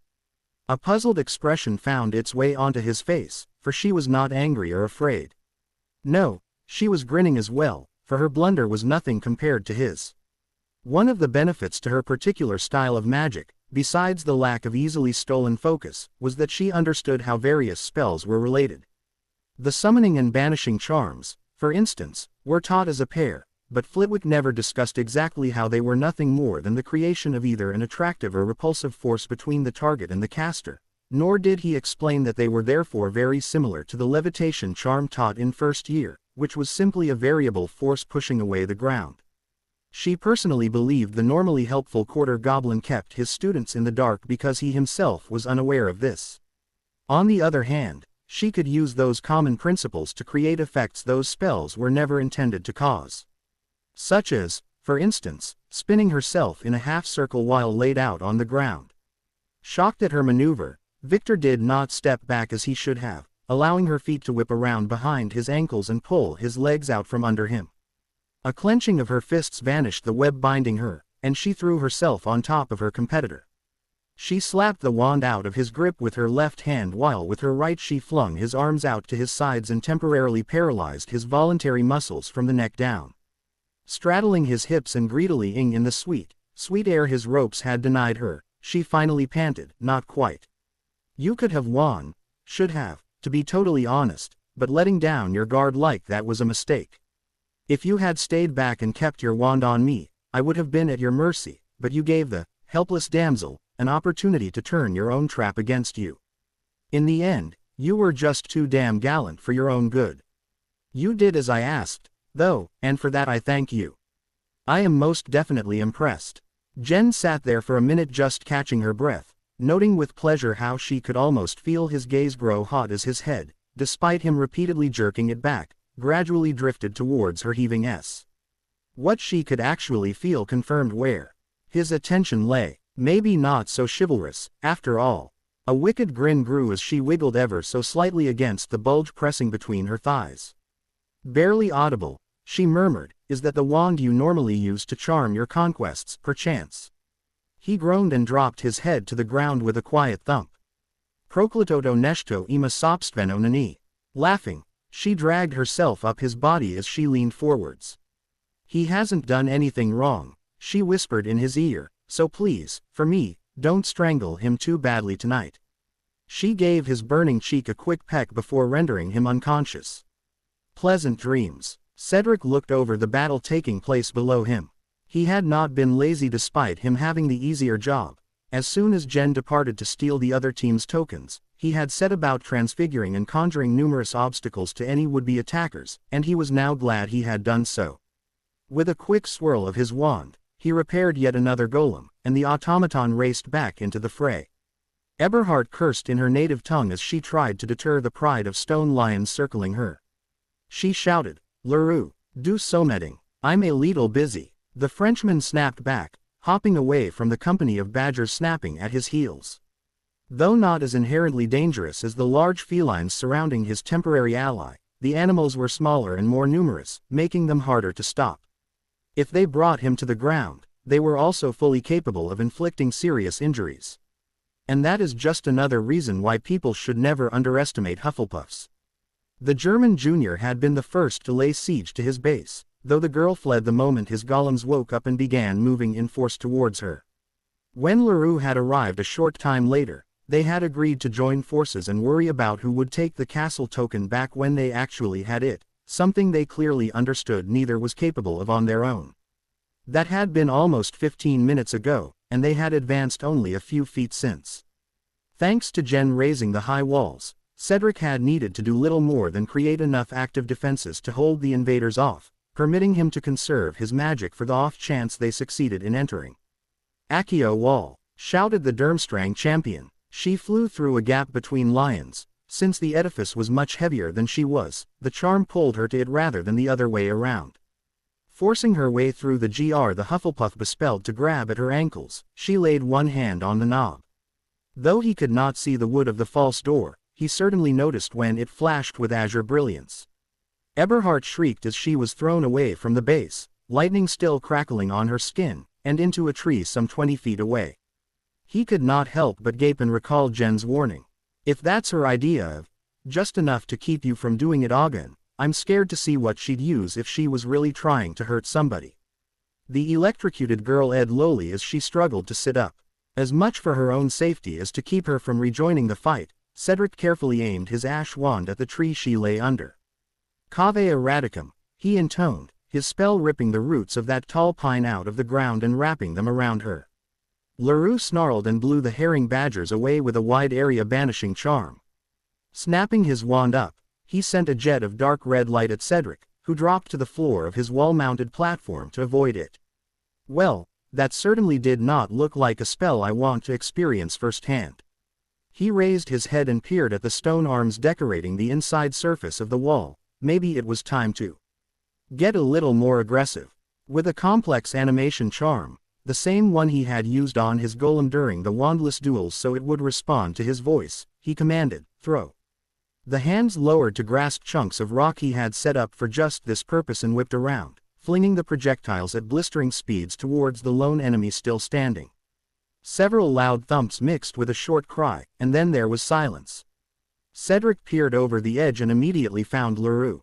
The Frenchman lay unmoving on the ground under a pile of fist-sized stones, red lumps already forming on his head. "Not bad." The badgers' hero glanced in the direction of the voice, and he was unsurprised when his teammate rippled into existence. "Permission to approach und, General. You have the tokens already. Wasn't hard." Potter was pitiful, and the Durmstrang base was abandoned once I fought Victor for Bobadenses. She rubbed her ribs with a grimace. "He's a lot tougher with a wand, though, make no mistake about that. He'd have won if I hadn't caught him with a punch." Cedric shuddered. His own experience fighting the Bulgarian was bad enough. Still, I wonder when she and Crumb became familiar enough for her to refer to him by his first name. Shaking off his idle curiosity, he called his transfigured defenses back and motioned her on. He clambered down the short ladder he had created to see over the top edge of the walls and waited for her to slip inside through her hidden opening. "Let's see them." She smiled and pulled 3 gray discs, no larger than a sickle, from one pocket of her trousers before placing them in the middle of the unoccupied pedestals. 3 finishing charms returned them to their natural states. Castle, sailing ship, winged horse, phoenix. That's all of them. How do we let the judges know for sure that we have them? Jen pursed her lips for a moment before tapping her wand against a cluster of runes he had not noticed were carved into the square stage below their own token. I tied all the transfigurations together to keep anyone from being able to take them apart the easy way. You made that ladder and platform from the rubble I left out, I'm guessing. He nodded before helping her dismantle the walls. Once everything had been returned to how it was when they first saw it the previous night, a loud whistle sounded. 4 tasks down, 1 more to go. Jen, Cedric, Victor, Potter, and Longbottom were forced to wait for nearly half an hour in a small, hastily erected tent. Conversation was sparse and tense, and all of them were ecstatic when a meta-wizard walked in to tell them that the other 3 competitors had had their injuries treated sufficiently for them to receive their scores. The Black Witch was honestly surprised that she had only wounded one of the fallen, and even that was indirectly. Bagman stood from his chair among the other judges. Though this task went quite a bit differently than expected, we have decided how to award your points. As each team was to work together, both champions from a single school will receive the same score. In first place is, who else, Hogwarts. The crowd screamed, and Jen and Cedric waved to their adoring fans. Not only did they collect all 3 tokens, they were the only ones still standing at the end. Diggory, Black, take 30 points for your valiant efforts. Second place was difficult to determine, but we ultimately decided that since LaRue was conscious a few seconds longer than Eberhard, 20 points go to Beauxbatons. Both French champions, none too happy about having to hold the other up, glowered even as their school cheered. Durmstrang, you 2 receive 10 points, though I will tell you right now, Mr. Crumb, that the skill and tactics you displayed during that duel with Black nearly convinced us to award second place to your school. Bagman waited out the scattered applause from the Eastern Europeans before continuing. Finally, coming in last, is Potter and Longbottom, as they were the first ones taken out, just 5 minutes after the task officially began. You get no points. Now, we the judges have tallied up all the points we awarded over the course of these tasks, and I have to say, the results are surprising. First place overall is a tie. The spectators began jabbering away, and the former Quidditch pro raised his hands for silence.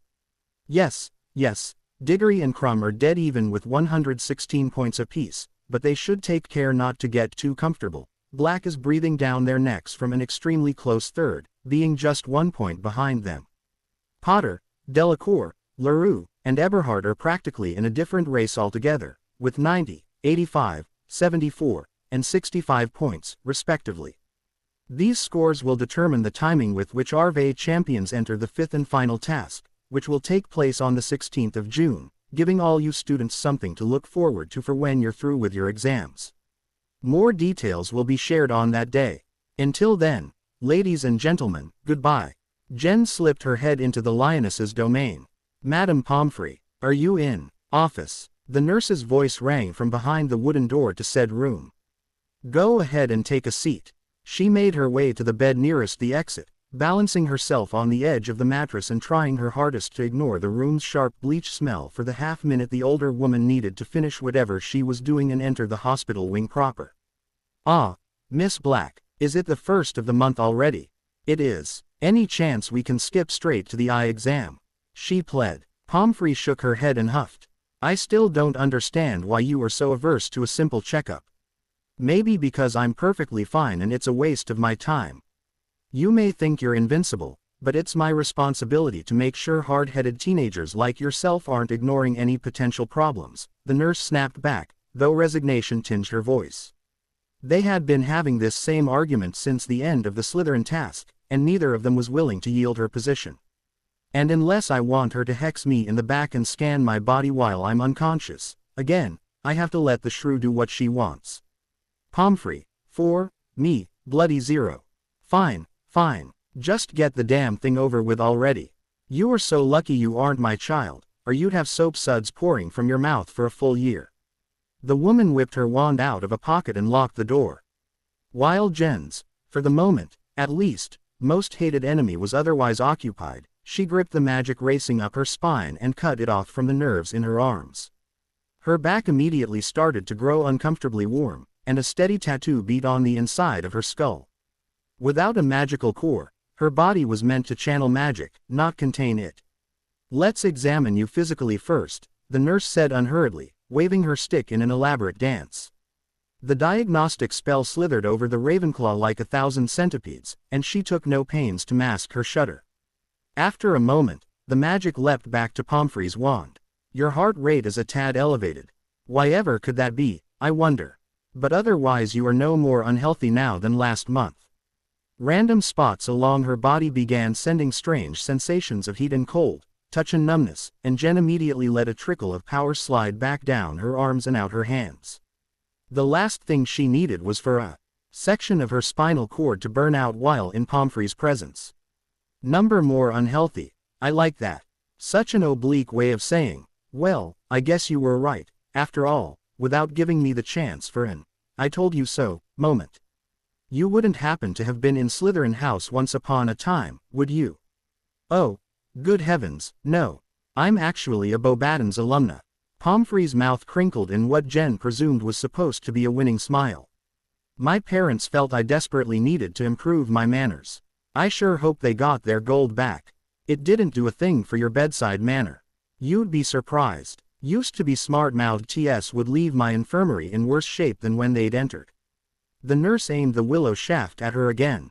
Any charmed objects or spells on your clothing?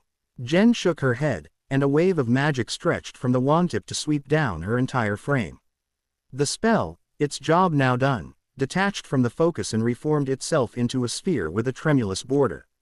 Barely withholding a sigh, she let the magic trapped inside her tissues finally pour out. Another long moment was spent repairing the minor damage her subterfuge had inflicted on her nerves.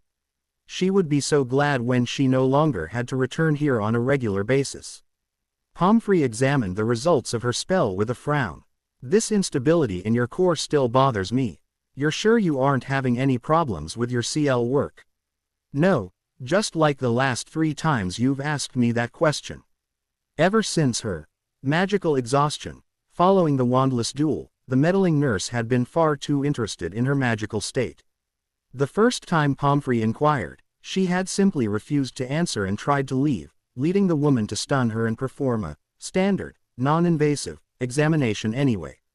Apparently, adolescent witches and wizards did not possess the right to refuse treatment of their own volition.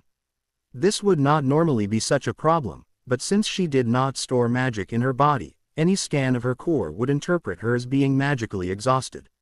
Pomfrey had been incensed that she was not properly focused on her own well-being, and what could have been a one-time occurrence instead became yet another part of her monthly eye exam.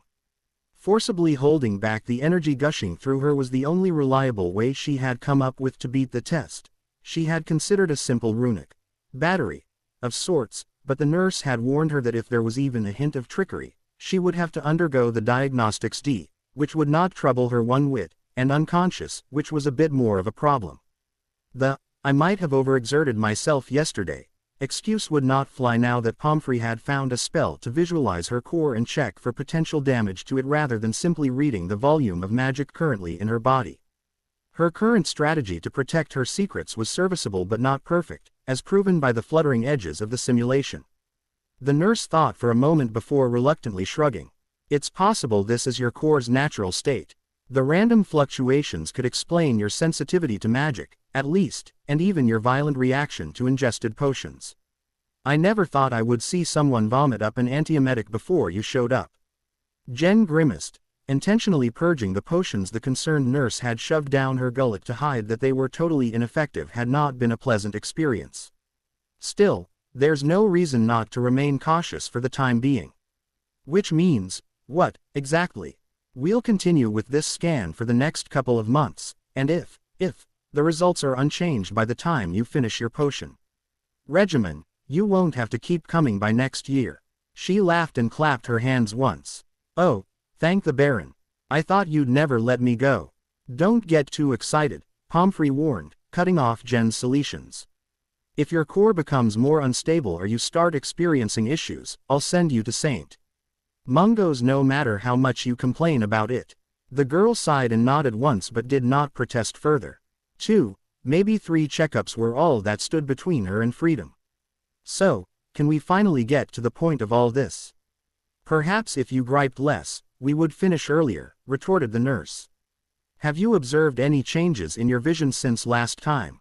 Yes. A couple of weeks ago, I actually noticed a difference when my eyes were open as opposed to being closed. The light's gotten brighter since. That is marvelous news. Take your blindfold off so I can examine them. Jen hesitated for a moment. Only Sissy during her most recent weekend trip home and she herself through her scrying mirror had seen what her eyes looked like now that they were not rough and totally white. Not like I have much of a choice, though, she reminded herself as she unwound the cotton strip wrapped around her head. Even without that barrier, her world remained dark. The numbing charm on her eyes that negated the burning of the scar-reducing potion also shut down what little vision she had regained. Brushing her fringe out of the way, she calmly faced the older woman. Pomfrey did not seem to consider anything amiss as she leaned in with her wand alight for a closer look. Well, you certainly will not want for attention from the boys once they can see your eyes. I can already tell that they will be quite beautiful. Thank you, Madame Pomfrey. She bit her lower lip in a moment of false nervousness that did not go unnoticed. Now that she had the nurse's undivided attention, she continued, there are far worse things I could have inherited from my mother, I suppose. The matron frowned for a moment before her face went cold as she finally figured out the hint. Jen barely resisted shaking her head in disappointment. She was displeased but not unsurprised at the negative reaction her words had garnered. It was not a secret she could maintain indefinitely, and she needed to know what the average person's immediate response would be. Just as she prepared to remove the past few seconds from Pomfrey's memory, the woman flushed in wild anger and snarled, well, that explains a few things. James Potter, you son of a... Then again, I wasn't planning for an outcome quite this bad. She muttered, I knew I should have just kept my mouth shut. Oh no, dearie, Pomfrey exclaimed, reaching over to grab her hands. I'm not mad at you. You had absolutely no say about any of this, nor do you have anything to be ashamed of. Do you understand me? Nothing. At all. Your father, on the other hand, will answer for quite a bit if I ever get my hands on him. Jen gaped a bit at the sudden show of support, especially considering how she was only a moment away from mucking about in the Meadowitch's mind. She could count the number of times she had actually felt guilty about her actions on two hands with fingers left over, but this was rapidly becoming one of them. So I guess I shouldn't worry about my potion being replaced with a fast-acting poison or something like that, right? Of course not. Even if that weren't illegal, unethical, and immoral in the first place, I would never punish a child for her parents' actions. Pomfrey pulled a vial from her pocket and slipped it into Jen's hand. Poison-free, I promise. Both females took a moment to regain their equilibria. Once calm, the nurse continued briskly, since you've already regained enough vision to distinguish light from dark, I want you to spend 20 or 30 minutes each morning before you apply the potions just letting your retinas readjust to seeing once more. The rest of the day, however, you may want to keep your blindfold on. The potion you're taking is, after all, melting the scars off your cornea. I would rather not test what it would do if a foreign object found its way into your eye, nor do I think you want to know, either. I'll give you a vision test next time, and if Professor Snape's prediction is correct, you should be fully recovered by early July at the very latest and more likely late June. That will be wonderful, Jen commented as she replaced the fabric. Standing from the bed, she paused for a second before asking, Madame Pomfrey. Could you, maybe, keep what you learned today a secret? You know it will come out eventually. I know, but, I would really like to finish a full year here before I start dragging skeletons out of the closet. The nurse hesitated for a heartbeat before sighing softly. You have my word, no one will hear it from me.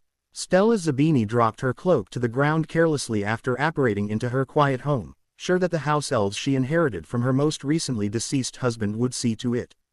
The British cattle she was forced to deal with in the Wizengamot were an arrogant, loutish bunch, and right now she wanted nothing more than to take a nice, warm bath and spend a little time with her daughters. I wondered when you'd finally return. She whirled about to face the intruder standing in the darkened doorway leading to the den.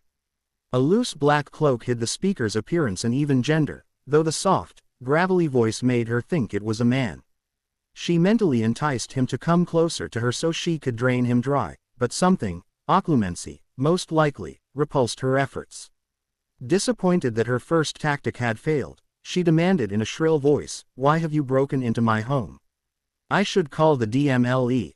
Yes, I'm sure they would be more than pleased to search this place considering the many men who, mysteriously, perished once you got your hooks into them. Accidents, she denied immediately. Tragic and unusual, I'll admit, but accidents nonetheless. A chuckle drifted from the figure's hood. Oh, I'm sure they were accidents. Their deaths were due to your carelessness rather than any act of malice. Self-control is too much to expect from a succubus. Her eyes widened. How did this snack know? Surprised. I don't see why. It isn't like you went to any trouble to hide it. Your son had the same bad habit. You, she snarled. Yes, me. Do you really think I would leave a newly awakened incubus to prey on a castle full of schoolchildren once I learned of his presence? I would never be able to look my brothers and sisters in arms in the eyes again. Stella felt a sliver of icy fear slide down her spine and quench the fires of rage burning in her belly. There was only one possible explanation for how this unknown man had uncovered all her secrets, who he was referring to as his comrades. He was a cacciatore. The Order of Hunters, despite all her precautions, had found her at last.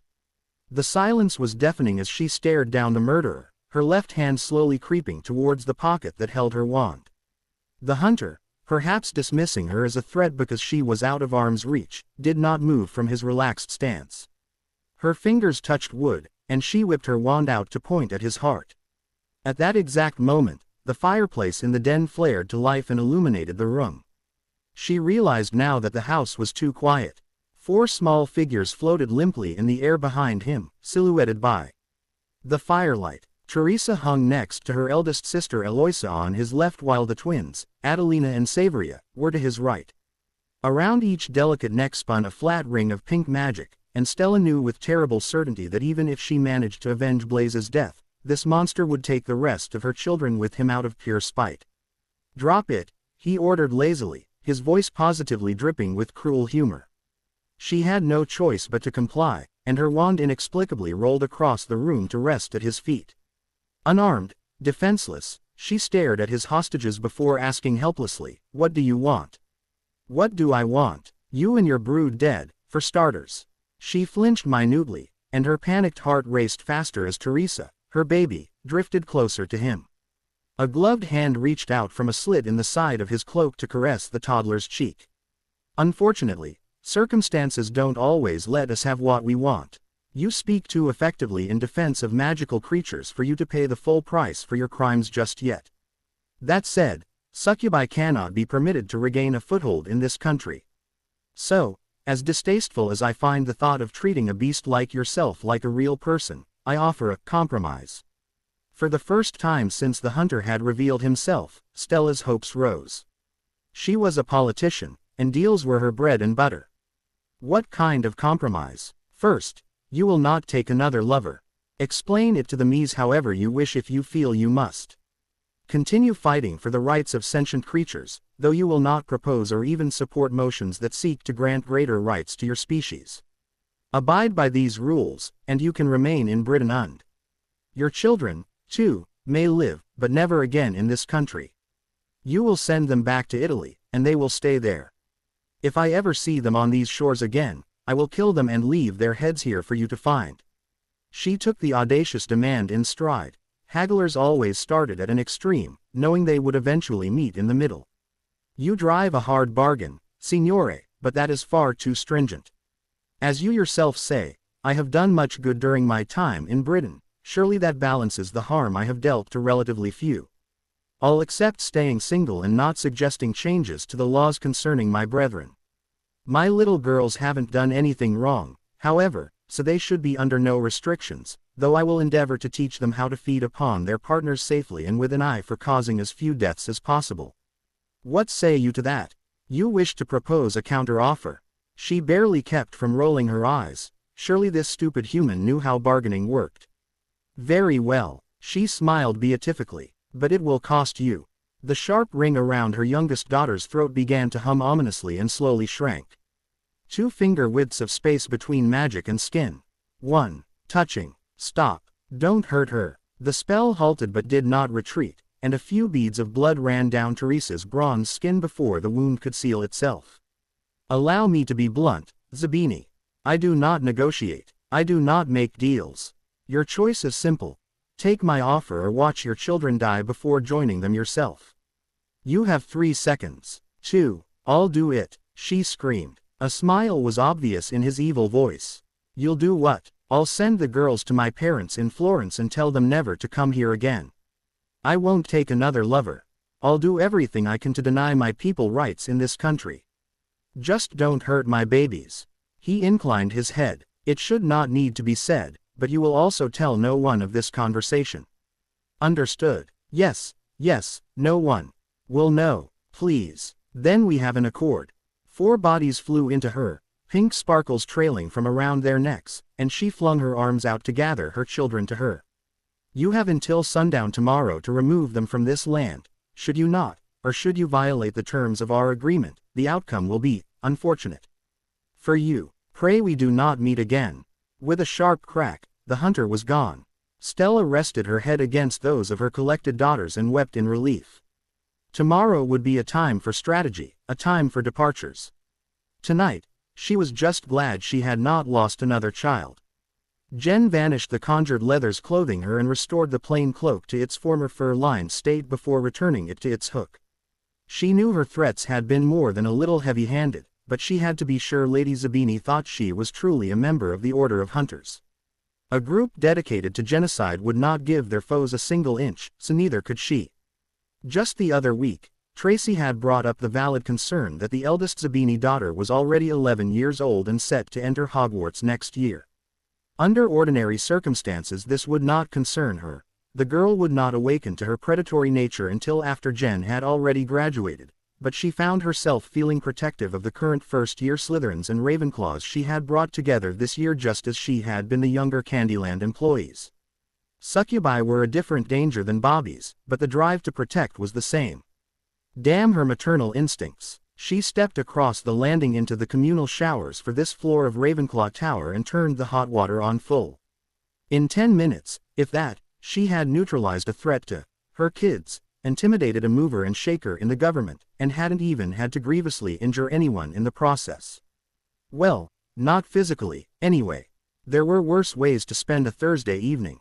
Fräulein Eberhard, this will likely be my final request of you, and it is one that should be simple to complete. I have a teenaged cousin who has expressed an interest in learning the dark arts, which, due to its dubious legality, in Britain, is not a field he can easily find information on. When his dilemma was brought to my attention, my mind immediately went to you. I know from various sources that you reached the top tier on last year's competency exams, and were, in fact, one of Germany's highest scorers in the subject.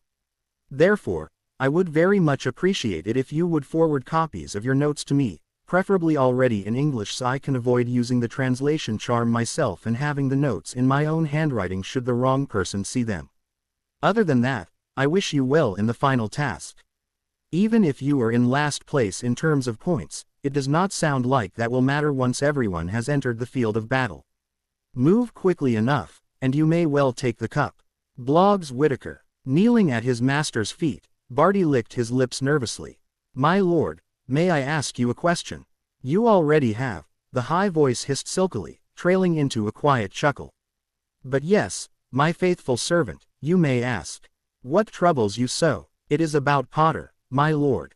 His grip tightened on his wand, and the former Hufflepuff hurriedly continued, why must we wait until the end of the last Triwizard task? I could easily steal him away from Hogwarts now, even under the old fool's nose. You would have your body back much faster then. A tiny hand stretched out and lightly patted his arm. Ah, I understand. You are correct in that I wish to return to my former glory as quickly as possible, but there are 3 obstacles that stand in the way of your suggestion. First, so long as the boy is inside the castle's walls, neither portkey nor apparition will pull him away unless done by Dumbledore himself. Second, even if you did find some way around the wards, it would certainly reveal your subterfuge, and it is not impossible that the old man would stop you from leaving. I need someone to provide me with the potion necessary to maintain this body, or were you planning to leave me to my own devices? Have you tired of caring for your master so soon? Of course not, my lord. My only desire is to serve you always. That cold voice laughed, and Barty flushed with emberment. You make your intentions obvious, my precious servant. It is a mystery how you deceived your father for so long prior to my fall. Nevertheless, I said there were 3 reasons, did I not? The third, and most important, reason you may not steal Potter away is that I do not know how the ritual and the goblet of fire would interact, nor am I eager to find out. Master, the goblet is utterly draconian when it comes to punishment. Any form of noncompliance with the trials set forth is enough for the champions to be disqualified. Late to a task, they lose their magic, suffer a crippling injury that prevents them from competing. They lose their magic, even, and pay attention to this, Barty, even being kidnapped has historically been sufficient for them to lose their magic. Under ordinary circumstances, I would not care. Potter would be long dead by the time that became an issue. Unfortunately, nothing to do with that boy is ever ordinary. When I create a new body with his blood, there is a chance, however small, that the binding laid upon his magic by the goblet will be transferred to me rather than ending with him. With that in mind, he must be allowed to complete the tournament lest I be reduced to a squib. That will never happen, my master. I will do everything in my power to make sure your plan comes to fruition, Barty vowed. His glorious lord, nothing more than a pitiful squib. Such a thing could not be allowed to come to page. Do you wish me to get rid of the other competitors during the task so Potter can win unopposed? The Dark Lord hummed thoughtfully to himself before replying, I think not. I wish to use the Potter T's blood in my reincorporation, but his performance has been lackluster at best. To tell the truth, I must profess myself disappointed. Ease his path, but do not turn it to certain victory. If he wins, I will take his blood and display his corpse as my campaign flag, but should he not be good enough to succeed even with your stance, there is little point in hobbling myself by integrating his inadequacy into my new body. I will simply use the blood of the victor, the most talented young magical the goblet can provide me, and then rid myself of that scarred thorn in my side. Victor peered into the courtyard that led out of the castle, both relieved and disappointed that Jen Black was not out there for his eyes to immediately be drawn to. Over the past 6 weeks, he had been astounded at how often they were in the same area. For every time they were, he inevitably spent a few seconds longer than necessary just watching her. And every moment his gaze rested on her, his desire for her, despite the age difference, the media's reaction if his thoughts were found out, and her status as nobility in this country, burned hotter and hotter. Shouldering his way through the of students milling about after an afternoon exam, he eventually made it outside and onto the, if not really uncrowded, at least more open grounds. He had just spent 9 hours studying non-stop for his charms proficiency exam, and he was far too frustrated to deal with fawning fans. All he wanted right now was a cold shower, a large meal, and an early night. The moment his feet hit the GR, his eyes turned of their own accord towards the raven-haired young woman. Girl, he reminded himself sternly, who had been plaguing his mind so often. She was standing on the banks of Hogwarts's lake and speaking to a 4th-year boy with sandy blonde hair. Victor felt a stirring in his, a beast with sharp claws and sharper fangs demanding to be let out to savage everyone else after the object of his affection. He blinked. Am I jealous that she is spending time with someone her own age? Truly, I am more mature than that, and it is not as if she is mine, anyway. Shaking his head to throw off such foolish thoughts, he saw the other boy stomp off, and the green-eyed monster settled down. She turned to him with a smile and approached with quick but unhurried steps. Victor, how are you doing today? As well as can be expected, he replied with a casual roll of his shoulders. Studying for exams. It turns out that being the only one in the tower not revising is just as stressful as preparing. I've taken to wandering around the castle, just going wherever my feet led me. She waved one hand at the water. Today that meant the lake, apparently. I see. He steeled himself and continued, your boyfriend did not look happy. Did you two have a fight? Boyfriend. Jen snorted in condescending dismissal. Only in his dreams. Macmillan considers himself Merlin's gift to witches. He can't understand that there are girls who aren't lured in by his so-called charm. With a huff, she waved the conversation away. It's not important. If it has upset you, it is important.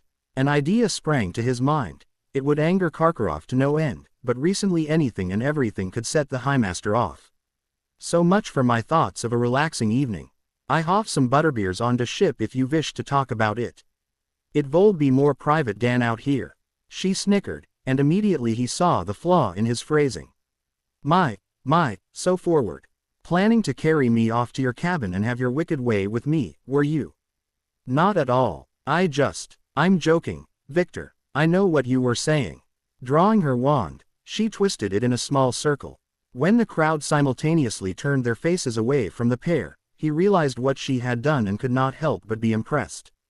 Diminishing or eliminating wand movements, something he had noticed about her spells several times before now, was a 7th-year skill. He could not imagine how much more difficult it would be to then learn to cast an avoidance charm with the wrong motion. In fact, during our duel, she used different movements than what is taught for all her spells. That would partly explain why I could never predict what she would do next. Their trip to the Durmstrang ship was mostly silent. The main disadvantage of avoidance charms was that they were incredibly easy to break from the inside. Anything that would draw attention, even slightly raised voices, would shatter the spell. After a few minutes, though, he slipped his arm out of her grasp and waved a hand up the gangplank. After you. If I'm not terribly mistaken, Hogwarts students aren't allowed on here or in the Beauxbatons carriage, Jen mused idly as she nevertheless made her way up. The moment her foot hit the deck, she looked at him over one shoulder with a small smirk. I feel like I'm claiming land.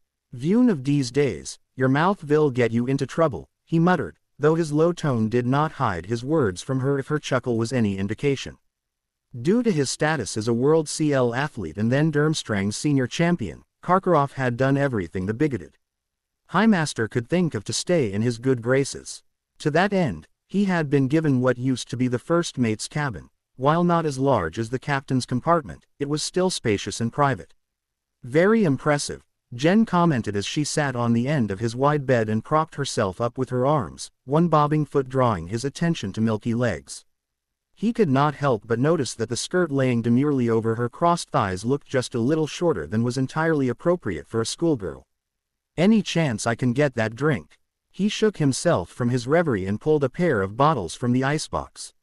While he used his wand to remove the cap, she simply thumbed the metal disc off in a smooth motion he had never seen outside taverns. Nice trick. Where did you learn it? Thanks, she replied after taking a long swig of butterbeer. When I was younger, I knew a couple of bartenders who taught me a thing or two. Opening beers, juggling bottles, mixing drinks. I make a fantastic highball, if I do say so myself. So, you are a noble who not only dances like a princess, but fights like a tiger and serves drinks, too. He sat in the chair in front of his desk, grinning at the mental image of the young girl, twirling in her ball gown behind a bar. What an interesting life you must have had as a jild. Jen giggled. It was, at that. If you want to know the truth, I didn't, she trailed off before shaking her head with a halting laugh. Sorry about that, just reminiscing. Feel free to ignore me. I want to know, he replied, leaning forwards in restrained curiosity.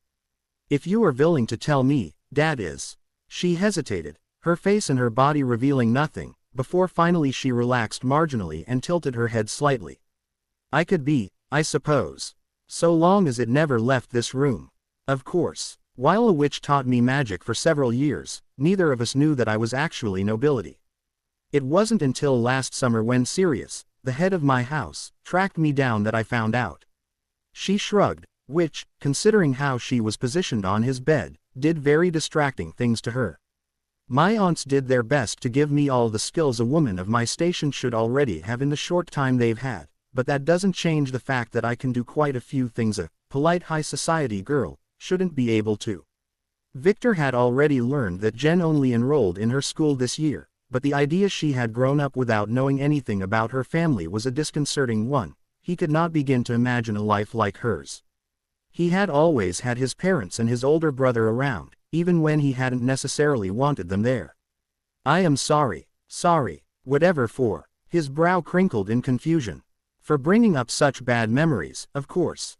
She smiled sultrily as she slipped off the foot of his bed and set her bottle on the floor. Oh, you are a gallant one. My very own Bulgarian knight. The Blacks discovering me was a turning point in my life, certainly, but rather than about how hard my life was yesterday, I prefer to think about how much better I have it today. She sashayed forwards and dropped into his lap. Shocked yet aroused, he half-heartedly tried to push her off, but then her lips met his, her tongue met his, and his arms dd themselves around her waist of their own accord. The young woman pulled away, and he opened his mouth to complain when her hot breath met his ear. The beast in his rumbled in approval. Not to mention, there are several pleasant skills I picked up that I never would have had I not had the childhood I did. Let me show you what I mean. Jen buried her face deeper into the broad it rested on with an annoyed sigh. Her distress was not due to their recent exertions. Victor was as talented a lover as he was a fighter or flyer, but rather how they had gotten there. She had been working on reverse engineering the mental, "come hither," Lady Zabini had tried to use on her, and 2 weeks ago she thought she had finally succeeded. Naturally, she had to try it out on someone, why not a man she would actually enjoy spending additional time with? It would have been perfect, if I hadn't specifically been trying to weaken it enough that it did nothing more than draw my target's attention rather than putting him or her into a lust-fueled haze. If I wanted to do that, I could have just manipulated Victor's emotions directly.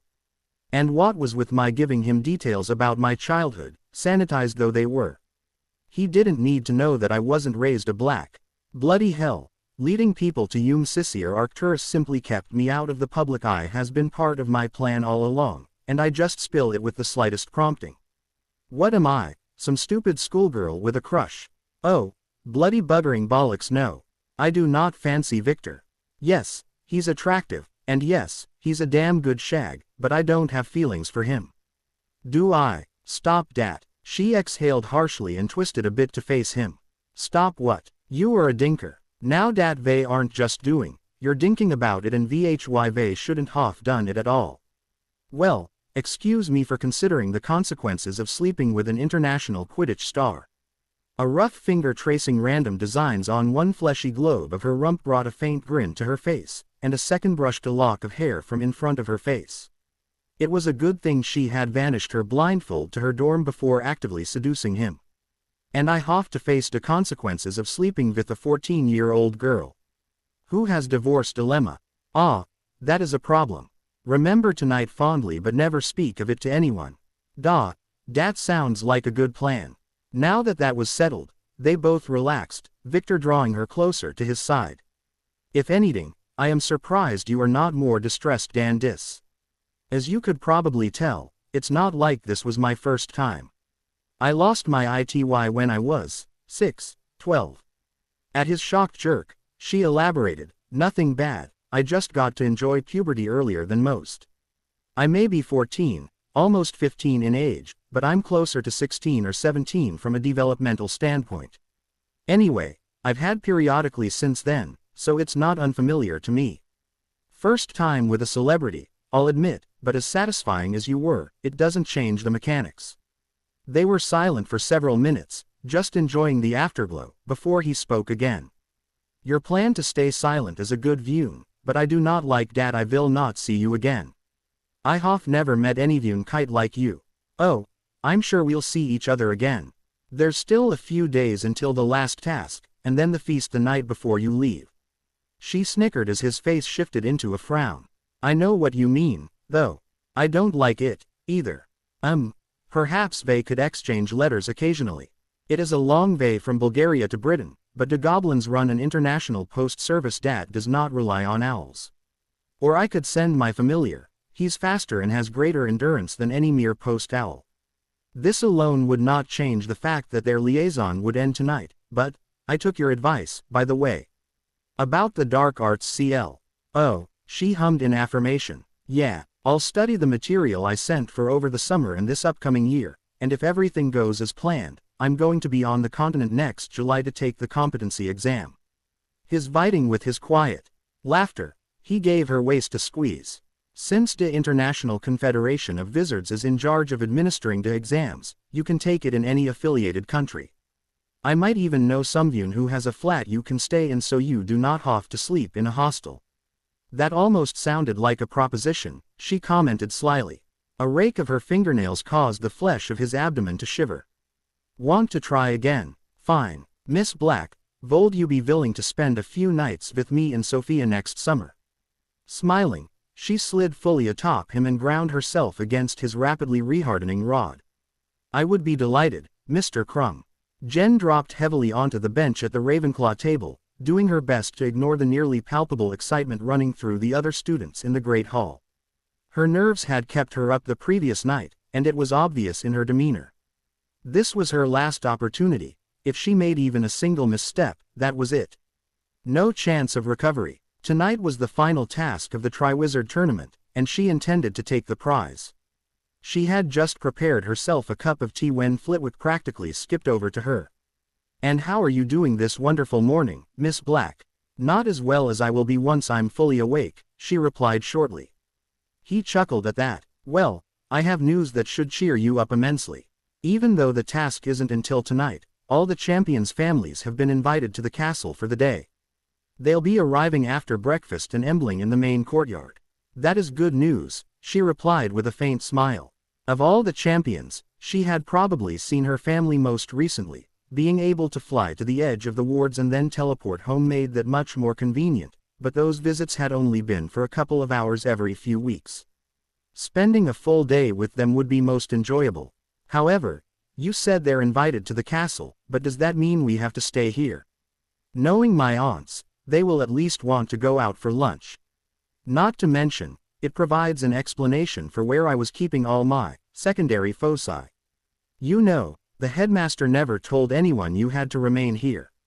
He implied it, certainly, but he did not actually say so. Mischief radiated from the quarter goblin as he grinned, the expression matched on her own face. "I would say there's no reason you couldn't." Flitwick turned and made his way back to the staff table, and Jen attacked her breakfast with sudden gusto. Approximately an hour later, all but 7 of the students rose to take the last of their exams. Those remaining waited until the crowd had sufficiently thinned before heading towards the school's main courtyard. The moment Jen entered the open space, she had to wonder about the half-dozen or so magicals milling about. All of them are more powerful than your average wizard, and it feels like they are wearing the same uniform, too. What could have possibly brought the Aurors to Hogwarts? One witch peeled away from the rest of the group, and the girl was shortly lifted a few inches off the ground in a hug. "Watch her. Jen. Good to see you, too, Dora. Now put me down." Her enthusiastic cousin dropped her with a huff, and she intently ignored the snickering of the other students. "Not that I mind, but why are you even here?" "Security. The history of this tournament being what it is, Madam Bones and Scrimgeour, the head Auror, thought it was best that all of you had a bodyguard to make sure no one was kidnapped or sabotaged before the last task starts. Guess who's stuck with you? The Baron saved me from an overprotective family." She frowned as her sonar found the other blacks. "And speaking of family, later," Dora interrupted. She waved a wizard to approach. "Think it's about time we got this show on the road, Shaq." "May as well," the large Auror said in a slow, deep voice. "Since you already have your charge, you can move on. Potter, you'll be spending the day with Dawlish." Here a sullen man nodded at the lion. "Diggory, go with Robards. Let's get out of here," the metamorph whispered to her. The two wandered away from the group. Halfway across the courtyard, Dora guided them to the nearest wall and erected a silencing charm around them. "Yeah, we really don't want to go over there right now. I'm honestly kind of afraid you'll accidentally start a duel." Jen rested her back against the ivy-covered surface before crossing her arms. "You want to tell me what Sirius and Aunt Sissy are arguing about with Dumbledore? One of these days, I'm going to make you tell me just how you can know everything that's going on around you even though you're blind." "Trade secret. Spill." "I really don't know," her cousin said with a shrug of her shoulders. "When we got here from the Auror office, those 3 were already in the thick of it. All Mum told me was that Professor Dumbledore came over and wanted to know if Aunt Narcissa and Sirius had discussed the timing for some exchange, and they just blew up at him. I tried to listen in, but I couldn't get through the privacy charm they're under without making it obvious. The old goat just doesn't know when to stop," Jen thought with an internal sneer. "Right after the Ravenclaw task, Dumbledore said that I had to spend this summer with the Potters or he'd go in front of the Wizengamot and propose that they regain custody over me. He what? No, Aunt Narcissa must have been exaggerating. He would never do something like that. Dora, I was right there. I heard him say it with my own 2 ears." The older witch gaped. But, he's Albus Dumbledore. Why would he want to take you away from us? Because in his mind, you aren't my real family. He thinks I would be better off with the people who threw me away when I was a toddler than with the people who actually give a damn about my well-being. Aunt Sissy told him where he could shove his demands, but it sounds like he decided not to listen. Dora wrapped her arms around herself, and Jen felt a brief flash of sympathy for the normally bubbly woman. From the mind reading she had done the previous summer, she knew that her cousin venerated Dumbledore. To have the image of her hero tarnished like that was not a pleasant experience. She could somewhat relate, for despite the woman's many faults, she had looked up to Elsie in much the same way. Still, it could be worse. At least Dora was not covered in the shredded remains of her mentor. That tended to put a damper on one's day. Feeling the headmaster stalk off in a tremendous temper, she ripped down the charm the Auror had cast. She walked quickly over the remaining distance to her family, the metamorph just a few steps behind her.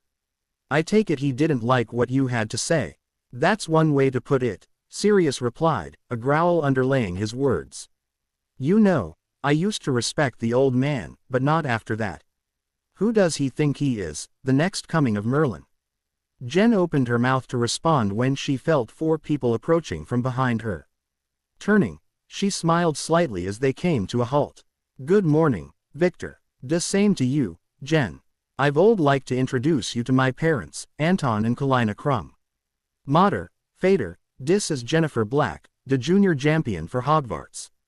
It's nice to meet you both, she greeted with a slight curtsy. First as Vel, Anton Crumb replied, the sentiment echoed by his wife. Victor then jerked his head at the tall man behind him.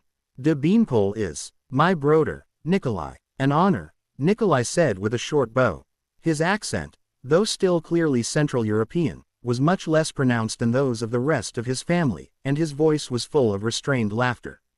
You've old not believe how much they have heard about the mysterious young woman who keeps besting him in combat. If I did not know better, I've old think my brother obsessed. I wouldn't consider myself mysterious, she denied. Extending one hand to each member of her own family in turn, she introduced, this is the head of our house, Lord Sirius Black, my aunts, Lady Narcissa Malfoy and Andromeda Tonks, and my cousin, Nymphadora Tonks. The man-child gave a roguish smile. Charmed, the other women nodded in agreement. Greetings exchanged, the Bulgarian contingent departed, and Jen fought the blush striving to warm her cheeks when the other 4 all turned towards her with knowing grins. Not one word, so that's Victor Crumb, Dora asked. You two seem quite friendly. Anything you want to tell us? Nothing at all, Andy smirked. You're sure about that? I don't see him going to any of the other champions so they can meet his parents.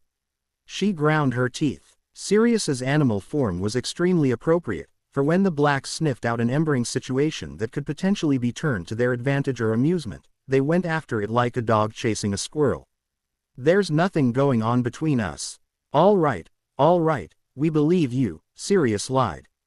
We'll try to act surprised in a year or 2 when the request for a marriage contract shows up. Growling, she turned to the last member of the group. I suppose you have a snide remark you want to make, as well. Not out loud. A thick wad of magic coalesced in front of Sissy's forehead before stretching out to her mind. The probe immediately retreated, and, realizing what her darkest relative wanted, she followed it with a probe of her own. I've known you for 7 years, Jen heard at the forefront of her aunt's mind, and more than that, I know how you act around people you actually enjoyed shagging. I just hope this doesn't come back to bite you in the behind. He and I have already discussed the best way to avoid that. Tugging the tendril of thought back, she asked, so, what's the plan for today? Well, we were thinking we'd head to London for the morning, have lunch, and then come back here in the afternoon so you'd have plenty of time before the task this evening. Sirius snickered. We can't have our little princess miss her grand entrance. Jen took a deep breath to force herself not to smack that smug look off his face. There are days I really wonder if I didn't have an easier life before I found out I was a Black. That's a bad idea, Lily. The redhead turned to her frowning husband, and at her confused expression, he nodded at the 4 dark-haired individuals and the lone Pinkett she had been watching. Going over there to talk to Jenny. Leave it alone, just for today.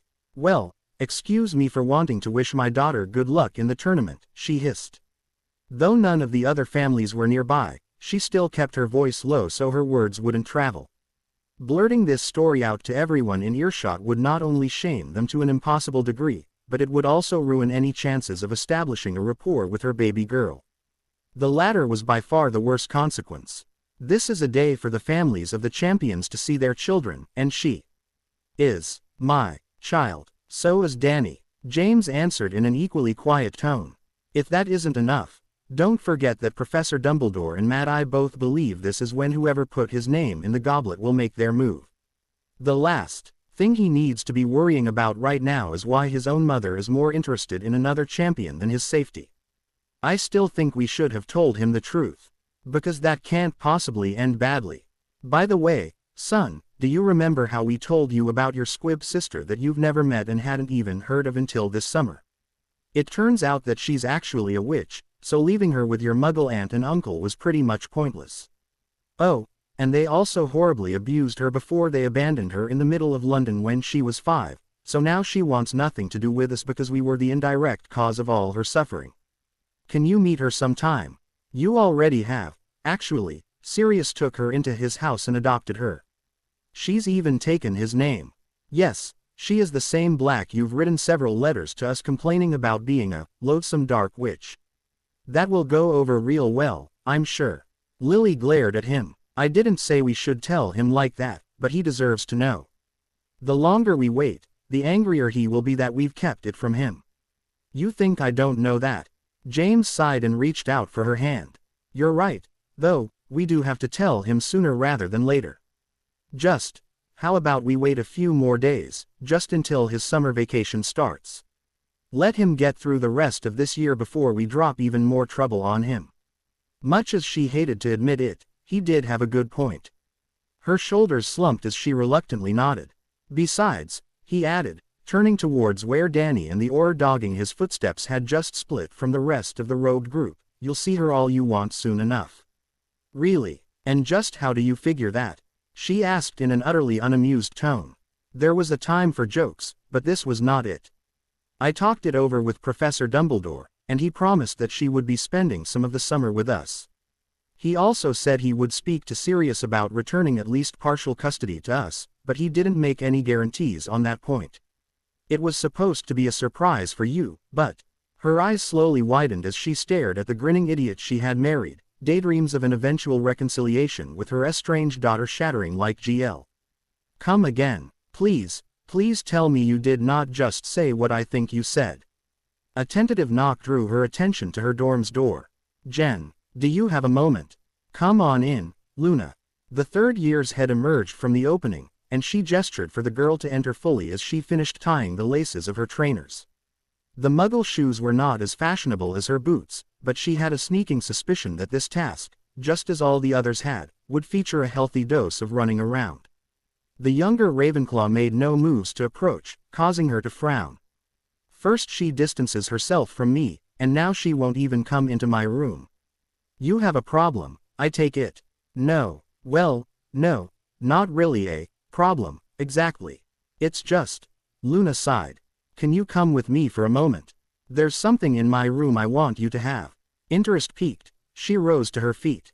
Ravenclaw Tower was split in half above the common room, the boys claiming one side and the girls the other, with twin spiral staircases granting access to each gender's territory. The feminine half was then subdivided into 7 floors, with every section having between 3 and 5 dorm rooms jutting off a communal landing. While the floors were organized by year, the exact numbering of each story rotated so that students could maintain the same space throughout their time in school. For instance, the 5th years currently had claim to the level closest to the common room, while the 6th years had to climb all the way to the very top. Jen followed her friend up the single flight of stairs required to reach the 3rd year's domain and into the room indicated. Much like herself, Luna had no roommates, though that was likely because no one had desired to share with the formerly reviled eccentric. The dorm, therefore, had a unique flair, clay statues of unusual critters scampering about the floor and sheets of parchment that she could only assume were sketches or paintings hanging on the walls. Did you make all these yourself? That I did, the unusual girl answered as she dug through the clutter on her desk. Ah, here it is. Jen's sonar swept over the object, but for some reason she could not feel any details. It was a necklace, that much she could tell from the BR chain, but the pendant itself. Nothing beyond it being circular. Is this supposed to be your way of apologizing for avoiding me for the past couple of months? Ah, no, though I do owe you an explanation about that. Luna nibbled on her lower lip for several seconds, organizing her thoughts, before she asked, "Who are my friends?" "I am, or at least I was the last time I checked. Padma and Morag enjoy your company as well. Susan, Justin, Kenneth, the firsties loved it when you came around, even Tracy has started warming up to you." "True, but not my point. Let me rephrase. Who in my own year considers me a friend?" Frowning, Jen turned the question over in her mind. She had not paid a great deal of attention to the other third years, she had to admit, concerned as she had been with learning the 3 years' worth of magical theory she had missed, keeping up with her current cleas, participating in the tournament, endearing herself to the first years, seducing Victor, and spending what little time she had left with the same individuals she had named to Luna. Come to think of it, I do not recall ever sensing her around her yearmates. She was always with us until recently, and then she was off by herself. "I'm afraid I don't have a clue." "I don't have any," Luna said softly. "Before you came here, I didn't have any friends at all, and all the friends I do have, I know through you." "So, what? You felt you could not have any of your own unless you cut yourself off from us?" she asked in confusion. She did not profess to be an expert in making friends. The interpersonal skills she had developed while working in Candyland ran more to manipulation and keeping her clients coming back time and time again, but she was fairly sure that acquaintances and companions could be added to one's social circle without rejecting those one already had. Luna shook her head. "I'd be doing particularly poorly if that was my aim, wouldn't I?" "No, I simply realized that most of my close friends are in the CL above me. When you graduate, I'd still be stuck here for another year without anyone. I don't want that to happen, so I've been doing some self-study. And that tells me absolutely nothing." "Okay, I'll bite. Which clees, and what difference would it make?" "All of them, and a lot." The younger girl smiled. "I arranged it with Professor Flitwick.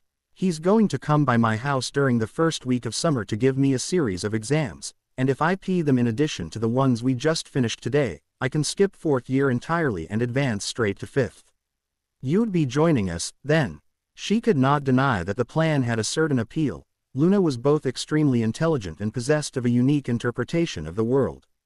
Debating with her about information presented in CL would be entertaining if nothing else. "You're sure you are ready for those tests?" A blush heated Luna's cheeks. "Pretty sure. Padma found out what I was planning, and has been helping me prepare. I wanted it to be a surprise. If she's that focused on what she's doing, we probably shouldn't interrupt her," rang the Indian girl's voice in Jen's mind. That and similar pieces of advice had recently become Padma's favorite refrain whenever the conversation turned towards their quirky underclassmen. "So that's why she's been so smug recently," I had wondered. "How long have you been working on this little plan of yours?" "Since shortly after winter break," Luna answered as she fiddled with the jewelry in her hands. "I started working even harder after the Slytherin task, and the reason I've been off on my own so much lately is that I just haven't had the time to study for my exams, learn the new material, and socialize. I wish you the best of luck." Then, pointing a finger towards the object that had prompted the whole conversation, she asked, "You were going to tell me what that is before we got sidetracked, I believe." "Oh, right, it's a good luck charm, kind of. I know it's silly, but, would you, maybe, be willing to wear it tonight?" "Silly or not, I appreciate the gesture." "Why not?" she replied, and her words caused her friend to literally hop in excitement. Luna untangled the necklace from where she had wound it about her fingers and placed it in the middle of Jen's palm. "Gah!" Jen dropped to her knees, the pendant sawing through her hand as it slid over her skin to the floor. That pain, bad as it was just barely able to make itself known above the background agony. She was far more concerned with the acid that now filled her veins. Someone was screaming her name in panic, but she could not feel who it was, nor could she sense anything else, for that matter. Her sonar was filled with ghostly flames that devoured everything around her, gnawing on her flesh and drilling into her right arm, even as great hammers taken directly out of a forge pounded on the inside of her skull. Enough! She shouted over the din in her mind. Anger at the circumstances and at Luna and hatred of her own weakness blended into the power rushing along her nerves, and with a mental roar of fury she flooded her entire body with the resulting dark magic. The fires were quenched, her blood returned to its proper place, and she just lay curled in a fetal position, her savaged right hand cradled to her. Please, soar, don't, like this. Jen, please, wake up, Jen. Her uninjured arm struck out like a viper, grabbing the collar of Luna's shirt in a tight fist and dragging the girl down to her level. She snarled in feral rage even as her sonar stabilized enough to reveal the tears that ran down her ailant's cold cheeks. What the bloody did you just do to me? I don't know. It's never done anything like that before. Much as she wanted to apportion blame and take her pound of flesh for what could have only been an I-Nation attempt, she could hear the honesty and terror in Luna's denials. Fine, how about an easier question? Who did you get it from? So I know who to slowly and tortuously kill once I hunt them down. It was my mother's, Luna replied in a tiny voice, and the icy wrath suffusing her retreated a tiny amount. It was passed down in her family for several generations, I don't know the exact length of time. She always told me it would bring me good fortune, and I thought you needed it more than me tonight. Merlin, I'm so sorry. Okay, that pretty much rules out the idea that this was intentional, but I've never heard of a good luck charm spontaneously becoming a cursed object. What was it, anyway? I couldn't feel it long enough to make it out. A bronze coin with a woman's face on both sides. Mum always called her the Mother of Mercy. With a sigh, Jen released the younger girl and flopped back onto the wooden floor. All the things in the world she could have offered me, and of course she would pick a depiction of Hulda. Fan bloody-tastic. She barely kept from lashing out when Luna stretched a hand towards her face. And just what do you think you're doing now? Jen, your nose. She reached up and irritably wiped away the blood trickling from both nostrils. Now that she was more or less recovered, she slowly unclenched her right fist to discover just how badly the idol had damaged it. Much to her relief, the injury was much more mental than physical, though the inch-wide burn stretched across her palm caused Luna to gasp. She wrapped her powers around it, but she was unsurprised when that did not help. The wound had been caused by white magic, after all.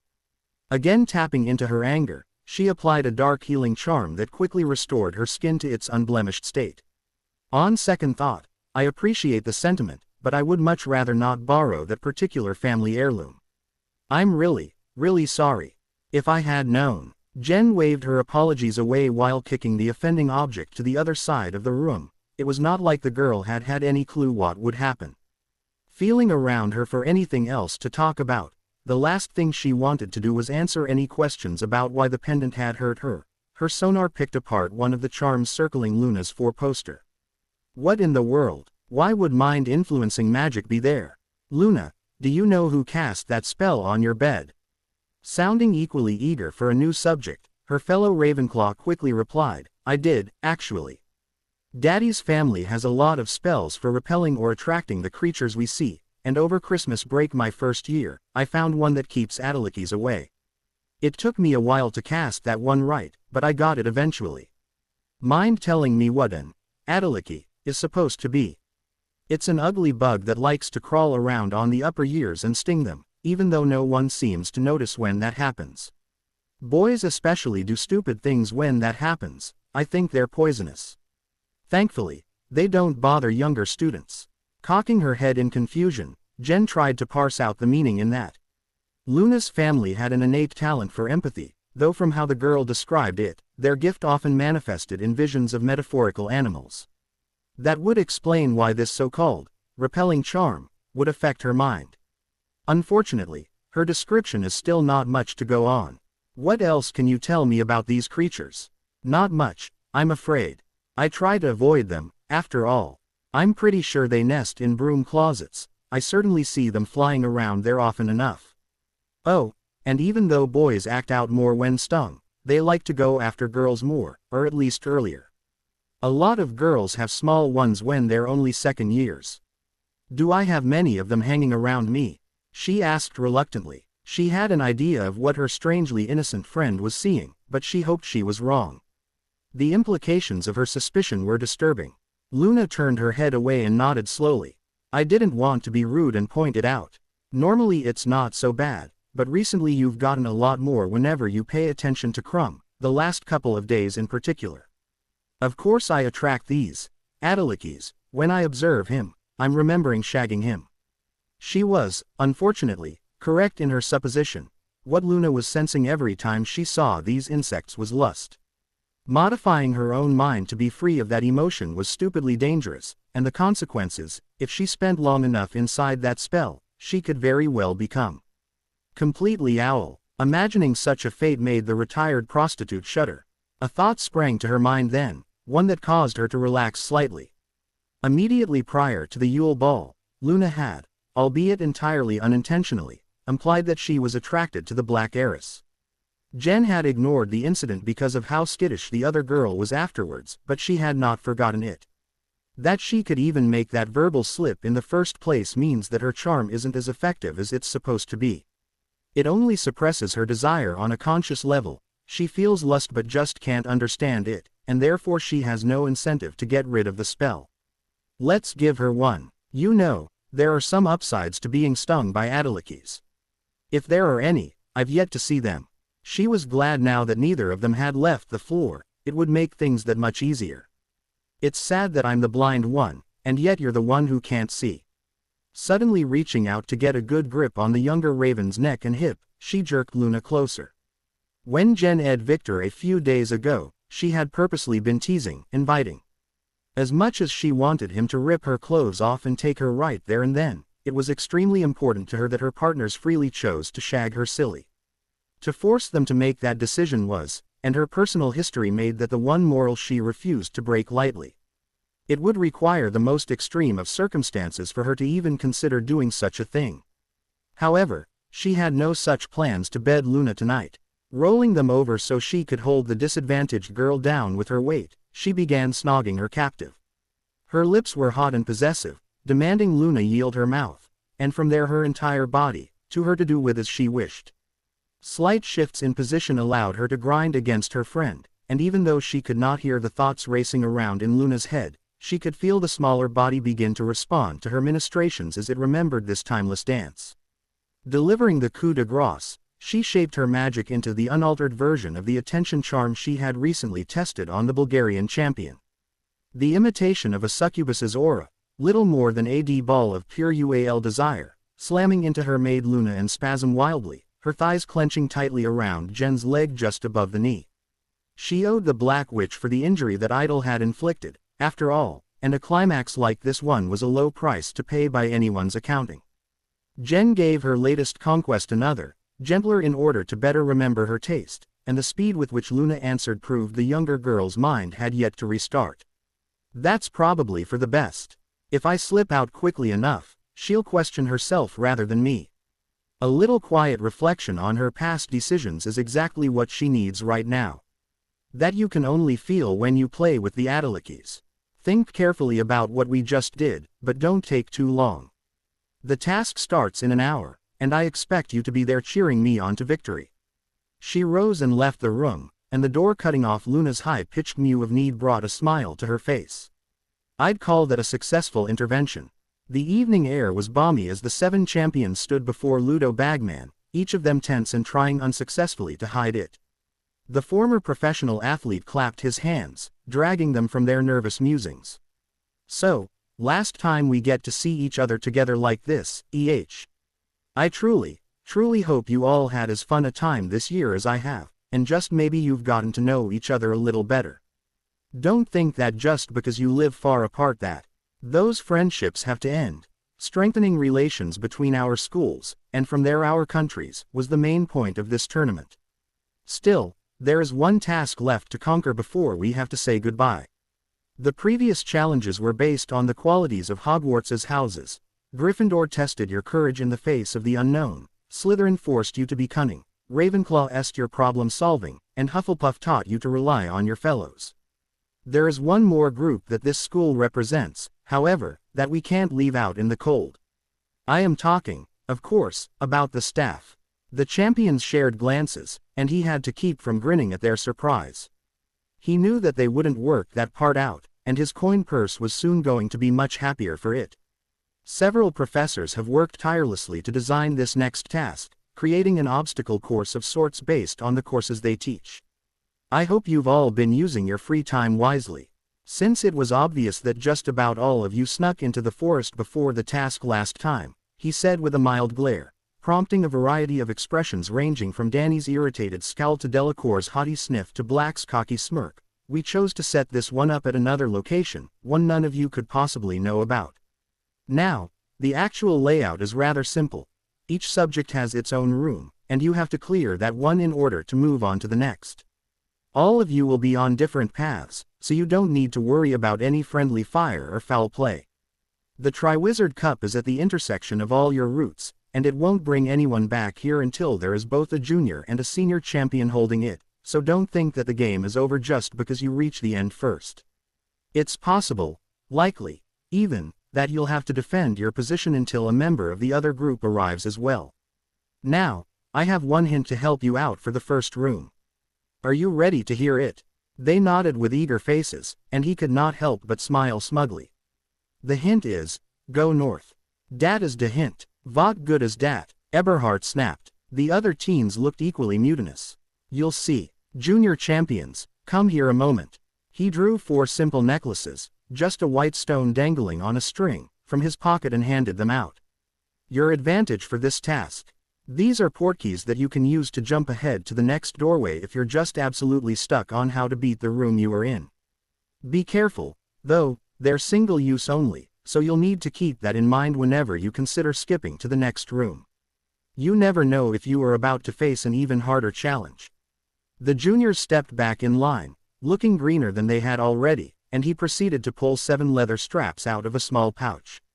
Your portkeys to get to the task, he explained as he read the names labeled on the bands and pegged them to the appropriate champions. The points you all have acquired up to this point determine the order and timing that you will enter the course. Diggory, Crumb, you two will go in at 6:30 on the nose. Black, because you were only 1 point behind them, you'll join them 10 seconds later. The girl nodded from her place between the young men. Mr. Potter, you enter at 6:33, and from there we will go at 1-minute intervals, Delacour, then Leroux, then Eberhard. Any questions? How many rooms are there in total? The Vila asked sultrily. Good question. I'm afraid I can't tell you. He chuckled at their collective shock. What, you thought I would make it that easy? No, you can't keep a tally in your head of how far you have left to go.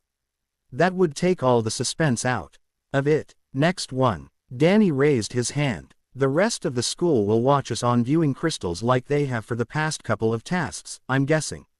They will. Was it only Hogwarts teachers who set up their rooms, or did ours and Bobaden's have a say? Crumb rumbled. All 3 schools were involved. Anyone else? I have one. What time is it? He reached for his pocket watch to answer Black's question when, in a rush of wind, the senior Hogwarts and Durmstrang champions were whisked away. Never mind. Ludo sighed. And I had wanted to wish you all good luck as a group. Oh, well, for the rest of you, good luck. Black barely had time to fire him a jaunty salute before she, too, was gone. He cleared his throat to break the silence. This was going to be an awkward wait if they all just stood around staring at each other for the next 3 minutes. So, anyone know any good jokes? Luna shifted uncomfortably in her chair, her fork pushing the fried potatoes she had picked up from the buffet line around and around in a wide circle.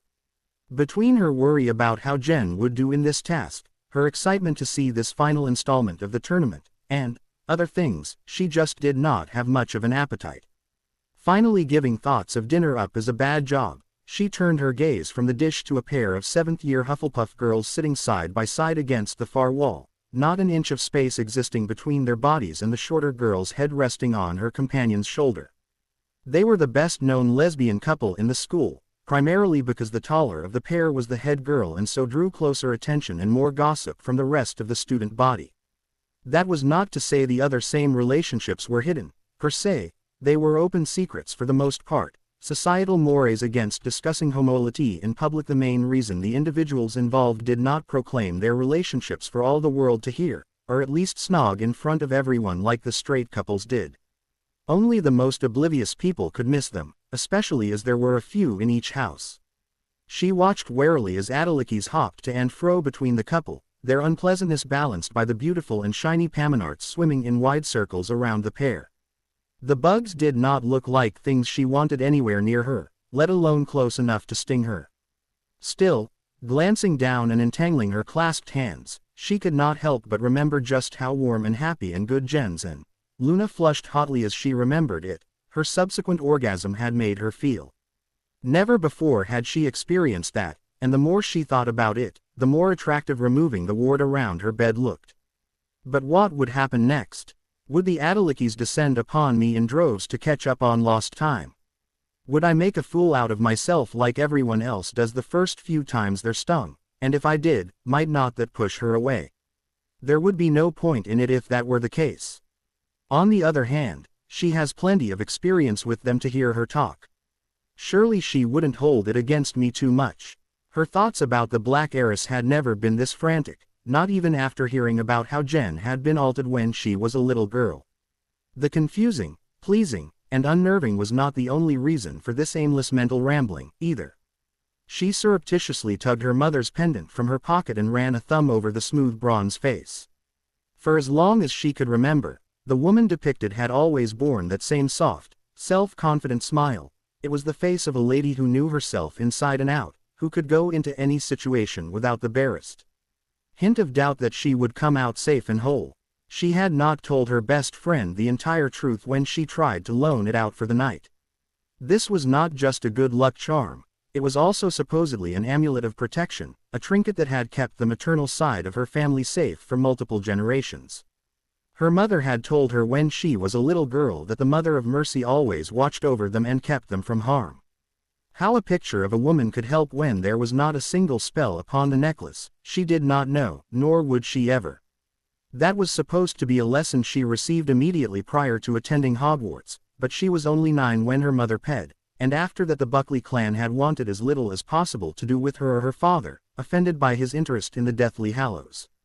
Still, she had kept the pendant for its sentimental value if nothing else, and she had noticed that it was the one possession she had that never wandered off, at one point or another.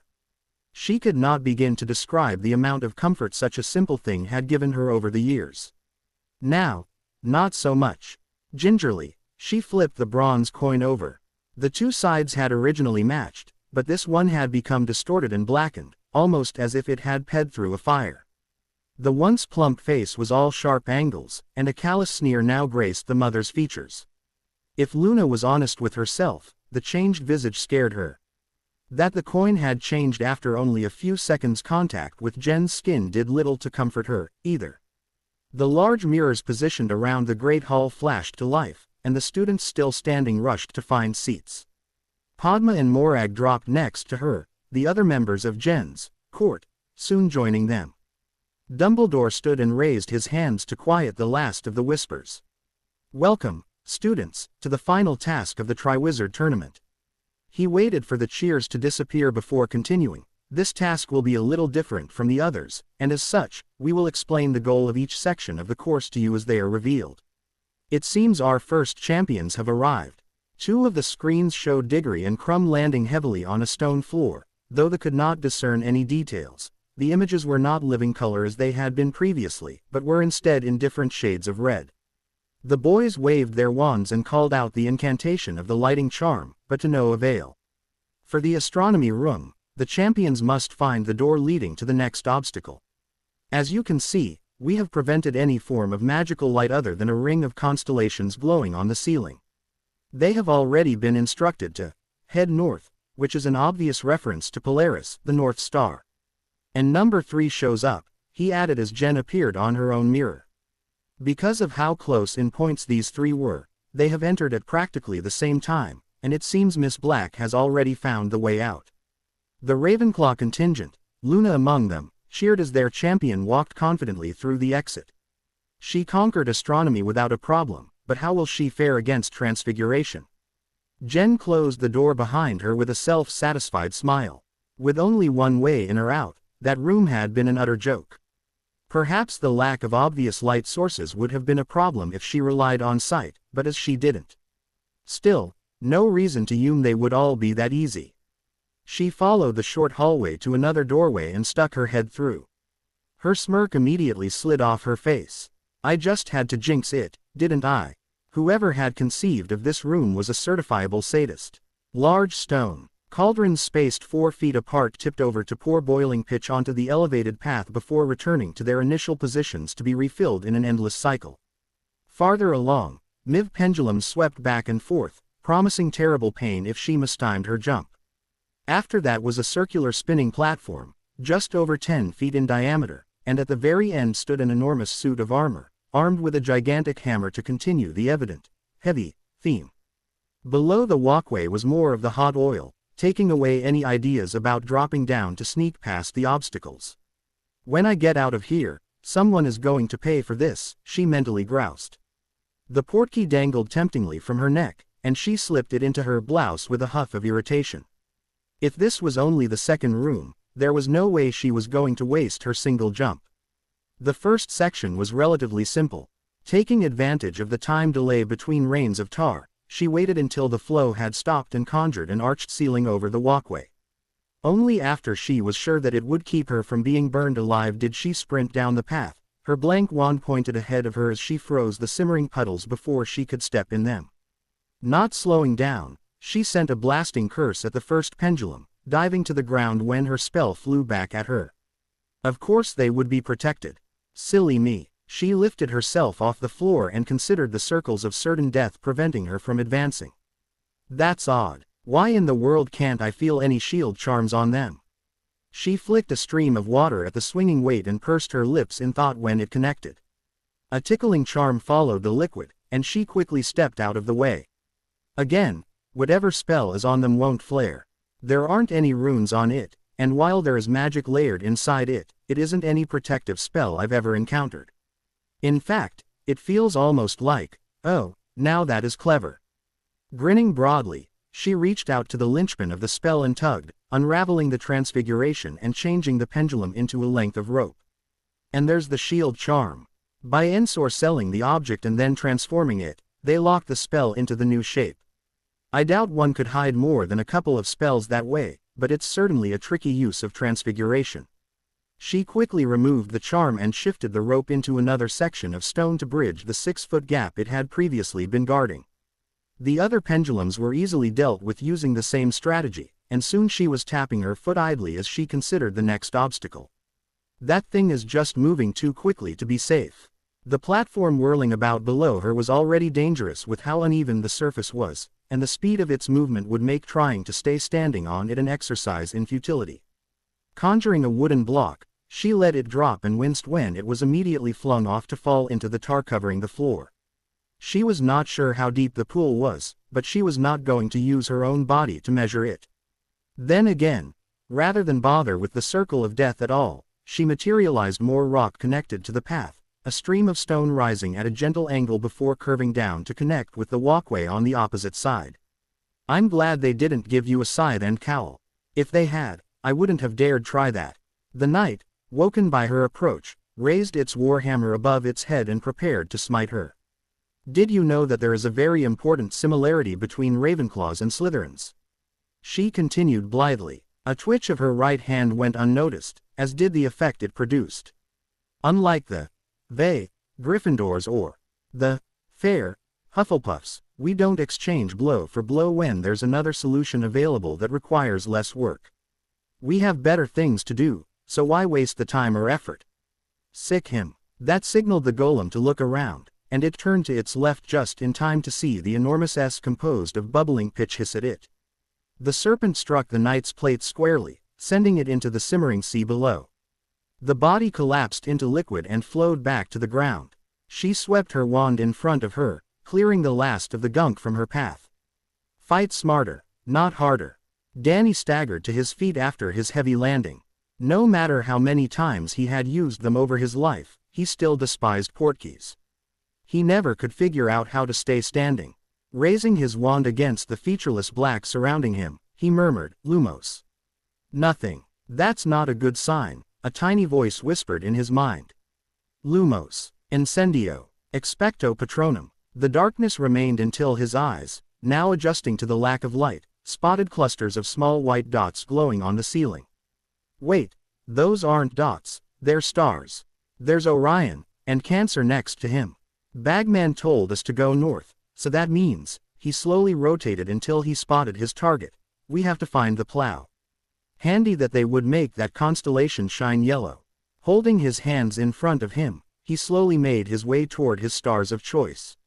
The great hall exploded into outraged protests as Danny's window showed them the Transfiguration Room. "What is the meaning of these, Albus?" Olymp demanded. Beside her, Igor nodded in emphatic agreement. Albus raised his hands to ward off her fury. "I have absolutely no idea. All of the courses were supposed to be identical." "Mr. Weasley, perhaps you could explain." "I am afraid I am just as lost as you, Professor," Percy admitted ruefully. "Magical games and sports told me they had checked it this morning and made sure that everything was finished and ready for the task. I think the platform not spinning and the knight missing would have been fairly obvious. This does not make any sense. If the individual who entered Danny into the tournament wants to kill him, why make the rooms easier? Any normal fourth year would be far out of his league. However, it does explain why Bartemius went missing last month. He was heavily involved in planning everything and was one of the few people who knew exactly where this task had been moved. Our mysterious Death Eater almost certainly tortured the information out of him. This was certainly not what we planned," he sighed, addressing his foreign counterparts. "Unfortunately, there is no way we can change it now. The task has already started. Any actions we take would be interpreted as attempting to interfere, which could cause the goblet to punish the champions. All we can do is wait and watch." Igor laughed nastily. "Speaking of vatching, I think your little SHL Yuka has gotten herself in a spot of trouble. Sprout, when I get out of here, you are a dead woman." Jen's snarled challenge went unheeded, and she quickly dived to dodge the NCH whipping towards her. She had no clue what these plants were, only that they were fast, had sharp thorns, and could not be killed with fire. She knew. She had tried. Before she could regain her feet, yet another vine lashed out to wrap around her ankle.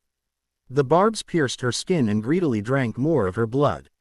If she couldn't stop these things, they would drain her dry. Unfortunately, right now they were winning.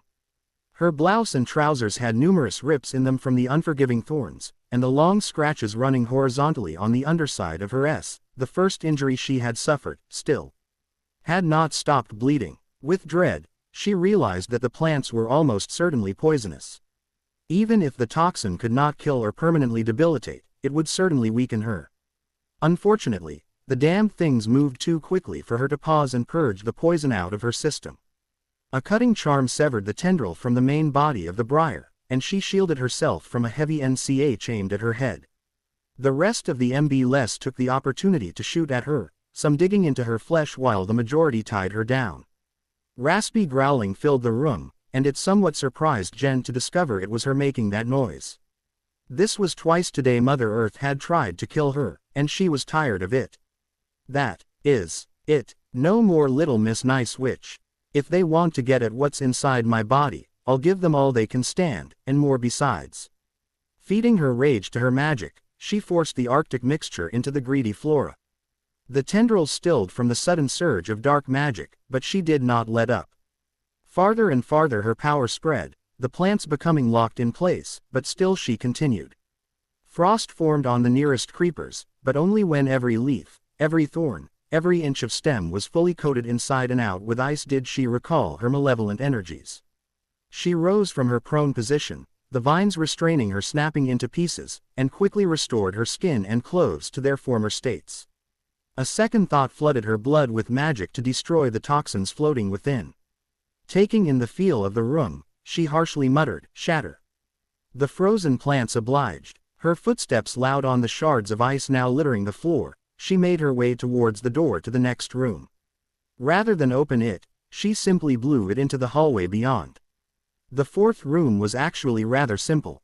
Cubicle with 13 feet to a side, it held nothing more than a dozen false knights, life-sized, this time, and a small door covered in so many defensive charms that she could not feel where one stopped and the next began. Her analysis was cut short as the automatons raised their swords and brought their shields to bear. She sighed, pocketing her wand and pointing her index fingers at the two nearest golems. Just for effect, she made the patterned rings around those digits spark fitfully. "You really don't want to try me right now." They rushed her only to immediately fall, explosive curses barking from her fingertips.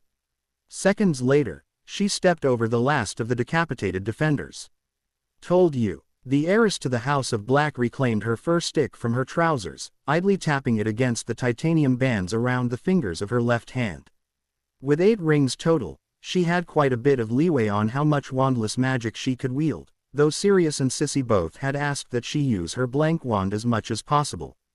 There was a smaller chance of her slipping up and casting more spells than she had, secondary foci, that way. "Now, what am I going to do about you?"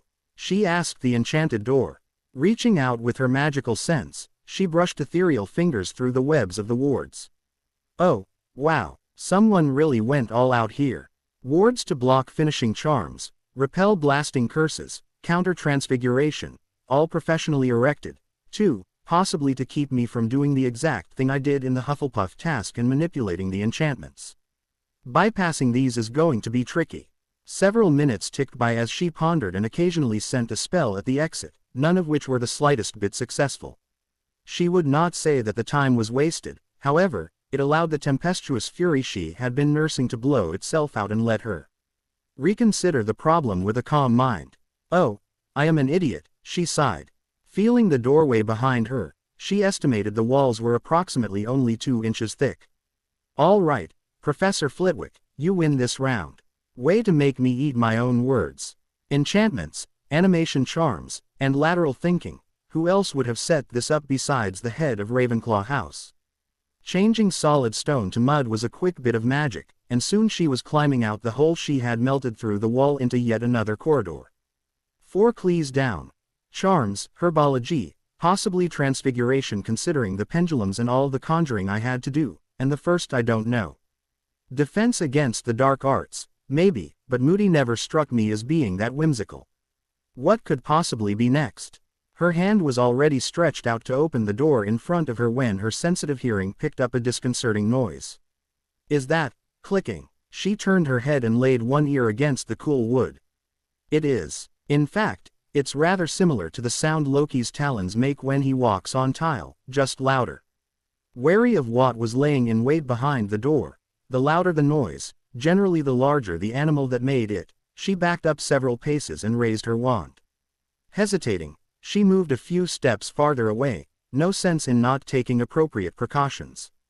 A flick of her wrist twisted the knob. A tremendous bang echoed through the narrow hall, and something too fast for her to identify flew at her. Her reflexive banishing charm gave her breathing space and let her feel what had attacked her. The creature was repulsive. 10 thin legs stuck out at odd angles from a bloated body, a tail tipped with a cruel stinger curled against its back. The creature had no head that she could feel, how it ate was a mystery to her. Completing the gruesome picture were the thick plates covering its body, for what monster was complete without natural armor? Baron preserve me, that must be one of the blast-ended shoots. Scroots. Things Tracy was complaining about all year. If that is what care of magical creatures entails, I am very much glad I did not choose to take that CL. Unfortunately, she forgot to tell me the most important piece of information. How do I kill the damn thing? The beast gathered its legs under it and began scuttling towards her, hunger obvious even to one without working eyes. Jen launched another explosive spell at it, grimacing when the curse skidded off the shell. And magically resistant, too. Joy. She fell back, spraying alternatively fire, lightning, and acid behind her, none of which pierced its defenses. If she let it, that thing would probably chase her all the way back to the tar room, and then she would be very much trapped. Another bang and burst of flame erupted from the monstrosity's rear, shooting it forward where she again flung it fore and over tail. As it waved its many legs pointlessly, she noticed that the shell on the underbelly felt more flexible than the rest of the plates. That's probably its weak point. Now if it would only stay upside down, she griped as it righted itself. The swollen barb of the scorpion-like tail waved menacingly. Wait, only one creature in Fantastic Beasts and Where to Find Them was described as having a tail like that. Since this hideous thing just cannot be natural, I wonder if it's a manticore hybrid. For the first time since she entered the transfiguration room, Jen smiled. She had to buy the Ravenclaw head something nice over the summer. Raising her wand above her head while continuing her backward staggering, she concentrated on the spell she had learned prior to the first task. Layer upon layer of cutting curses were compressed into a thin plane, a noxious thread running through the blades to counter the manticore's specific ND of magical resistance. Her blank wand crossed from her left shoulder to right hip, and with a thunderous crack the crescent of sizzling magic flew forwards and through the fiend's front end. It shrieked in a high pitch for only a moment before its top half slid off the bottom, foul-smelling blood pouring from the bisecting wound. Thank the Baron that Flitwick taught me the demon cutter, or that would have been much more difficult. The next best option would have probably been flipping it over again and blowing out the exposed underside. Too bad using the killing curse was out of the question, no matter that it wasn't human or even humanoid. Straightening from the slight crouch she had taken in relief, she walked towards the open door and the next only 15 feet farther down the path. She kept her sonar on the Miv tail crumpled on the floor, wary of any last-minute muscle spasms, but it seemed the monster was content to remain dead, much to her relief. Cedric paled as he opened the door and found himself facing a gigantic stinger, connected to an even bigger beast. This was not what he signed up for. A slight frown on his face, Danny cast the Inruptio spell on the door in front of him, surprised when it clicked open. Yes, this was a fairly advanced unlocking charm that Hermione had come across purely by chance, but he still could not help but feel that the task was progressing far too easily. A pair of animated suits of armor that could be stopped with a simple finishing charm. A room filled with Devil's Snare. Pendulums he could halt with Immobilis and vats of boiling tar that had a wait time long enough for him to run past them, needing only a strong freezing spell to cool the liquid already on the pathway. Something wasn't right here. The sixth room was nothing like Jen was expecting. It was much like the previous hallway, with 3 small alcoves sunken into the walls at regular intervals. Nothing deadly about to lunge after me. No giant statue or killer plants. Now I'm getting nervous. Her steps were understandably cautious as she made her way down the path, sonar primed to feel any sudden movements. Needless to say, she jumped and barely swallowed her startled scream when a wall of fire suddenly appeared no more than 6 inches in front of her foot. Quickly moving away, she swung her sonar to feel the alcove to her immediate left. A slip of parchment lay innocently upon the bottom of the waist-high crevice, in the middle of a square of wood set flush with the stone of the walls. She lifted the material and ran her finger over it, not surprised when she heard Snape's voice in her head. Blocking your path is Ignis Proditoris. Below the trapdoor are 3 potions, one will protect you from the flames while the other 2 are poisons. Choose wisely. Oh, bloody. Well, this obstacle just became much trickier. Ingested potions have no effect on me, so this doesn't help at all, and while I've never heard of this type of fire, I'm pretty sure it'll burn me just fine. A little help here would be great. She pulled the portkey pendant out from under her blouse. This would be the perfect time to use it, but just as Bagman had warned, she had no idea how many other rooms lay between her and her goal. Each room had become progressively more difficult, and while she would probably be most disadvantaged in this one, there was nothing to say that the next wouldn't be more dangerous, just in a different way. To use or not to use. I doubt all the obstacles in this room will be fire, she reminded herself, letting go of the necklace. There are 3 niches, so I can get through this one. I might have a better chance of working around them. It's dealing with the first that is my biggest problem. Too bad flame freezing charms only negate normal flames, and also that I don't have the time to analyze and modify the spell to work on these. What to do? Hitting upon an idea, she conjured a foot-wide tube of tungsten and slid it into the flames. The metal disintegrated within seconds, scrapping her half-baked plan to run through a tunnel, but that there was a delay at all brought a relieved smile to her face. I'd have time, not enough to cross on my own, but maybe if I had something around me. I could always get rid of it as soon as I was out of the danger zone. Of course, That Yume's something other than the metal with the highest melting point can withstand this fire. I really don't want to roll through this in a giant hamster ball. A strip of leather appeared in her hands, and she swept it along the edge of the blazing barrier, dropping it as soon as it was alight. 4 seconds again. Material clearly doesn't affect the time it takes to destroy something. She shook her head. Only magic. Still, this could be to my advantage. This time she manifested a wooden pole before covering the far end with more leather. A short brushing against the flames set it to burning, but vanishing the flaming fabric left her with undamaged wood. Yeah, that'll work. A 5th conjuration rewarded her with a long bolt of hide that she quickly DD over her body.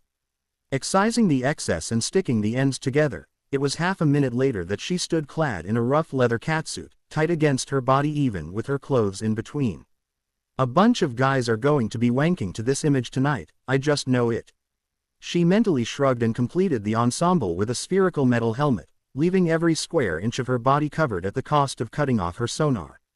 Her useless stick she pulled back into her right sleeve before sealing the edge. The barrier was only 10 feet wide. Running through it like this would be dangerous, but it wasn't completely out of the question. Pushing off hard against the ground, she sprinted into the flames, adrenaline lending wings to her feet. After 3 seconds, she vanished the scorching leather to prevent the fire fully penetrating the suit and igniting her flesh as well. A breath of fresh air greeted her as she felt the hungry conflagration behind her. She had made it. Her troubles were not over yet, unfortunately. Walking 5 feet farther along caused vapor to spill gently from vents in the walls, and again she picked up the professor's note. Instead of full sentences, it only had 5 words. Draft of the living death, huh. There's no telling how this is going to work. Normally only caustic or topical potions can affect me, even when aerosolized, but the draft is one of the few concoctions that work on muggles, which means it contains its own magic. But can it induce its effect purely through skin contact? That I'm unsure of. She approached the mist, idly noting how the potion was contained between 2 sheets of magic. A soft breath pushed away the fingers of fog reaching for her. A smirk grew as she considered that. The fields only kept the mist in, not anything else out. Such a strategy made complete sense. The task would be absolutely impossible if the champions could not pee through them. Air would have to do the same unless the judges wanted them to suffocate inside should they choose the wrong potion. However, doing so also left a loophole that was readily exploitable. Her wand spinning in her hand, she created a breeze behind her and sent it into the mist. A short flick of her wrist then gathered the displaced air into a cyclone, and she stepped confidently inside the whirling winds.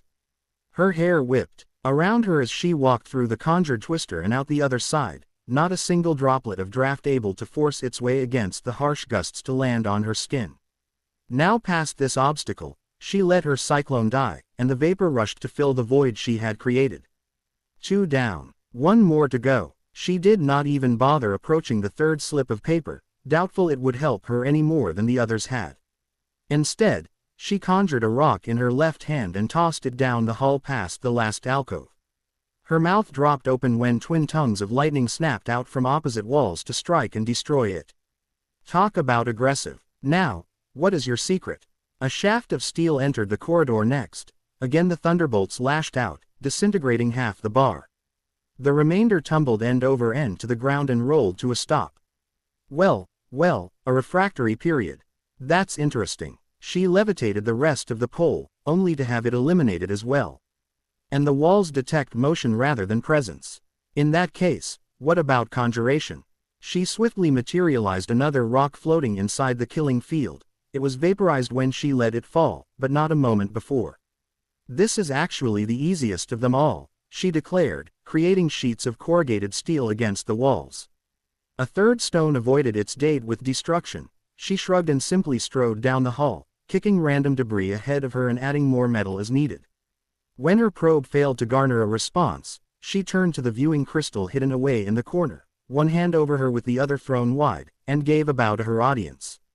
Cheeky tea, Severus murmured, his voice drowned out by the enthusiastic cheering of the students in response to Black's little stunt.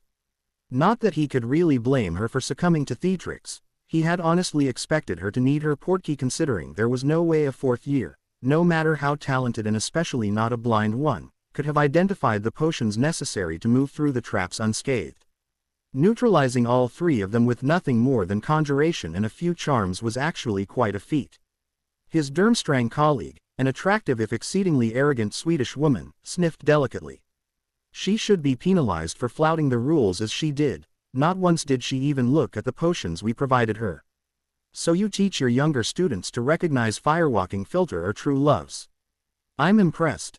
I don't trust my own with potions that difficult until their 6th or 7th year.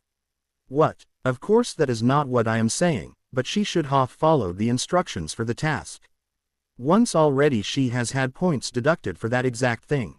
Points taken for a patently false reason, Bobaden's potion master Jean Bouteille interjected. I agree with Maitre Snape, she did what she could with the options at, and if anising, she should be commended for such quick thinking. I will relay that compliment to her, Severus stated as he watched the subject of their conversation finally walk through the next doorway. He brushed crumbs off his robes and prepared to leave at the earliest convenience. This task would soon be over. The door in front of her opened at the slightest push, and Jen stepped carefully into the room beyond. She was shocked at what she felt right in front of her. It was the Triwizard Cup, unguarded and unclaimed.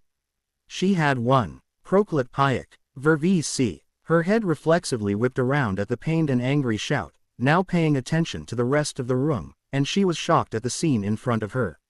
Victor lay on the ground, blood seeping from one leg, as he tried his best to fend off the huge acromantula that she could only guess desired to eat him. From the drunken way he was waving his wand, it wasn't far from its goal. She turned back to the cup before again switching her focus to the Bulgarian. 3 times she did this before finally making a decision. What the hell is wrong with me? She wondered aloud as she sprinted past the trophy. The spider's eyes were all staring at its prey, a fact she took shameless advantage of. Snapping 2 spells towards it, the lightning bolt alerted it to her presence. The monster twisted around in time to catch a fireball to the face. It staggered back, and an explosive curse to the juncture of its 2 segments flung it away from her shag buddy and friend, though it did not cleave the beast in twain as she hoped. She dropped to his side and redirected her sonar for a detailed examination of his oozing wound. This the only place it got you. Da, Mislia. Che, I dink it put Otrova in me. My leg. Numb. All right, that's not good. Hang on. Vatch out. She shifted her awareness at his cry in time to feel the arachnid lunging towards them. Another spell had it flung back to earth, and her fury boiled over for the 2nd time in the past hour. Why won't you just bloody die? She screamed, every word punctuated with another curse and another step towards the creature. It clicked its mandibles together angrily, still trying to raise to its feet even with half its legs ripped out of its body. I've had just about enough of your species this year. If fire won't kill you, let's try ice. A javelin of frost formed above her and streaked towards the creature, piercing its head and spilling venom and blood onto the ground. The remaining legs twitched once, twice, then were still. She hastily returned to Victor, who had started muttering to himself in broken Bulgarian. Ignoring her prop entirely, she laid one hand on the drooling bite and fused his torn muscles and skin. It wasn't her best repair job. That distinction would probably go to the miracle she had worked on Ingrid's severed spine, but she was more concerned with keeping him from bleeding out, not to mention saving the use of his leg. When it came to healing, no matter if it was magical or muggle, time was the most important factor.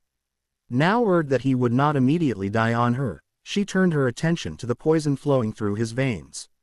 She laid the tip of her blank wand on the middle of his while slipping her left hand under his shirt to rest on his ribs. Her magic poured into him with less effort than she would have expected, likely a lingering result of their coitus just a few days previously, and she rapidly degraded the toxin in his body. The trade-off on his part was quite a bit of pain if his feverish ass were any indication. It's a good thing it didn't shoot too much into him, she told herself as her power burnt out the last of the poison. Another bite or two, and I don't know that I'd be able to get rid of it fast enough to help him. It was clear that damage had already been done from his nonsensical mutterings, however, and with a hint of regret she sent him to blessed unconsciousness. This just doesn't seem very fair, does it? Hey, the cup. Potter's voice frayed the tenuous control she had reared it over her anger, and a flick of her wand flung him into a wall. She stood and slowly began walking towards him and the trophy. If she moved too quickly, she was afraid she would just kill the boy on instinct. Learn your place, Potter. This prize is mine, not if I. Arg. He grabbed his broken left arm, the limb dangling uselessly. Merlin's beard, black, exactly. I'm a black, and we don't suffer thieves. He pulled his hand away from his injury to aim his wand at her, and she felt her free fingers curl of their own accord. Try it. Let's see just how quickly I can take you out. Whoa, both of you, calm down. Potter shifted his gaze away from her at Cedric's cry, a grave mistake. A flick of her wrist quickly had him wrapped in constricting ropes, and a second pulled his wand out of his hand. She deflected the flying focus with her own stick. Word to the wise. Never let yourself be distracted in a fight. He barely had time to glare before her stunner caught him in the middle of his. Jen, why did you do that? The sixth year asked with a put-upon sigh. There was a nonviolent alternative. Such as, well, I was going to propose he use the portkey as well. 2 or 3 of us doesn't matter, it's still a Hogwarts victory. It takes 2 to win the prize. I had completely forgotten about that little wrinkle, she thought as she dismissed the stunning spell forming behind her back that she had planned to hurl at the senior. Except for the fact that he was entered under an entirely different school according to Moody. Besides, I really don't want to share my place in the winner's circle with a cheat. He shook his head. So instead you made an enemy you didn't need. That's uncharacteristically short-sighted of you. Adding a few NCHES will not make a bonfire larger, was her sagacious retort. Potter already hates me, so what does one more conflict do? Besides, we don't even know if the conditions of the portkey are to activate when there are at least 2 people grasping it or only 2 people. In the latter case, we'd just have to fight anyway. Not to mention, she pointed at the crystals hidden in each corner of the room, do you think our viewers mind their show having a little more drama? He closed the gap between them and whispered, so that was all playing to the crowd. Her reply was equally soft. We're the main attractions in a bloodsport game. Like the gladiators of old, we need to keep the audience entertained unless we want them throwing us to the lions. She stepped back and picked up the crystal cup by one handle. That said, I think it's finally time for the curtain to fall and the actors to take a bow. Let's get out of here. Will he be all right, you think? Cedric asked hesitantly, nodding his head towards the fallen 4th year. I'm much more concerned about Victor's health than Potter's at this moment, or any other, for that matter. That said, yes, I expect they'll be fine. There are probably healers standing by just waiting for us to leave so they can pick up their charges. He smiled weakly. Then we shouldn't waste any more of their time. He gripped his side of the trophy, and the pair disappeared. Quid pro quo. Tit for tat. Equivalent exchange. No free lunch. All of these phrases meant the same thing. Everything had a price. Jen's direct connection to the planet's supply of magic was no exception. While it came with a host of benefits, there were downsides. Her inability to metabolize ingested potions was what she encountered most frequently, but it was by no means the only one, nor the most important. She could burn out wands with a touch, and delicate secondary foci potentially faced the same fate, but with adequate preparation so as to avoid overloading the runes necessary for their enchantment, it was not impossible to handle them for brief periods. No, what caused her the most grief was her pitiful innate resistance to outside magic. Spells cast upon her would last far longer than normal before fading, and it was not unusual for the effects to be more severe, as well. Such circumstances were rarely an issue as she avoided being hit whenever possible, but riding the portkey on the Triwizard Trophy, she was beginning to experience some difficulties. Portkeys were a rather odd application of magic, for they shared characteristics with both charmed objects and active spells. Like artifacts, they could remain inactive for long periods of time, producing their effect only when specific conditions were met. In this instance, the condition had been a junior and senior champion touching the cup at the same time. When normal enchanted items activated, however, the stored spell only affected the object itself. Portkeys acted instead as relays of sorts, the magic engulfing the pengers and whisking them elsewhere in a miniature cyclone. This was where the problem developed. Her previous experience with portkeys was limited to just this past year, and the 2 times she had used them, she had found herself being introduced rather rudely to the floor due to her inability to determine up from down while spinning like a top, but nothing more inconvenient. Those had been quick hops, though, and the spell had been cast by a master wizard. This portkey was too rough to be Dumbledore's work, and the trip was significantly longer. The crystal cup finally reached its destination, and Jen felt it slip out of her hand. Twisting madly and trying desperately to keep her stomach contents where they belonged, she could not see for impact. Her right shoulder broke with a loud crack as she landed on it, and she tumbled uncontrollably along the ground until a flat object slammed into her back. She opened her mouth to scream when she vomited violently from the vertigo and pain. Jen. The world evidently decided it had had enough fun at her expense for the moment and righted itself, her sonar stretching sluggishly and stopping only 3 meters from her position. It was just enough space for her to feel two things. The first was Cedric sliding through her puddle of puke to her side. The second was the headstone she had impacted, as well as its nearby neighbors. They had been dragged to a cemetery. A numbing charm silenced the agony radiating from her fracture, and she pushed herself to a sitting position before cradling her spinning head. A graveyard at night. Why do I not like the sound of this? What did you say? Are you okay? The Hufflepuff asked. Though his concern was clear in his voice, she could feel his head swiveling around and his hand gripping his wand tightly. I heard something snap when you hit the ground, and your arm doesn't look right. Yeah, I'm fine. Just dislocated my shoulder. Focusing her sonar on the joint in question, she CED'd her upper arm against the marker behind her and fused the two pieces of bone. A shift in position and a low popping sound completed the deception. They stood, the nascent swelling rapidly disappearing as her magic healed what was left of the injury. Where are we? I have no idea. Who's there? Avada Kedavra. A cold gust of wind sprang to life behind her and shoved her to the ground. Her own magic wrapped around Cedric's wrist and jerked. He hit the dirt, rolling a few feet until his fingers brushed against the trophy. He vanished, and an instant later the unforgivable sailed over her head and out of her range. She was alone now. It was just her, a killer, and the faint scent of tobacco lingering in the air. Your portkey altering skills leave much to be desired, Barty, a second individual whispered. Jen forced away the expletives that came to mind. Her earlier premonition was apparently correct. When you diverted it here, you kept the initial conditions the same, but the next translocation was a simple touch activation. That was sloppy. My apologies, Master. It will not happen again. You were correct. It will not. However, we are being rude to our guest.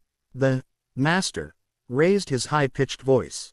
You can come out now. She scoffed inaudibly before calling out, and get another killing curse hurled at my head.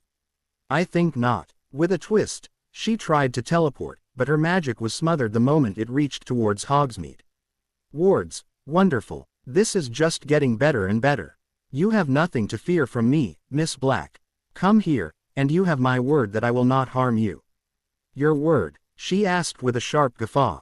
Words cost nothing. A childish giggle drifted over from his direction. Your crest is a raven, but the more you talk, the more I think you truly belong in my old house. Let us speak plainly for a moment, my dear. You have two choices. You can trust me and reveal yourself, or I will send my servant after you. He will find you, and he will kill you. A chance for life or certain death, which will it be? Well, when you put it like that, she quickly took stock of her situation. Two enemies with unknown skills, possibly three if his servant isn't this Barty character.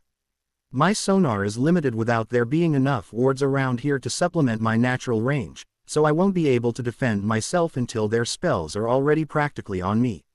I can't teleport away, and while there obviously aren't defenses against portkeys, I've never made one before. Now's a pretty bad time to experiment. Invisibility's an option, but when I designed it, I hadn't heard about the Hominem Revelio spell Flitwick mentioned last week. I don't know if I would stay hidden or not.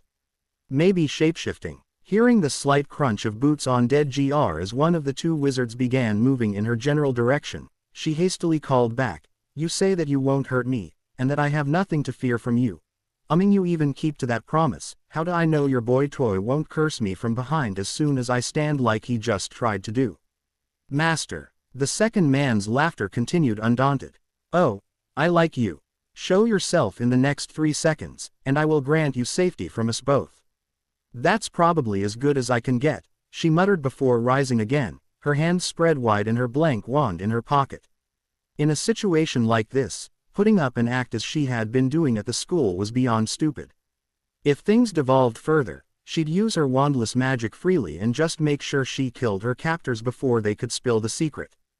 Good, very good, just come to me. She walked slowly towards the voices, ready to conjure a stone wall before her to block another unforgivable, and eventually stopped when she was close enough to feel their shapes and magic. Oddly enough, it was not the infantile form that caught her attention first, but instead the adult who was keeping his wand aimed at her. She knew that crouch. That was impossible, though. She might not know what he looked like, but she had heard his voice before, and this was certainly not it. Who was this? The department head started at her question. How do you know my name? Ah, I understand, she said, the pieces suddenly falling into place. That was why she could not feel the magical weave that transfiguration or glamours would leave behind. There was only one method she knew of that changed more than the surface features. You used polyjuice potion, didn't you? The baby raised one malformed hand to his chin thoughtfully as he shifted in the loose cloth wrapped around him. I take it back. You are most certainly a Ravenclaw.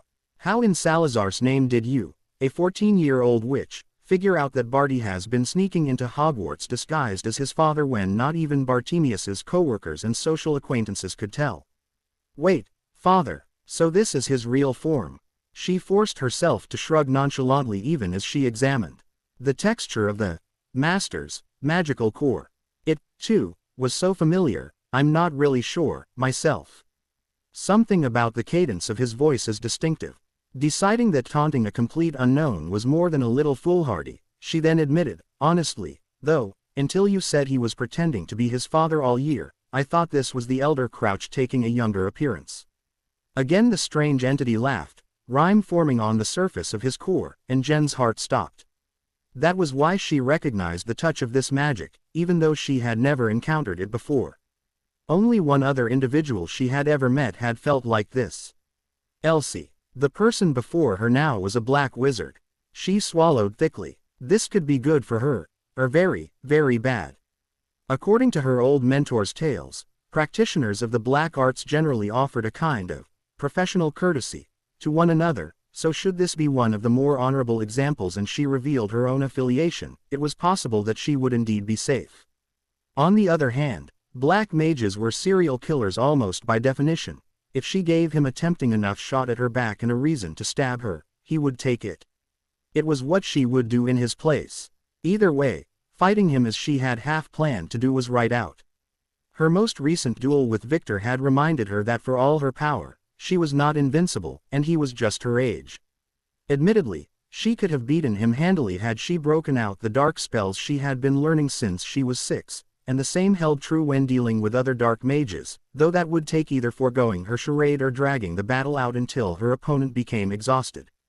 Against another of her kind, however, someone else blessed with powers beyond mortal ken. Not a chance. She had practiced black magic for the past 8 years, over half her life, but this person still had years or even decades of experience on her. If that weren't enough, voodoo was ritualistic rather than combat-oriented, which was not the case with other styles of black magic. Challenging him without his specific skill set was a perilous gamble, though his current form certainly narrowed down the options. Keep him talking. If I can get him to drop a few more hints, I might be able to figure it out. You two know me, and I've met Barty before, but who might you be, Mr. Homunculus? Oh, the black wizard whispered in response. You were full of surprises. What gave it away? She cocked her head. You mean other than the fact that babies can't talk and definitely aren't called Master? With a sigh, he nodded to her. Touché. Still, what would a child like yourself know of homunculi? I know a little, she said, rocking slightly on her heels. Would revealing the depth of my knowledge make him more or less likely to try to kill me? Probably the latter. Someone doesn't delve into black magic without possessing a certain degree of curiosity, and most witches my age know nothing of this. He would want to figure me out. Homunculi are made from an 8-month-old human fetus. You have to kidnap a pregnant woman and feed her a potion once a day for the remaining time. The specific ingredients of the potion are unique to the individual who is to be reincorporated, but the purpose is the same: killing the baby without inducing early delivery. When the mother does go into labor, you transfer the soul of the wizard into the fetus and murder the woman before cutting the possessed infant out of the corpse's still warm womb. That's the easy part. After that impromptu cesarean section, the reborn wizard needs to continue imbibing the potion used to prepare the fetus, or the homunculus will fail and kill the person inside. Unfortunately, since that mixture is toxic, it can't be drunk constantly, so there's a delicate balancing act between preserving the body and not poisoning it. Also, homunculi only last for a year and a day, and a soul can't be transferred from one to another. Before that time period ends, the wizard needs to grow a permanent form around his soul. She waved a hand over the graveyard. Which, if I don't miss my guess, is exactly why you're here in the first place. There's not a lot of magic that has to be done in a place given to the dead. I am not easily impressed, the homunculus stated slowly. You, however, have done just that. Not even I knew that much about necromancy until after I had left Hogwarts and traveled the world for a few years. A witch so steeped in the dark arts at such a young age is a truly rare gem. You asked me for my name, my dear. I will tell you. I am the Dark Lord Voldemort. Oh, bugger me. This was not the absolute worst-case scenario she could imagine, but it was pretty high on her list of things she never wanted to happen to her. At the same time, the Dark Lord, knowing black magic, explained a few things she had heard from Sirius about the war. She had previously dismissed the idea that he could have really used zombies as shock troops, but with this new information, it was not an impossibility. Voldemort continued, unaware of her panicked thoughts. As for our purpose, you are correct. Tonight I rise again, and you will help me. She staved off a wince. Perhaps showing off hadn't been such a good idea, after all.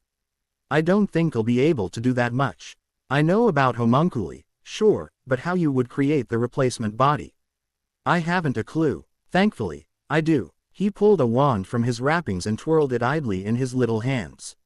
A foolish question, I'm sure, but do you consider yourself my enemy? Not particularly. The Dark Lord nodded. I didn't think so. Barty, I believe you've earned a reward for all your hard work this year. Her until she worships you as her god. Jen's mind stumbled for a moment at that hated word, but rage immediately poured hot and thick through her veins. Conjuring a fireball in her right hand, she erected a shield to block Barty's dark curse with her left. Unfortunately, both hands being occupied left her open to the stunner that came from Voldemort himself. The jet of magic drilled into her belly, and then the void claimed her. Wake up, Miss Black. A groan escaped Jen's lips as she struggled to escape the somnolence she was drowning in. A pulse of energy slid over her, and her recent memories came rushing back. She tried to stand, only to find herself tied to one of the many headstones scattered about the ground. Interestingly enough, however, all her clothes were undisturbed, and there were no aches as she would expect from Crouch taking advantage of her insensate form. The only pain came from a thin incision in the crook of her left elbow that was easily healed. I said it earlier, but I think it bears repeating. You were just full of surprises. Her fringe was brushed out of the way, and thin fingers stroked her blindfold. A fourth year holding her own against Newt students is one thing, but to do that while unable to see. Most extraordinary. She pulled her head as far back from the investigating hand as the cold rock behind her would allow. Though the core was the same, Voldemort was no longer in the shape of a babe. Squatting before her was a grown man, his skin completely bare of hair, not even a hint of fuzz could be found anywhere. His face, too, was strange, for she could feel no nose, just two thin slits that flared with each inhale. She sighed faintly as her sonar brought something else to her. Attention. Could I ask a favor? Perhaps. Do you think you could put some clothes on? Normally I don't mind men dangling their pride and joys in front of me, but I think it's a little inappropriate for our current situation. You can tell that I'm nude. How? The Dark Lord frowned as the second part of her request filtered through his mind, and he looked down. I did not expect to see those again, he muttered after a moment before tilting his head back up. You have been a very bad girl. Ignoring his own question entirely, her jaw dropped in disbelief. How are your bollocks my fault? Because the ritual I used required your blood. As powerful as you are, I knew the body it created would be young and strong, but there is an odd quirk in the process. I could not have regained my genitals if the donor was a, which, being only 14, I expected to be the case with you. Obviously, I was mistaken. Please, I haven't been in a long time. Something else in his answer caught her attention, and she asked, if you needed my blood, why not ask for it instead of stunning me and tying me up? So you would freely give your blood to anyone who wanted it? He asked mockingly. That's a quick way to a messy death. All sorts of nasty things can be done with blood. I wouldn't hand it out to just anyone, no. A dark wizard whose body count is reportedly near the triple digits and who was fingering his wand when he made the request. She shrugged as best she could with her arms lashed to her sides. That's one hell of an incentive. Not to mention that I could have laid a curse on it before giving it to you. He chuckled to himself. A good attitude to have, child. Nevertheless, merely asking for your blood would have made it worthless to me. I needed to steal blood from an enemy, hence why I made my little threat when you tried to be politic. You performed admirably. As for knocking you out, I couldn't risk you recanting and throwing the whole plan awry. Your apology is not accepted, she retorted, the knowledge that she had been so thoroughly manipulated leaving a foul taste in her mouth. And you still didn't have to restrain me. It lent more metaphysical meaning to the ingredient. Blood of the enemy, forcibly taken, bone of the father, unknowingly given, flesh of the servant, willingly given, which reminds me. Voldemort stood and spun on his heel, magic coalescing about him before becoming soft robes. Striding to the limits of her sonar range, he loomed over the kneeling man. Hold out your arm. Yes, master. Barty stretched out his left arm, shaking the sleeve down to his elbow. Barely swallowing an amazed gasp, she felt the icy patch on the middle of his forearm. The skin practically oozed dark magic. A multitude of textures danced in the tiny space, and she could not help but wonder just what abilities such a small but complicated thing could have. The Dark Lord, on the other hand, slapped the proffered limb away. Not that one, you fool. You are no good to me if you bleed to death. He grabbed the second arm and roughly ripped away the conjured rope acting as a tourniquet. A lazy whirl of his wand spat out a cloud of sparks that materialized into a glob of actual silver. I really need to stop being shocked at what he can do, Jen told herself as the liquid metal flowed onto the bleeding stump and solidified into a replica of his missing hand before losing the distinctive texture of conjuration. Still, between surviving in a homunculus and creating noble metal, permanently, at that, I know what NCH of the black arts he practices. He's a soul mage, she sighed and rested the back of her head against the headstone. Not that that's necessarily a good thing. Those who master soul magic can mimic other fields of black magic to a certain degree, and with his age, there's no telling just what he knows, though he obviously has at least a little unseelie magic at his disposal. I'm very glad now that I didn't reveal my own talents, his getter notoriously unpredictable. Barty caressed his new appendage lovingly for a moment before bending down and ing the hem of Voldemort's robes. It is magnificent, my lord. Thank you, thank you. Let it never be said that I do not reward those who serve me with unwavering devotion. Now I wish to see your mark. He pressed one long finger to his servant's enchanted flesh, energy swirling thickly before flowing into the symbol. How many, I wonder? How many will be vain enough to return? How many will be foolish enough to stay away? We shall see. You do not understand what I mean, do you, Miss Black? I can't say that I do, she answered quietly. Her bad feeling, the same one she felt when she and Cedric first appeared here, was back, and it was getting stronger. Not a surprise. After all, you would have been born near the end of the war. To you, I'm sure it is ancient history. The Black Wizard sighed and began to pace. But it was not so long ago to us. Years of work, of progress, and we were at the cusp of complete victory. Had I not lost my body, I believe the ministry would have fallen to me before the end of 81. I was lost, however, and my supposedly loyal followers fled to their places in polite society, disavowing any affiliation with me or our goals. He shook his head and moved closer to her. A bit of hard-earned wisdom for you. Leading a group of Slytherins is much like herding cats. Take away the stick and the bait, and they will go their own ways once more. We are not a trustworthy breed. But look, he paused and turned to her, brushing her fringe down to cover the blindfold. Or whatever you do to observe the world around you. They return now. What excuses will they give me for their desertion, do you think? He patted her shoulder in an almost fond manner before walking to a clear space in the field of graves. His arms crossed and his fingers tapping rhythmically, he waited as multiple individuals in cloaks and masks teleported to the cemetery. The pulsing marks gave a hint to how they had ped through the ward. Only when all 18 were gathered did he speak. Welcome back, Death Eaters. The embled magicals began to tremble at his soft words, not that Jen could blame them. The light tone he had used with her was gone, its replacement hard and sharp like the blade of a knife. It has been so long since we last met like this. Yaxley, he barked, and one man literally yelped. How long? Tell me. They're 13 years, my lord. 13 years. A dark number, a powerful number, perfect for such a reunion as this. You answer my summons so promptly, we are clearly still united in our grand purpose. Or are we? He nearly glided to one Death Eater. I smell fear on you, Electo. Why do you fear your master? I am not afraid, my lord. I am just excited at your return to power. Voldemort hissed in sudden fury, and the woman flinched away. Do not lie to me. You are terrified that I am not nearly so dead as you presumed. He whirled on the others, all of whom took an involuntary step back, before he began prowling along the edge of the circle like a hungry tiger. You all arrived so quickly, not even a minute after my call.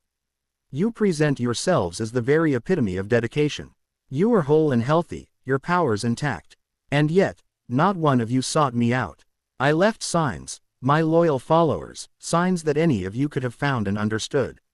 13 years I waited. 13 years. Why, then, did I see neither hide nor hair of any of you? Surely they could not have forgotten. I reminded myself time and time again. Not they, who knew the steps I had taken to triumph over death itself. Not they, who saw the immensity of my power. And yet, no one came. You scurried back into your holes, claimed that all your actions were the result of being under the imperious curse. You renounced your oaths of eternal obedience. I must confess myself, disappointed. One of the Death Eaters broke under the pressure and threw himself into the wide circle. Laying on the ground, he shrieked, Master! Forgive me! Forgive us all! Forgive you! Voldemort asked lightly, his back still to his follower. Forgiveness is mercy. Abandoning one's sworn master is treason. Tell me, Avery, have you ever known me to grant mercy to traitors?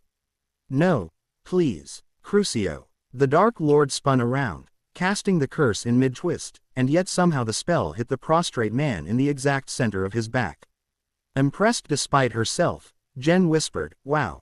Nice shot. He tilted his head to look at her for a short moment before lifting his curse from the screaming Death Eater. Pathetic. You have grown soft while I was away. Get up. Avery staggered to his feet and returned to his place in the circle. When you joined me, you made a pledge that you and your family would follow me always. Do you remember? I would be well within my rights as your lord and master to prune your entire family tree. The man whimpered, and that was apparently the right response, for Voldemort smiled wickedly then. However, I am feeling exceedingly gracious tonight. You deserted me for 13 years, and that is how long I expect you to work to regain the trust I once had in you. Do not make me regret giving you this single chance. No, my lord, never again. I have been within Britain's borders for 4 years now, the first I spent possessing a man named Quirinus Quirrell. Those of you with children in Hogwarts might recognize that name as the man who taught defense against the dark arts in the 1991 school year. I learned much of current events in that time, little of it pleasing to me. Several individuals fidgeted, no doubt considering just how easily he could have punished their children for their actions. For 2 more I was a spirit, slipping through walls unseen and listening for secrets to help me reclaim my former glory. Imagine my surprise when in one of my searches I finally found someone willing and able to assist me, one I had believed beyond my reach. Barty, step forwards. Voldemort held his hand out to his servant, ignoring the shocked reactions of the others. Yes, Bartemius Marcus Crouch, Jr. I, too, thought him dead. At least, I did until I discovered him hidden in his father's house under the Imperius. It took me an hour to break the curse's hold over him, but when I did, my rise was virtually earned. Now, here I stand, corporeal once again. It is as if Halloween of 1981 never happened. Do not misunderstand the moral of this story. One servant, and yet in less than a year, I ascended from a near impotent wraith to a living body. How much faster could I have returned had I had 2 loyal followers? 5, 10, 20, rather than 13 years, you could have resurrected me within the week, and by now you would have been kings among serfs.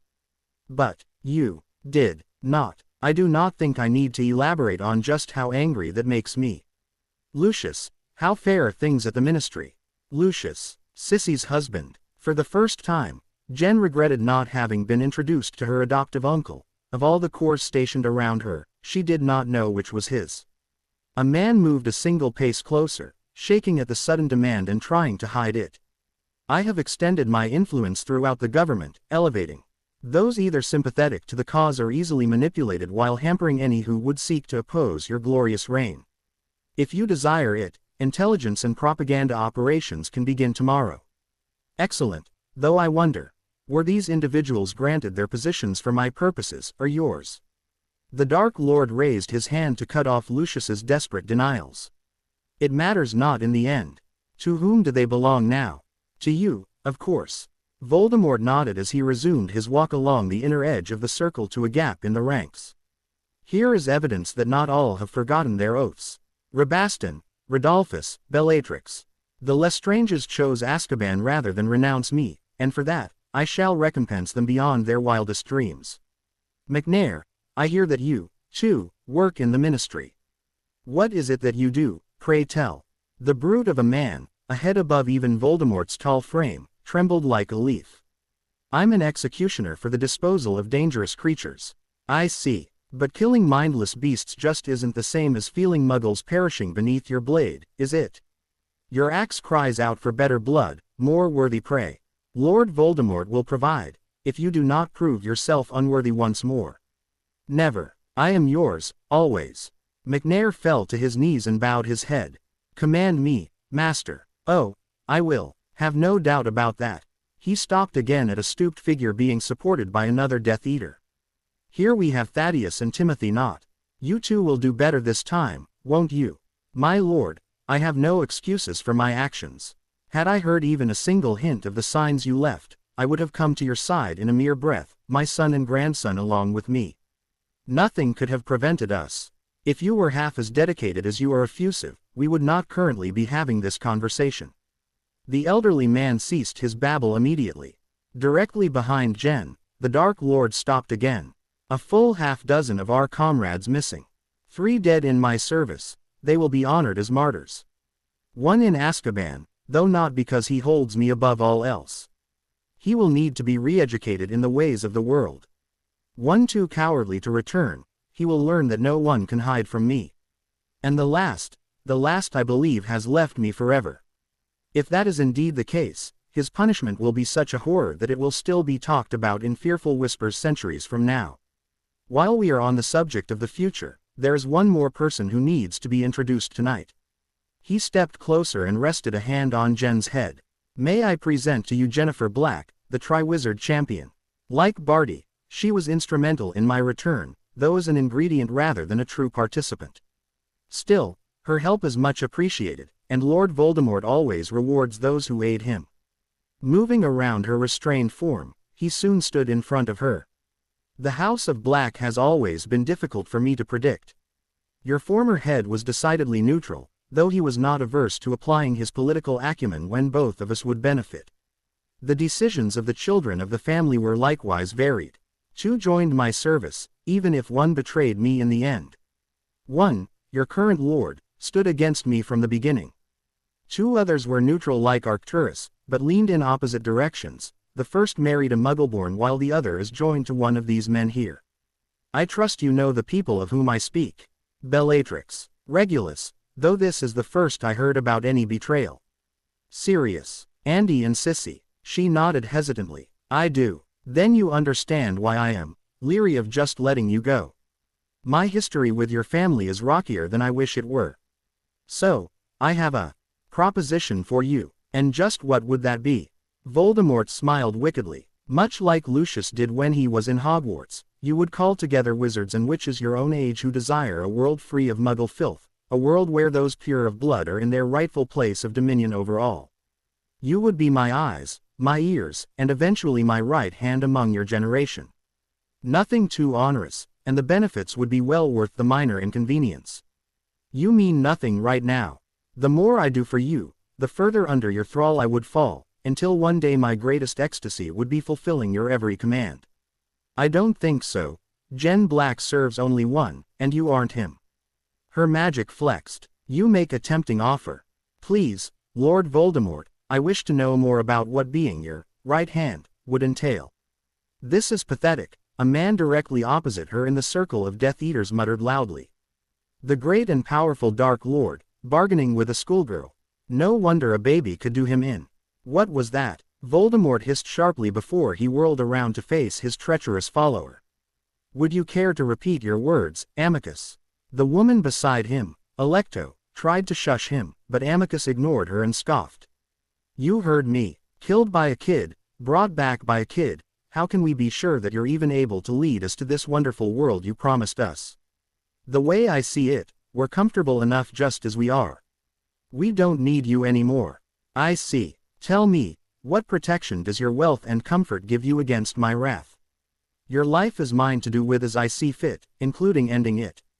The outspoken Death Eater quivered before falling to the hard earth. Master, that wasn't me. I didn't say those things.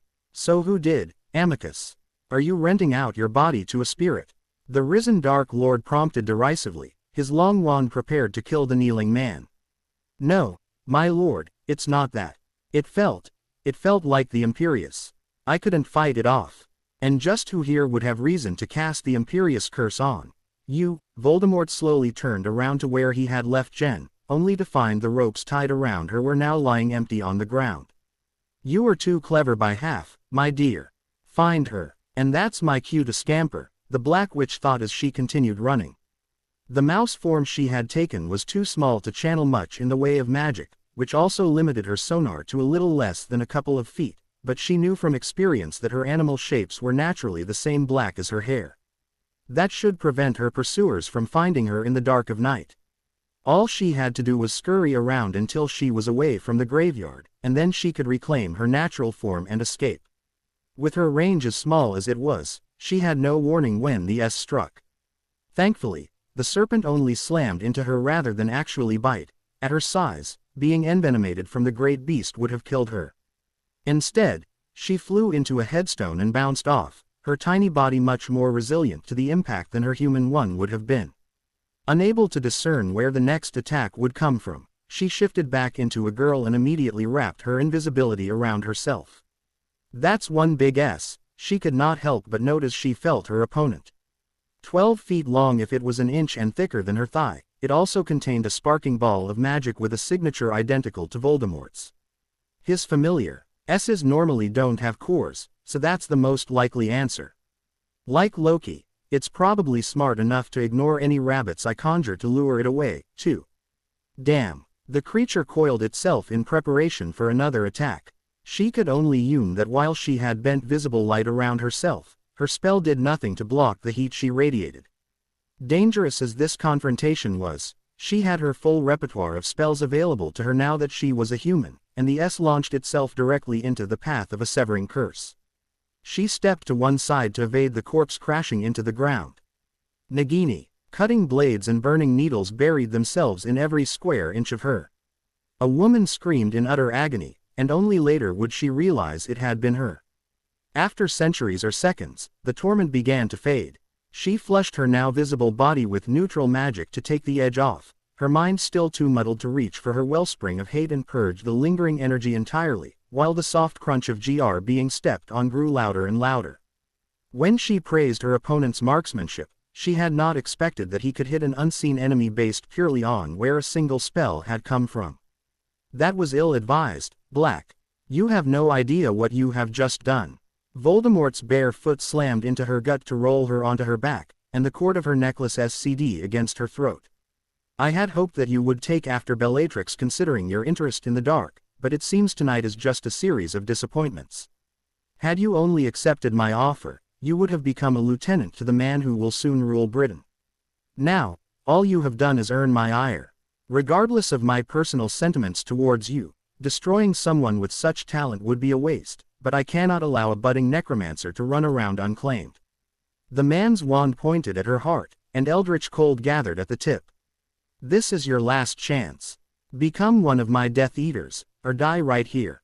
The situation was dire, but his actions had revealed a potential path to salvation.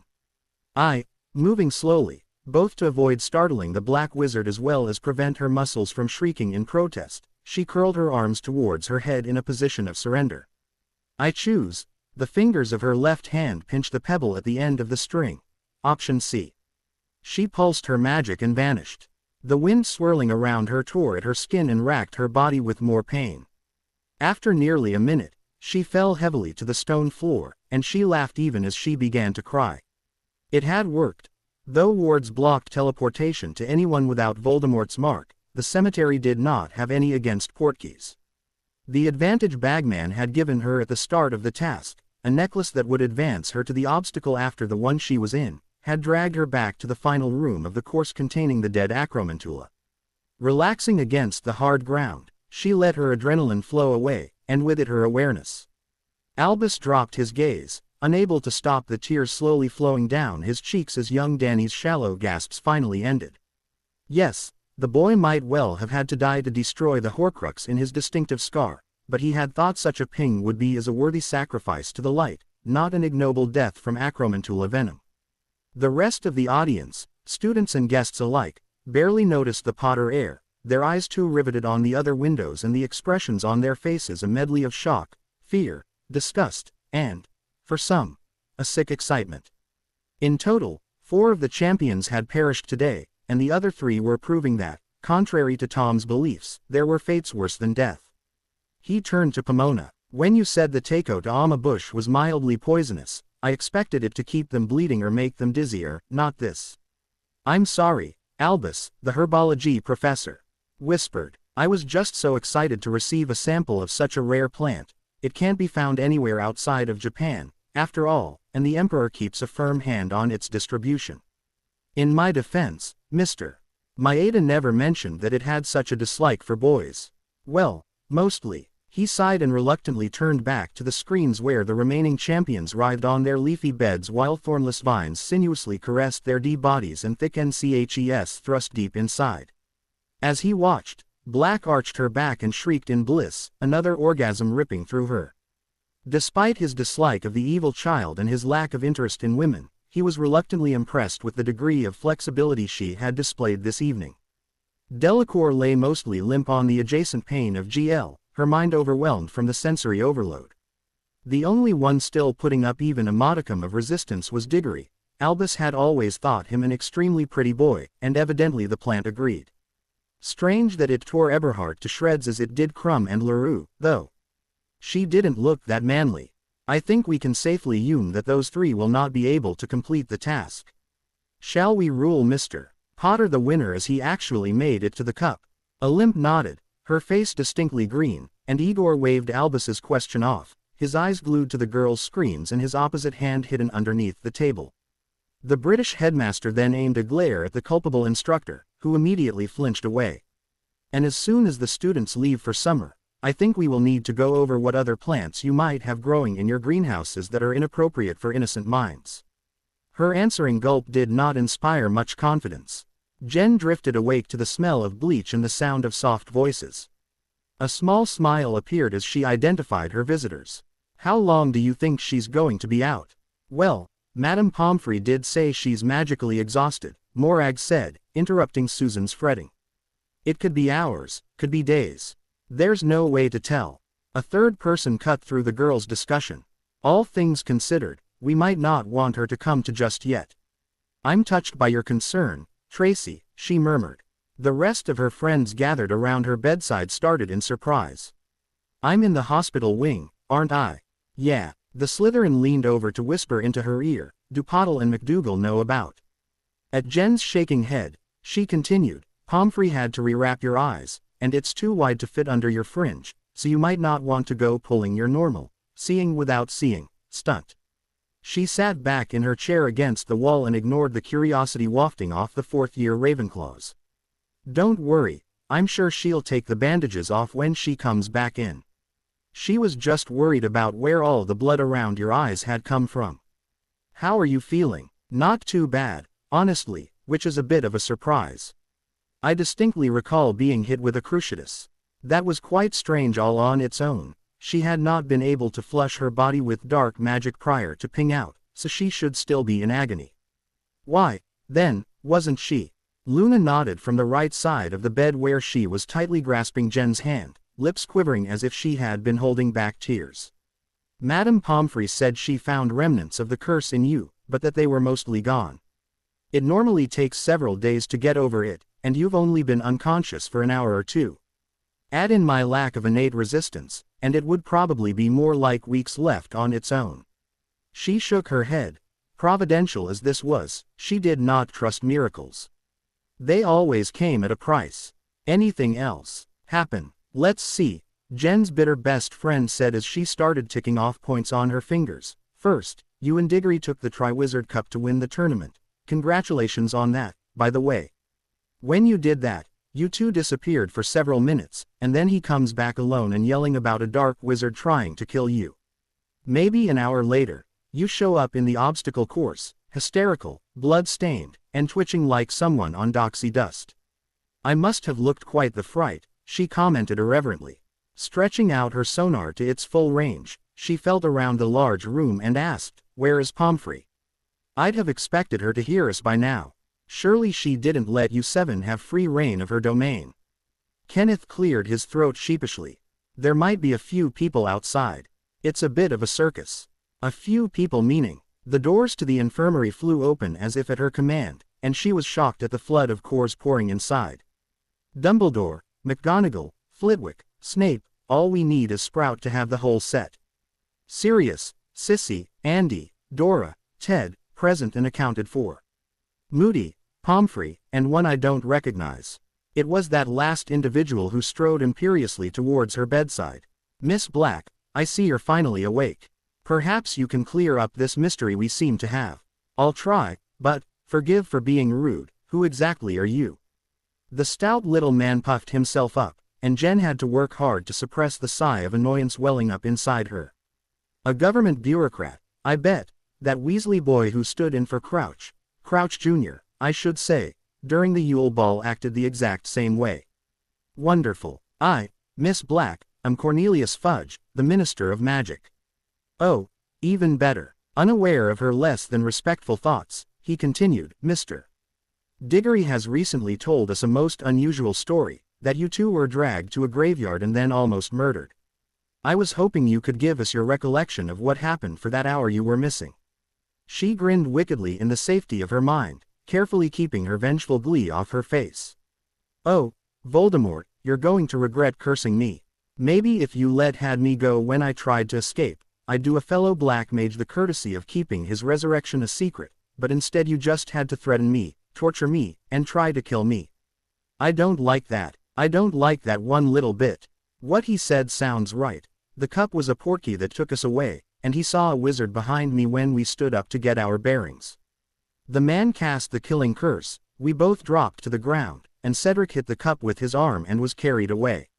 She paused momentarily, trying to decide how to phrase her meeting with Voldemort in a way that did not reveal her far too extensive knowledge of the dark arts. Fudge apparently took her hesitation as timidity, for he nodded encouragingly despite the obvious blindfold. I was told that if I stopped hiding, the wizard who was waiting for us wouldn't curse me again, but if I didn't, he'd come after me and would definitely kill me. I didn't have much of a choice, so I showed myself and kept an eye on him. That was when someone else hit me with a stunner. What did this first man look like? The minister prompted. She shrugged. I don't know. It was dark, and while I could make out his outline, I couldn't distinguish any details. When I woke up later, he was wearing a hooded robe and a mask. Besides, at that point my attention was elsewhere. What could have more important than the man who tried to kill you? Sirius asked incredulously. It was the other guy. He said he was you-know-who. Predictably, The room exploded at that declaration. Fudge! Squawked. Her friends, even the two boys, shrieked. Tonks felt like she was about to faint while her father laid a shaking hand on her shoulder. The other blacks, rather than panicking where everyone could see them, simply grew incredibly tense, though Sissy trembled nearly imperceptibly. Not that I can blame her. After all, with Lucius a Death Eater, her life is about to get very complicated. Maybe it wouldn't be a bad idea for her to stay with us for a while. To her consternation, and in an extreme contrast to the rest of his staff, Dumbledore radiated only smug satisfaction. Are you quite sure of that, my dear? Why are you acting so chummy now, you wrinkled old goat? What's your angle? The headmaster had done little to earn her trust and much to lose it. With him so pleased at her words, she began to wonder if it would not have been better to keep her mouth shut. Focus on one enemy at a time, Jen. Throw a spanner in the Dark Lord's plans before you start worrying about how to derail the light bastard. That's what he said. He said he had been in a homunculus, which is how he hexed me, and that he needed blood, my blood, to be fully resurrected. Preposterous. All heads turned toward the minister, who ignored them in favor of vigorously shaking his own in disbelief. Really? You know who back to life? That's absurd. Dumbledore briefly stroked his beard. Not necessarily, Cornelius. I have personally long wondered about Voldemort's. A shudder ran through the room, sparing only Sirius, Moody, her, and himself. Fate. After all, there was no body found after Danny defeated him, just an empty cloak. His wand disappearing from the Ministry's possession this past Christmas lends further credence to her claim. He can't be back, Fudge protested again. The fear flowing off him was understandable, but to Jen's consternation, a fierce anger was growing and threatened to soon overtake it. No one has seen even a hint of him in 13 years. Excuse me if I doubt he was simply drinking tea and doing the crossword to entertain himself. Miss Black, you say you know who has returned, but Madame Pomfrey tells me that you are also suffering from cruciatus exposure. Wouldn't you agree that it is possible, likely, even, that this was nothing more than a hallucination brought on from being hit by that curse? The room was quiet at that for several moments, and then a low, rumbling growl broke the silence. Everyone looked at Sirius as he softly uttered, Minister, I do hope you were not just casting aspersions on my heiress's sanity. If she says she saw him return, that's what she saw. That's not what I was saying at all, Lord Black, Fudge replied instantly, verbally backpedaling for all he was worth. It's just, well, look at the Longbottoms. A few minutes under the cruciatus, and they are now long-term residents of St. Mungo's spell damage ward. Your scion is clearly lucid, and, hallucination, was a bit strong, I'll admit, but I was just pointing out that she might well be misremembering things as a result of being tortured. Perfectly understandable, could happen to the best of us. Why else would she think that you know who is alive? He is one scared little man, she thought with a small shake of her head.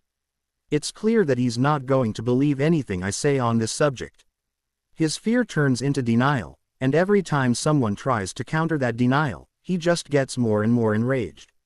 I can't say I totally blame him, though, with the way people react at just hearing Voldemort's name, there would be riots in the street upon news of his resurrection. I wouldn't want to try to govern that mess, either. Thankfully, there are other options. Minister, if I may interrupt, you seem to have misunderstood me. I did not say that you know who is definitely back. Fudge swung back to her in shock. You didn't, Sirius and Andy echoed. Dumbledore's entire body shifted in unmistakable frustration. She had, after all, just completely changed her story and thereby undercut his position, as well. You didn't. I didn't, she agreed. What I said was that the second man called himself you know who. Whether he actually was, I cannot say. Oh, well, that's much better. Fudge smiled faintly and pulled a silk handkerchief from his pocket to wipe his face. You had me worried for a moment. It's just someone, probably some no-name foreign dark wizard, trying to create a panic by calling himself that and cashing in on you know who's infamy. Don't you worry about a thing, Miss Black. Now that you've told us, I'm sure the Aurors will find him in short order. Jen had to work hard to suppress the sneer that wanted to appear on her face. I wasn't the one about to wed myself. Still, it's a good start. At least he isn't outright rejecting my claims or implying that I'm mentally disturbed now. A few more soft nudges should see the DMLE at least somewhat prepared. She shivered minutely. It was a terrifying prospect, but with Voldemort reincorporated and itching to get back to his rebellion, a second war was inevitable. The last one had lasted over 10 years and claimed almost 1,000 lives. Though not a large number by Muggle standards, Britain had had only 80,000 witches and wizards living within its borders at the time, making that a noticeable drop in their population. She would much rather not experience an encore of those times. My dear, if I may ask, why would you say Voldemort, another group shudder, had been resurrected if that is not what happened? Dumbledore's ploy was obvious. If he could force her to admit she tried to hide the truth with a more comfortable lie, he could smear her, and thereby the rest of the Blacks' name. One of these days, I would dearly love to find out just what his problem is with me. I know that he's friends with the Potters, but his grudge seems too deep for it to be just that. Something else to think about. I was getting to that part, but then you interrupted me. Don't blame me if you make umptions without letting me finish. She has us there, Dumbledore. We certainly did cast before the signal. Can you give us a description of this imposter, Miss Black? He wasn't human. No hair, no nose, long, thin fingers. She reached out with a mental probe to Sissy's mind, and her aunt helpfully provided her with an image of the Dark Lord. Wow, he's even uglier than I expected. White skin and red eyes, too. He also had a rather high-pitched voice, though his accent certainly sounded English. The short politician's face grew cold as the blood in his cheeks drained away. That could have been a glamour. After all, he attacked Diagon Alley enough that many people know what he looks like. Yes, I'm sure that's it. Cornelius, Dumbledore, there's no point in making this a bigger mess than it has to be. Did you see just the copycat and the man who tried to curse you and Mr. Diggory? Then, when he woke me up, yes.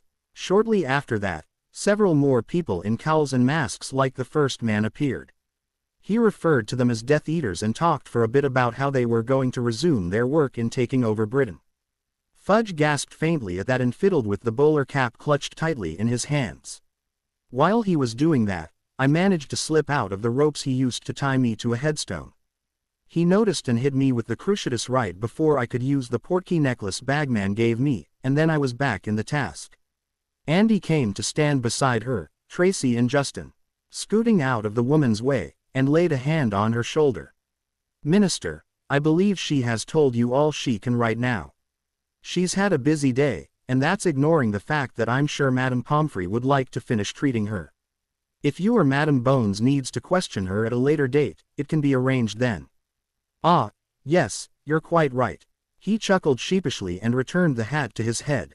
Thank you for telling me all this, Miss Black. You've done a great service to your country. Pulling a charmed bag out of his pocket and setting it on her bedside table, he added, your winnings. Normally there'd be an award ceremony for you and Mr. Diggory, but I really need to get back to the ministry and let Amelia know about this. I'll ask Ludo to give the formal announcement tomorrow morning. Cornelius, surely you can see that this is bigger than just a few dark wizards. Dumbledore followed the minister out of the hospital wing, McGonagall and Moody hot on his heels. Flitwick sighed and straightened his robes. Well, this has been more than enough excitement for today. Students, it's getting close to curfew for you all, so let's leave Madame Pomfrey to her work. Miss Black, I know that the express leaves the day after tomorrow and you will no longer have to do as I say, but please take it easy for the next few days. Don't worry, Professor, I plan to do nothing more strenuous than lying on a couch and reading. At least not for the first week or so. I'm just glad school's ending now rather than on Wednesday. Luna squeezed her hand again before finally letting go, and while Tracy furrowed her forehead as she stared at the younger girl, she stepped close enough to gently pat Jen's knee before departing with the rest of the group. Feeling Snape standing in the middle of the room, the Black Heiress asked, Madame Pomfrey, could you give us a little privacy? Just for a few minutes. The older witch glanced over the 7 people and nodded. When the matron departed, Sirius turned to Snape. What are you still here for? She did not ask me to leave. Perhaps your heiress simply has a better choice in confidants than you do. Yes, because a slimy dungeon bat is exactly who she wants to deal with right now. Better someone who can keep a secret than a pig-headed, self-aggrandizing, reckless GG Art. Boys. Both men turned to her in surprise. Much as I hate to interrupt your little willy waving contest, other matters are more esser. She stopped before she made the mistake of giving Sirius an opportunity for one of his ill-timed puns, important at this exact moment. Snatching her blank wand from the table, she rolled her professor's left sleeve up to expose the cold mark he bore on his forearm. The head of House Black snarled much like his animal form would have at the sight. There were 2 Death Eaters Voldemort mentioned who were absent from his little birthday party. One he called a coward and said would soon realize his mistake, the other he thought had left him forever, and would experience a fate so terrible that it would still be a horror story when my grandchildren's grandchildren are around. I don't know which one was supposed to be you, but either way, I recommend you be very careful. For all that Snape could be an egotistical bastard, she did not want him dead. She had been in his mind, examined his thoughts when they were initially feeling each other out. Just as he knew she was blind, hence his brewing of the scar-reducing potion she had been using to regain her sight, she knew that he had been accepted into the Death Eaters due to his unappreciated spell-crafting skills. It had been a memory tinged with no little regret. Apparently, he had initially believed he was joining a band of revolutionaries rather than terrorists. She doubted he would enjoy re-entering the fold. Besides, he was one of the few members of faculty who realized she was AS at heart, and his behavior towards her in CL, which had improved immediately once he discovered she was not Sirius's daughter, became even better following the second task. To hear Tracy talk, her treatment was on par with that of the Slytherins. The potion's master had frozen the moment she uttered the Dark Lord's name, but her advice shook him back to mobility. He tugged his sleeve back down and stared at her. So he did return. I thought as much when my dark mark burned for the first time in over a decade. Thank you for warning me of this. She nodded. That said, why would you water down your story like you did if you were so sure on what happened? On one hand, I could maintain a strong stance that Fudge would obviously rebuff. On the other, I could change to a weaker one that would be accepted without hesitation. In the end, which was the right choice? Astonishment made itself known throughout his frame. After a moment, he muttered, I see. Preparing the ministry even a little is better than doing nothing at all. Still, lying to the Minister of Magic. Professor Snape, how could you say something like that? She held her left hand to her heart in mock hurt. You wound me, truly. Not once during our discussion did I speak a falsehood. He harumphed, though she could sense the amusement behind his action. Do not take too much pride from deceiving him. No one has ever accused Fudge of being the brightest wand in the room. The normally dour man strode off, murmuring, I need to have a chat with the Sorting Hat about putting people where they really belong next year. She smiled briefly before turning to her cousin. Dora, Madam Bones is your boss, right? Well, technically Rufus Scrimgeour is my boss and she's his, but considering she's a former Auror herself, we're welcome in her office anytime. You want me to tell her about this, I'm guessing. If it wouldn't be too much trouble, I'll probably have a chat with Susan, as well, just to be absolutely sure she hears about it. Jen tossed her blank next to the bag of galleons and laid down. Baron preserve me, I'm tired. Sirius smirked. Well, it isn't as if you were leading Fudge around by the nose and arranging a war effort after you won the Triwizard Tournament, to say nothing of escaping a Dark Lord's clutches. Any other orders you want to give while you're at it, Lady Black? Sure. First, abdicate your position as our head of house so that can be my official title, and second, everyone get out so I can get some rest. As you command. You heard her. Away with you all. The other members of their family shook their heads fondly and exited. Levity leaving his face, he came to the side of her bed before gently picking up her left hand. Now, in all honesty and seriousness, are you okay? She opened her mouth to dismiss his concern, but all that came out was a soft choking sound. Trying again had tears slowly streaming out of her eyes and being absorbed by the blindfold. He was standing over me, Sirius, I was on the ground, and his wand was aimed right at my heart. He was going to kill me. If I had used the portkey during the task like I was supposed to, I wouldn't have been able to get away. Sirius, her family head, her godfather, she really considered for the first time, sat next to her and pulled her into a loose hug. The reality of her narrow escape finally hitting her, she reluctantly admitted, I'm scared.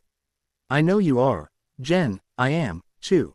Did you know I faced off against Voldemort once during the war?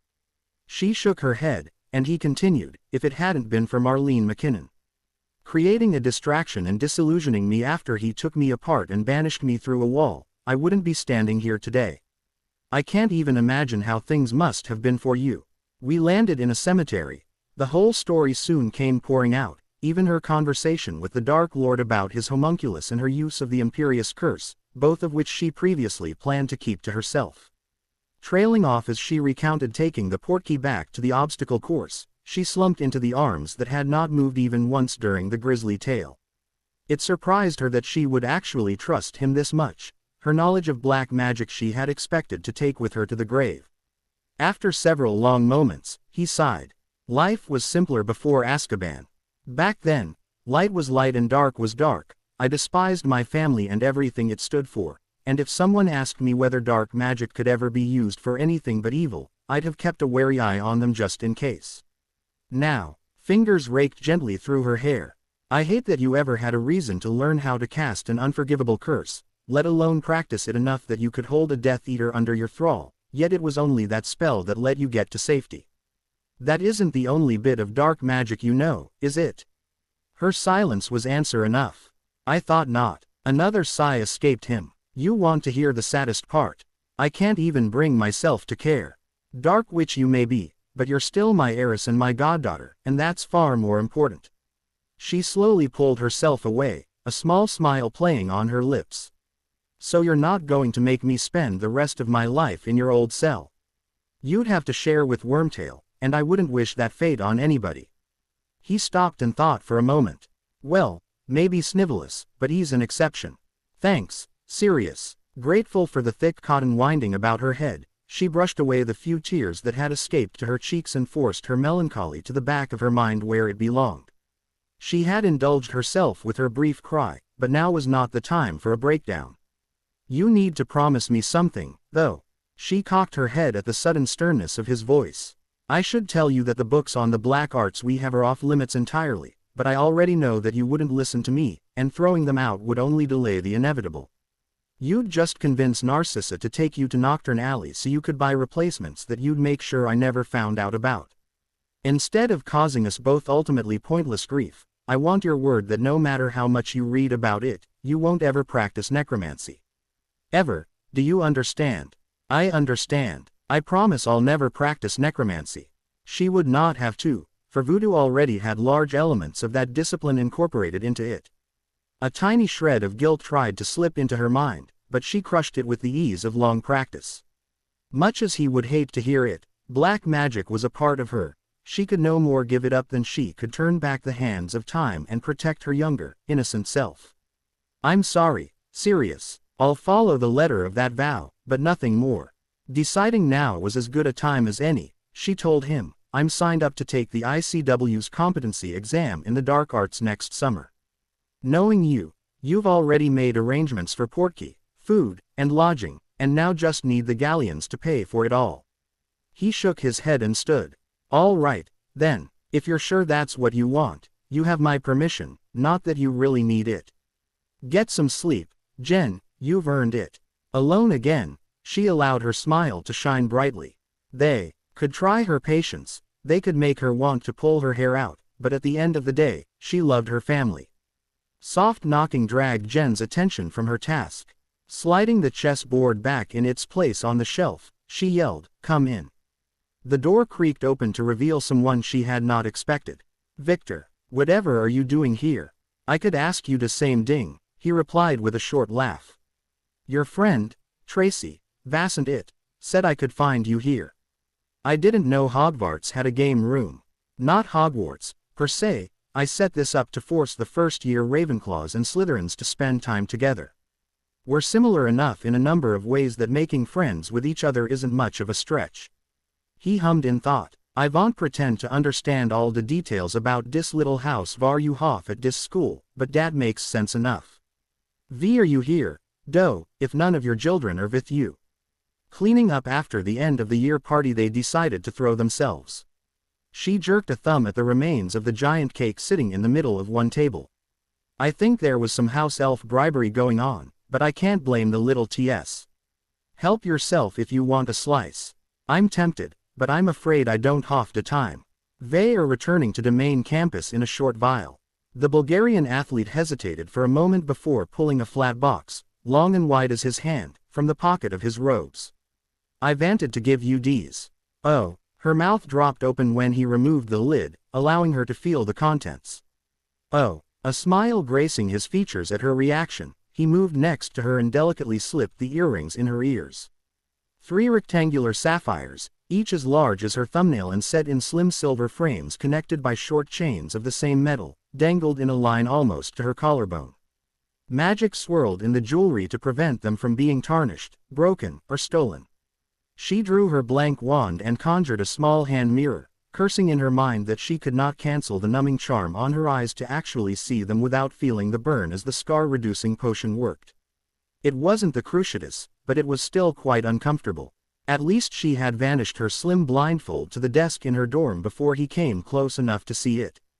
That would have raised awkward questions. She was not oblivious to the motivation behind his extravagant present.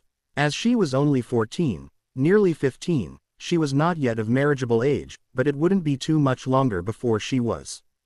Despite living twice as long as Muggles, Magicals married extremely young, often within 5 years of their graduation. In addition, the 16th birthday was when it became legal to file betrothal contracts, though some houses entered into negotiations before that time. For most people in the wizarding world, it was on that day that they began the serious search for their future spouse. Considering there was more than a year before she started receiving proposals, or more accurately, before Sirius started receiving them in her stead as her head of house, Victor probably felt like he needed to do something to ensure that he would not be overlooked if or when the Animagus's joking premonition became reality, and he submitted his own offer for her hand. From what Sissy and Andy had told her during lunch on the day of the final task when they gave her an overview of the entire process, costly gifts were the unofficial opening move in this societal game, the only one that was considered acceptable before that fateful anniversary of birth. The more desirable the young noblewoman in question, the more people would be vying for her attention, and the more presents she would receive as they tried to curry her favor. Spectacular beauties were expected and even encouraged to play the field a little, spending additional time with one suitor so that others would increase the value of their bribes, all of which were added to her dowry. As an heiress, a dragon slayer, and a girl with above-average looks, she was a rare prize, indeed. Hence the price tag of the earrings she now wore. She had done a bit of digging into the life of the man before her, and she had found, much to her expectations, that the House of Crumb, while pureblood, was neither noble nor exceptionally wealthy. He was an international celebrity and therefore had money, but that was of lesser importance should his father and Sirius ever have a meeting concerning his desire for her. Most houses would only care about the reputation of the other family, not the individual. By being the first suitor to impress her, however, he was giving himself a not insignificant advantage over any future competitors. Even if she received another gift later today, he would still have the oldest claim. As appreciative as she was of his intentions, she felt he was overlooking an incredibly important detail, not that she'd ever tell him. She was the future head of an ancient and most noble house, so it was expected that she bear children, sons especially, who could continue the line. They could not legally do that if they possessed a different surname. A betrothal contract with any noble family would eventually contain a clause that permitted her to give a daughter or a second son the name Black, but getting that would entail additional bargaining, not to mention that if she didn't produce more than one child, the wealth that her child would inherit from her would be absorbed by the family she joined. It was a dangerous gamble that she, Susan, and Tracy would all potentially have to make as the heiresses to their houses. Victor, however, was again not from a noble family, and even if he were, he had an older brother to sire the next generation of Crumbs. He would therefore be much less adverse to taking her name as his own. Should Sirius's prediction come to pass and she did choose him as her husband, the Black line would then be safe from being absorbed into another. Of course, this was over a year in the future, and she had no guarantee that that was, in fact, his intention. For all she knew, these earrings could be nothing more than a bribe for her silence concerning their illegal dalliance. His international fame would do little to counter accusations of violating an underage girl. Returning her attention to the outside world, she said, "Thank you, they are magnificent.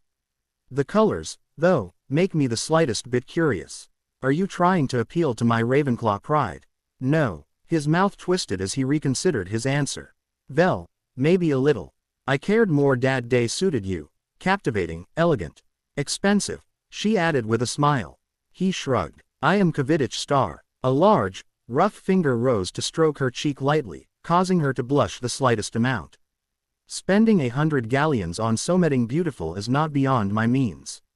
Never mind. This present is definitely to keep me interested in him over the coming year. She rose to the tips of her toes and wrapped her arms about his neck.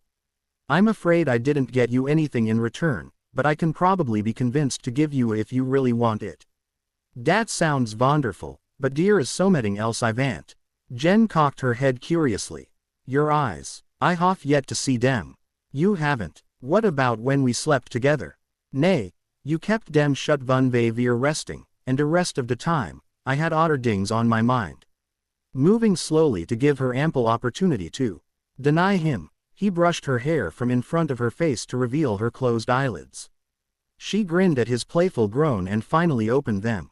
Prekrasny, he muttered before bending down to steal a small peck.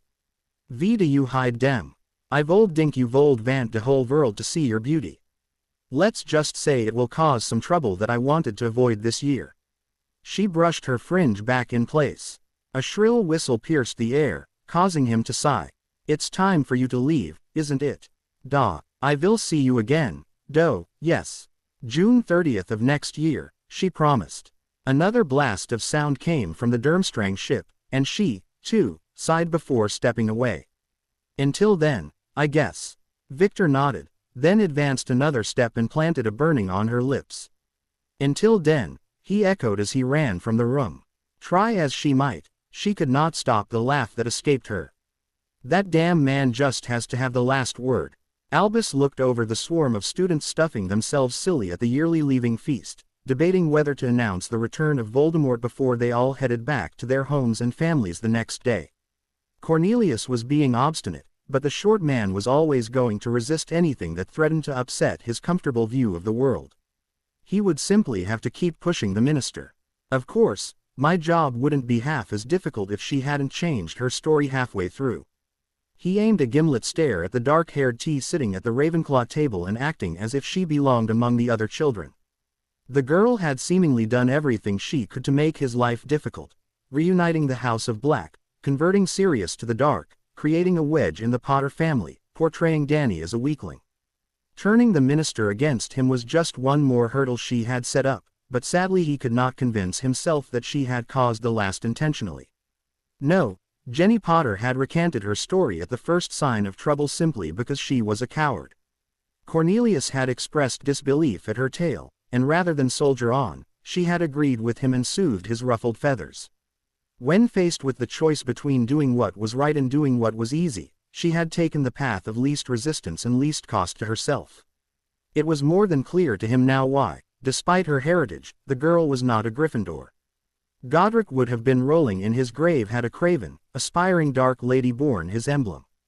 Danny wouldn't have crumbled like that, he would have told the truth no matter how much it might hurt him in the short term. Unfortunately, now she has cost us the lone advantage we were given. Tom wasn't prepared for us to already know he was back. He still has to rebuild his position among his followers and catch up on what changed during the years he was hiding in Albania. Oh, why couldn't it have been Danny facing Tom rather than his sister? He sighed and shook his head. Dwelling on bygone possibilities would get him nowhere, not when he had to come up with some way to open Cornelius's eyes. Perhaps a speech to the entire Wizengamot informing them of the situation was in order. He would have to think on it. If you all will excuse me, I need to head to the lavatory. Jen, you mind coming along? The Black Witch huffed good-naturedly and shifted Luna away from her side where the younger girl had eventually settled before falling asleep much earlier in the trip.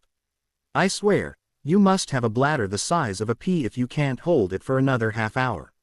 Nevertheless, she followed her best friend out the door and down the train carriage. The pair slipped into the small room, and Jen pursed her lips as she felt Tracy lay down a multitude of privacy charms.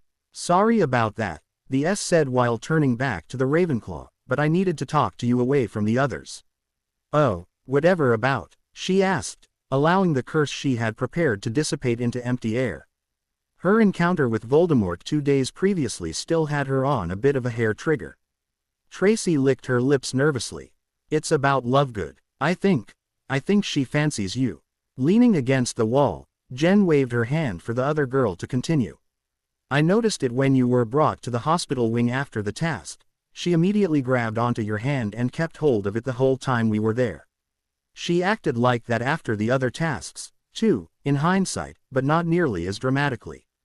I would guess that you noticed her glaring at those giant earrings yesterday considering you took them out shortly afterwards, and then at the leaving feast, she was practically sitting in your lap. I wouldn't be surprised if she purposely stayed up all night just so she could cuddle next to you and fall asleep on the way here. I doubt the last part. Either of us might have done that had we been in her shoes, but it seems a tad too underhanded for her. Tracy frowned and nodded in agreement. That said, I had noticed these things, along with a few others you aren't privy to, and reached the same conclusion. I'm curious why you felt the need to bring it up. However, do you have a problem with lesbians? The snarky girl shook her head emphatically at that.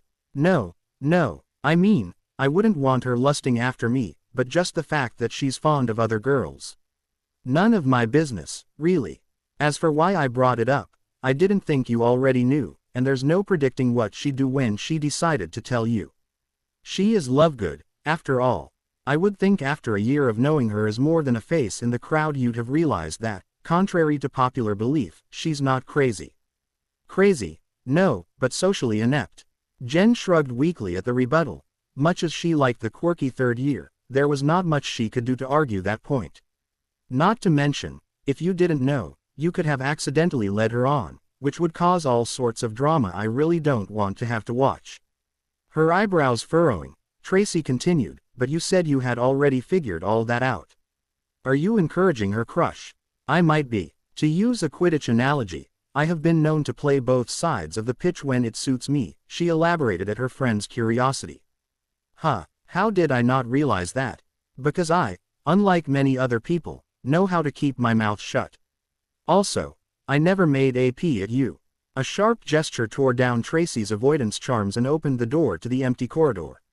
It's a good thing that extramarital partners are practically expected for those of us in arranged marriages, isn't it?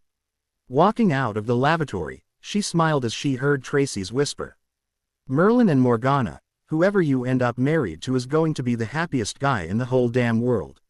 Sirius barely restrained himself from pacing anxiously as the Hogwarts Express rolled to a stop, his self-control aided by the stern glare Narcissa pinned him with every time he fidgeted. Her coldness was excusable. With Voldemort resurrected and her husband one of his main lieutenants, her home life had rapidly become quite tense. I almost wish the bastard had chosen to move into her manor, at least then we would know where he was. Merlin, if Lucius would even confirm that he's back, we'd be in better shape. He's being cautious, though, and I can't say that doesn't scare me more than if he was out raising hell. What could he be up to? It did not help that, while Jen twisting the truth ever so slightly had increased the DMLE presence on the platform, even gaining them a pair of oars slouched against the back wall, the change was minimal. Sirius did not know if Fudge had decided the Voldemort wannabe wasn't as much as a threat as he initially thought, if Lucius had slipped enough gold into the corrupt minister's pocket to make him forget, or if Amelia Bones had dismissed the claim entirely, but there was no sign that anyone was preparing for a conflict with even a rabble of dark wizards, let alone a dark lord. Andy, did Dora say anything to Bones? She sent a memo yesterday and received a reply about an hour later, from what she told me, the brunette replied. Apparently it was just a standard, "Thank you for bringing this to my attention," form letter. She hadn't heard anything more about it as of her lunch break today. That's what I was afraid of. The phoenix feather he had found that morning on the kitchen table weighed heavily in his pocket. He knew what it meant. The order was soon to be reactivated if it weren't already. Unfortunately, he was torn on whether he would rejoin the vigilante organization. As he knew from personal experience, war wasn't a game. Just a moment of inattention could mean losing everything, and this time, he had much more to lose than he once had. The other Blacks were counting on him to lead them, and while he knew that Voldemort taking over would spell their doom, he couldn't get the image of lifeless bodies, Jen's, Andy's, Ted's, Dora's, even Narcissus, out of his mind. For the first time in his life, he respected the effort Arcturus had exerted to keep their house officially neutral. The Death Eaters, the Order, and potentially the Ministry, all moving in secret and trying their hardest not to let anyone else know what they're doing. I can already tell that this is a recipe for disaster. The Slytherin-like instincts he had been forced to develop over the past 18 months of dealing with the Wizengamot chose that moment to rear their heads and raise yet another question in his mind. After Dumbledore's behavior over the past year towards the girl he could not love more were she his own flesh and blood, he had little trust left in the old man, but that wizard was the leader of the Order, of the light that would stand against Voldemort. If I do decide to rejoin the Order, if I do stand by Dumbledore again, what will be the cost? And more importantly, who will have to pay it?